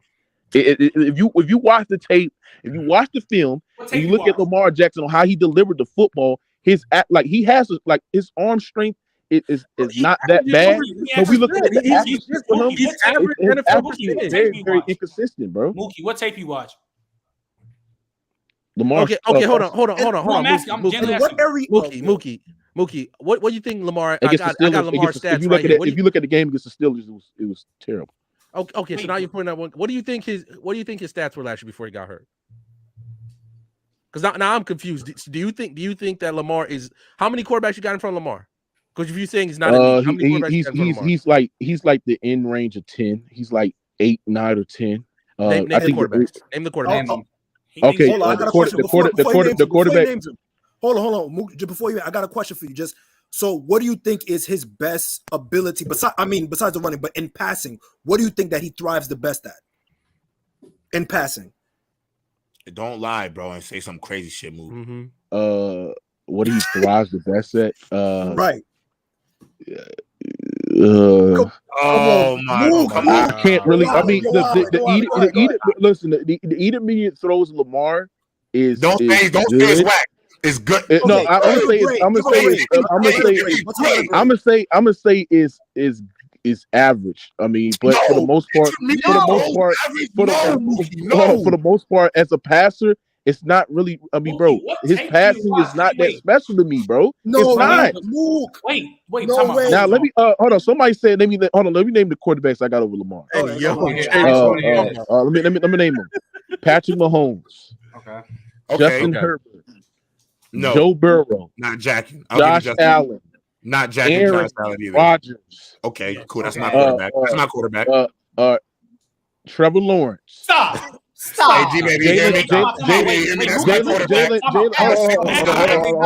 on. I'm not done yet.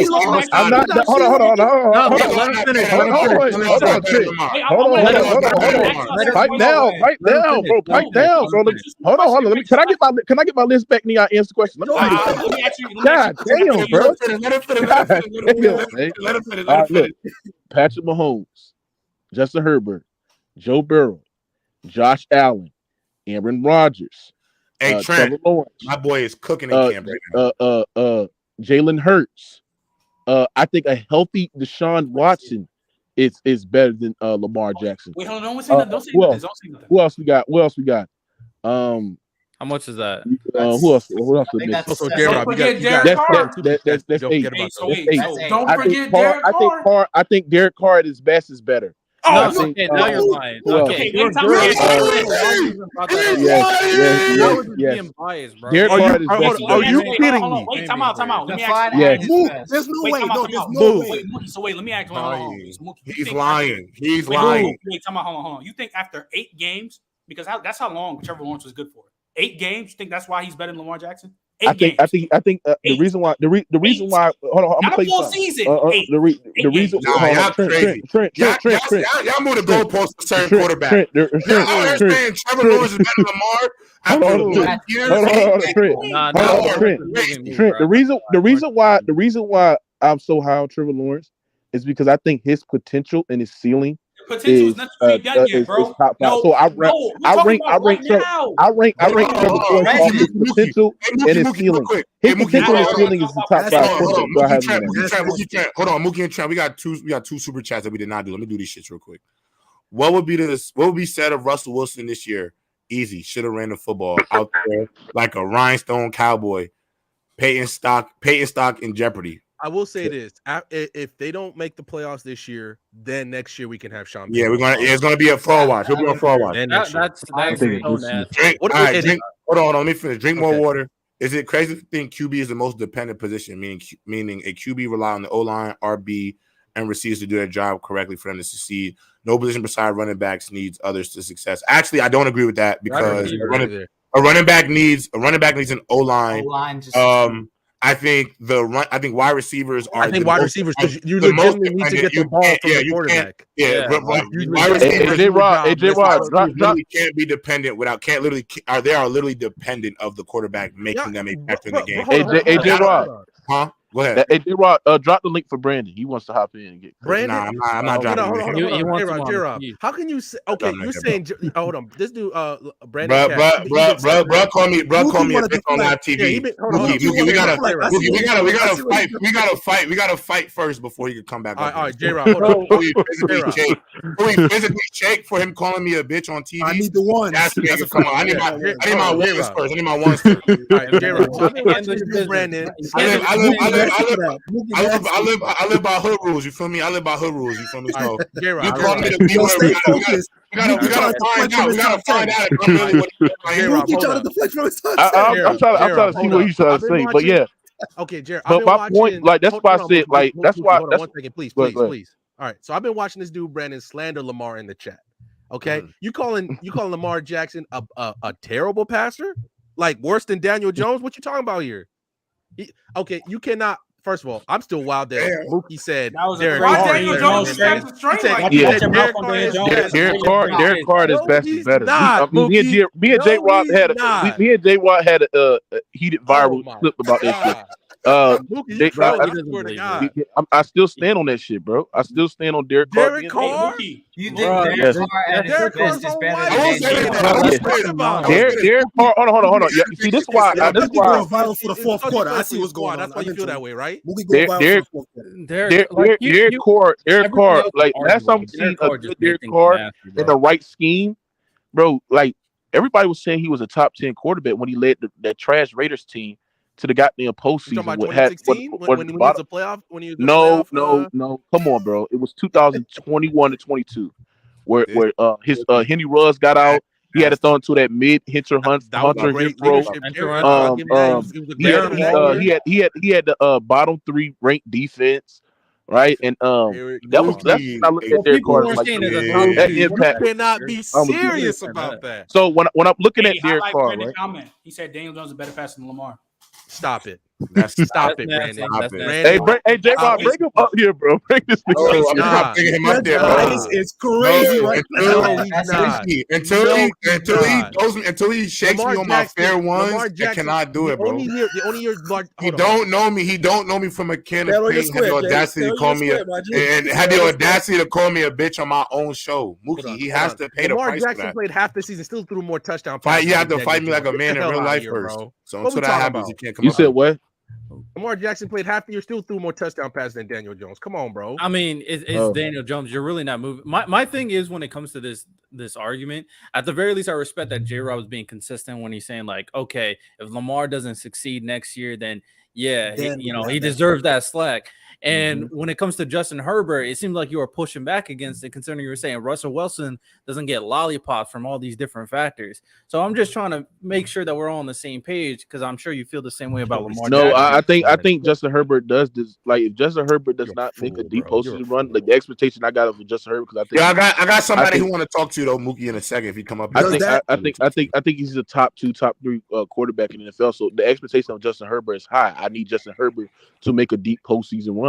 Now, if the context with the injuries and shit like that, like, I seen Justin Herbert with injured wide receivers, injured defense. So he has less injured second wide receiver help, inadequate offensive schemes, make the playoffs. So I would need Justin Herbert to make it through the AFC Championship game. So if he's only made the playoffs once. He's only made the playoffs once, which was last year. Mookie. Okay, what's the point? What's the point of that? You saying, oh, come on, bro. If he doesn't make the playoffs, because we know the AFC is very tight, very competitive, a lot of teams. If he doesn't make the playoffs, how you feeling? It's expected for him to make the playoffs. I know. I'm saying if he doesn't make the playoffs, let me ask you this: if he doesn't make the playoffs, then he gets criticized. Absolutely. Then how far do you think he should get in the playoffs this year with the team that he has? I think they're ceiling to me. I think the expectation for me is the AFC Championship game. For the Chargers or the Ravens? Chargers. Hey, hold on. When you say the Ravens, we have a home marker. We have a home marker. Question. I also have this question. So for the Broncos too, because we never actually asked that question. You said the Broncos got to make a deep playoff run. What's the expectation for the Broncos? They got at least to win. They got at least win. They got at least win one playoff game for me. I don't know. If they win at least one playoff game, then I would say that's a positive season. Because yes, the AFC is tough, and I know that they like one game away. Huh? That's nasty, G, baby. That's nasty. What if they control Herb and Herb is now 0-2 in the playoffs? Then what? You putting Wilson over Herb? No, hell no, you're not. All right. Oh no. Better yet. What if the Ravens beat the Chargers? Oh, he's gonna be sick. He's gonna be sick to his stomach, bro. If the Ravens beat the Ravens, that's real quick. J-Rob. If the Ravens beat the Chargers, I would be shocked. But like I said, Mookie gonna pull up to PC ground and say Kawhi Leonard is the greatest NBA player. That's exactly what happened. The show. The Kawhi Leonard. The way you came for Kawhi Leonard, and I rock with Kawhi Leonard, but Mookie, you nasty about Kawhi Leonard. And man, Kawhi, that's definitely biased. That shit is biased. but love Kawhi Leonard makes no sense. Big difference. G baby. Big difference. Kawhi's a 2-time champion, 2-time Finals MVP. Facts. Historically, one of the greatest players of all time. It's no comparison. He gets the benefit of the doubt. He gets the benefit of the doubt.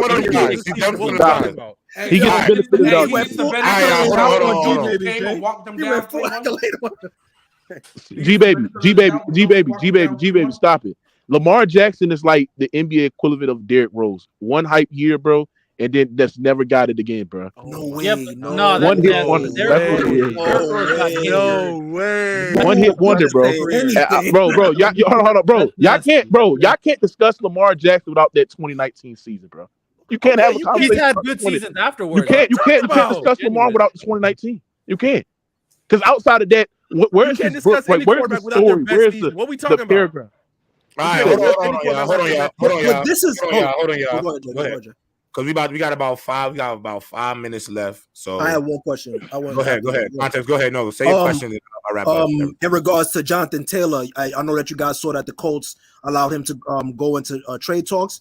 I heard that they said that the Cowboys are trying to pick them up. What do you guys think about that? And then also, I'm not mad at that.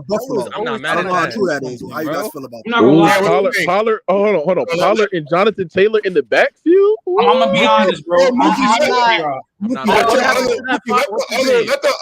the G baby Mookie, let the other Saints fan get his little run real quick. What you think, man? Like, I don't know. It's just the problem is I feel like Jerry. The thing is, even if they do get Jonathan Taylor, I'm not saying that I still think they will make the playoffs, but I don't know if that team is still. My biggest issue with the Cowboys is not just with we say this every year.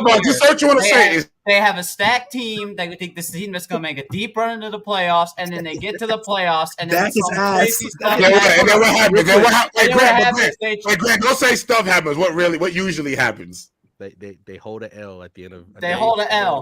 Why are they holding the L? Why do they hold the L? Who usually is the reason why they holding that L? As long as Jerry Jones is still because number 4 at quarterback. Because of that. Speaking of fraud coaches, Mike McCarthy, we definitely got to talk about. Yeah, Mike McCarthy. Yes. Mike McCarthy is on fraud watch. 100%. No. J-Rob, he's not on fraud watch. He is a fraud. I think he might be a fraud. After this season, he's probably done. He's probably done with the Cowboys. Yeah, if he gets to the playoffs, no, he's not. It's Jerry Jones. You know he like his yes man. Mike McCarthy gets to the playoffs this year, and then they don't at least get to the championship, then Mike McCarthy's done. He's done, bro. Got to be. How many teams if they get Jonathan Taylor? How many teams if they get Jonathan Taylor makes him a Super Bowl contender? I think he might go to the Chiefs, bro.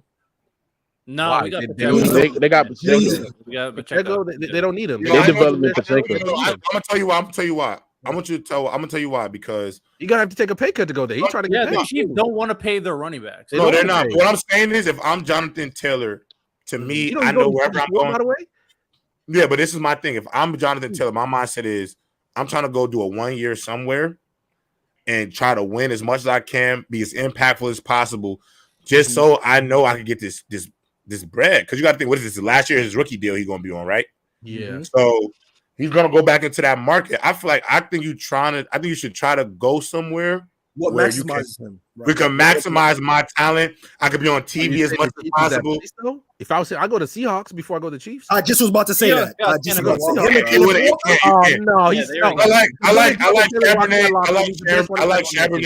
like Charbonnet and I like Kenneth Walker. I don't think they need. I'm telling y'all. That's back on that team. He's going to the Buccaneers. He would be. He would be though. They don't have anything. He's not going to go there. He's not going to Buccaneers. Like he's not going there. That's a nasty place to go. He's going to get his Mayfield as a quarterback. Want his bag. He's going. What about the Dolphins? What about the Dolphins? I was thinking about that. Was the second spot. Getting Jonathan Taylor has all the leverage because he can tell a team, if you trade for me, I'm not re-signing with you. So true. Hey, you know where he needs to go for real? He's not coming to the Jets. He needs to go to Chicago. Like 4 Nah, go be an Eagle, bro. They don't need him, man. You got They Swift don't. and what's his They name? don't need him. They don't need him. They don't don't? need him. But They they don't do get need him? him. Oh, they But got could get him. and You get a different. Listen. If I'm Jonathan Taylor, I'm only going to teams that I know could potentially win a Super Bowl. That's it. I don't know. Hey, J-Rob, Brandon said context is J-Rob calling Dak a fraud when Dak was better than Lamar in the playoffs. Yo, rated R, stop giving this man so much. No, I'm just reading that. Stop giving this man. Hey, Mookie. That's Brandon's man. I see what's going on. Mookie, let's start putting these. Let's put these comments out when they send super chats. He sent that super chat. Oh yeah. That's true. Let's make sure we get in his bread, bro. He ain't sending no bread. He just talking, bro. You glazing him, bro. You glazing the hell out of him, bro. You been glazing. I'm not glazing. He deflected from his top 10. He knew what he was doing. My top 10. I like my top 10. All right, but hold on, y'all. This has been. We should. Hold on, y'all. This is my last question. And then we got to slide. Because we're a little over. Open field went a little. Open gym went a little later, so we went a little over ourselves. Our last question. I want to hear about everybody. Sam Howell looked really good in his preseason game the other night. Eric Bieniemy looking like he know how to call some offense. If somebody. Wait. Ask my question. Let him ask the question.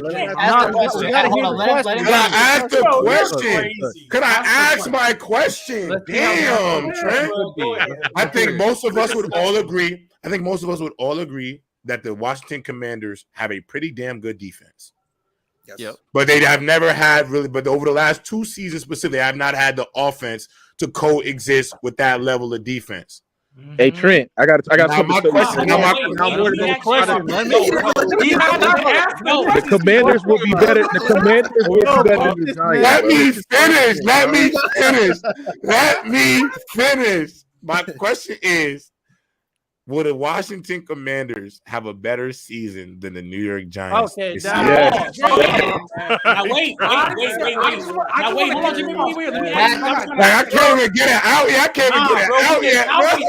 How are you going when G Baby talk about CJ Stroud? He's not looking too good. Oh, it's preseason. But when Sam Howell plays one good, look at Eric Bieniemy. Sam Howell.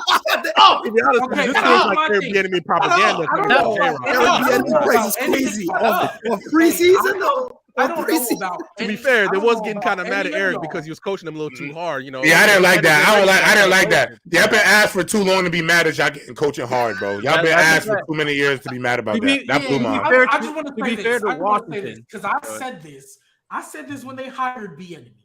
I said, hey, don't be surprised if Commanders offense comes out next year. If Sam Howell don't look as bad as he usually do when Eric Bieniemy got that with Dotson and McLaurin. I said McLaurin, Dotson, Brian Robinson. I love watching them play. They got some players. Yeah, they got a good. Washington have a good roster. People forget. The Commanders and the Giants were neck and neck last year. J-Rob, are you saying they make the playoffs? Is that what you're trying to say? Because every year, what? No, we better than the Giants. So let me ask this. So hold on, let me say this. Who wants to put bread on? I am not putting no bread on the Commanders. Mookie, you said this. Who wants to put bread on it? I said Mookie. You said the Commanders gonna be better than the Giants. Absolutely, nigga. Oh, we're talking spicy. Just talking spicy. Let's go, Trent. You said what? Oh, hell no. 100. I like the Commanders over the Giants. I like the Commanders over the Giants. I think it's going to be close. Between both. Where you want me to go?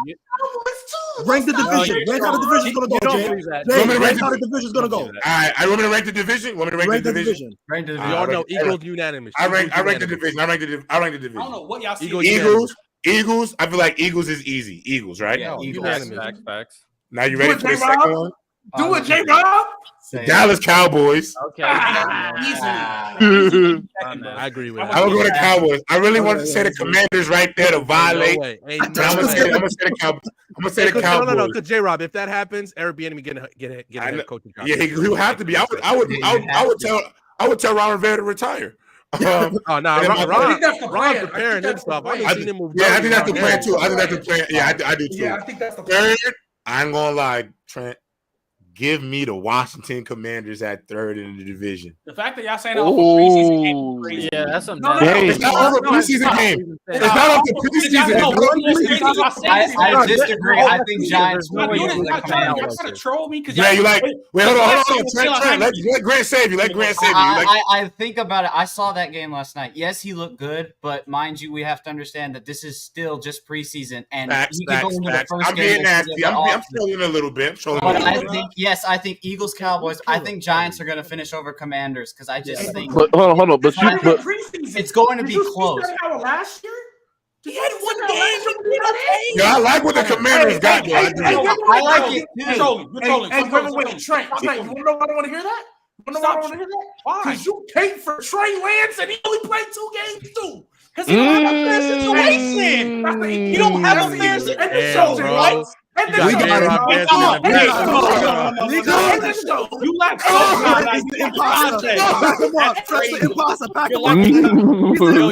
so much context, bro.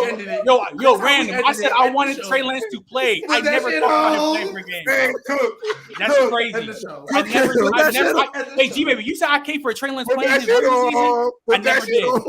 I never came. Hey, what you mean? my boy he's not that bad. What do you mean? I swear, that's the imposter. We gotta pack him up. We gotta pack him up. Put that shit on. Put that shit on. Put that shit on. Hey, Grant. Hey, we see you. We see you, Grant. Yo, we fucking Trent right now. Blaming yo. Damn, Hey, Mookie, we ain't let you go with that slander though, bro. Yeah. I will never forgive you. I will never forgive you for that. We're gonna spin the blood. Hey, watch. The minute the Saints season's over, they don't make the playoffs. He's slandering the hell out of it. He's slandering the hell out of it. Pulling up the Mook channel too. Absolutely. Yo, you said what? Mookie, how much you putting up? She said you're gonna be better than this. How much you putting up? Mookie, how much you betting? Hello? On the Commanders. Hey, hold on. We could do 100. Oh yeah, we'll take that. I ain't gonna lie. Thank you for the $2. Thank you for the $2. What's gonna happen for that to happen? You're bugging, but thank you for the $2. Hey, make sure y'all witnesses, bro. 100, bet. 100. Now we here. We all seen it. All right, chat. All right, panel. We appreciate y'all. We about to have to slide. I'm gonna next show more times this week. Yes, Open Field is weekly now. Open Field is every Tuesday, every Thursday. So Grant, Random, I expect y'all to be back up here. Trent, Mookie, me, Trent, Mookie will be back up here for sure. I'm gonna get the black face too for you. Make sure y'all back up here. We definitely love the way y'all been chopping it up. I'm gonna make sure I didn't miss no super chats. Here we go. Caleb Farley house blew up today. He's corner for the I think. Yeah, I know what that is. He was on. He's on the Titans now, but I think he was actually on the Commanders at one point. RIP, man, that's crazy. That's crazy. Mookie trolling. You don't believe that Derek Carr pick, man. Derek Carr paid for the Broncos. There's no way. That's ridiculous. G baby, no, I believe that shit. Hey, I'm gonna be. Hey, chat. I'm gonna be. Obviously, the next show today is By Any Means. So we back up here again. A lot of the same cast. We back up here at, I want to say 5:30 Pacific, 8:30 Eastern time. It's fantasy football day. So if you're ready, it's a fantasy draft day. The draft is already set up. We're going to randomize at the start of the show to figure out what the draft order is. So we're doing a draft on By Any Means today. Trent will be there. G baby, you in the league? Are you in the league? I'm right? back because I have class. I wish y'all let me know earlier, but I'm gonna Trent's in the league. Watching. Trent's in the league. Mookie will be in the league. But it'll be a different group. It'll be I think Lonnie. I'll tell you right now who's in the league. So it's me, Trent, Nick Dawson, Ben, Mookie, Tegan, my boy Zay in the clutch. Nigel's making an appearance. You haven't seen Nigel on no football in a minute, so Nigel will be there. Lonnie Williams and my boy Trey. Who played at UCF, who'll be in there. So make sure y'all pull up for the By Any Means NFL Fantasy Football Draft. And make sure y'all here Thursday. We back at it again Thursday for another episode of By Any Means panel. We appreciate y'all for sliding. Hey, Huncho, since you my op, why you on random's head but not context? Stop playing with me. Why catch this great G, baby? Why catch this great? Huncho my op. So I gotta J-Rob, I think one day for open field. Wait. Brandon, Who hating on me right now? What are you talking about? Get it on. No, stop making him famous because he be sucking me off in the chat. Like I gotta stop making the wrong people famous, bro. I'm not making him famous. Let me live. I'm not making him famous. I'm just lying with what you talking about over I'm not making him famous. I'm not making him famous. No, we still live. I'm not making him famous, but the last thing I want to say is for Thursday's episode, I need y'all on y'all P's and Q's. If you know college football, please pull up to the show this Thursday because this weekend is a great day. It is the first weekend of college football. So please, if you know your college football, please pull up to Open Field. I got YouTube. Shout out to Drake J-Rock. I can watch all that. Shout out to Drake May, man. Of course, shout out to Drake May. Because shout out to Drake May. Yeah. Shout out to Drake May. He is baby Herbert though. I like Drake May a lot. He is baby Herbert though. He is baby Herbert. But Caleb Williams is baby Mahomes, and that's better than baby Herbert anyway. But with that being said, chat, we appreciate y'all. See you Thursday. We're talking college football. We're talking about University of Colorado 8 to 10 wins. I'm joining the thing.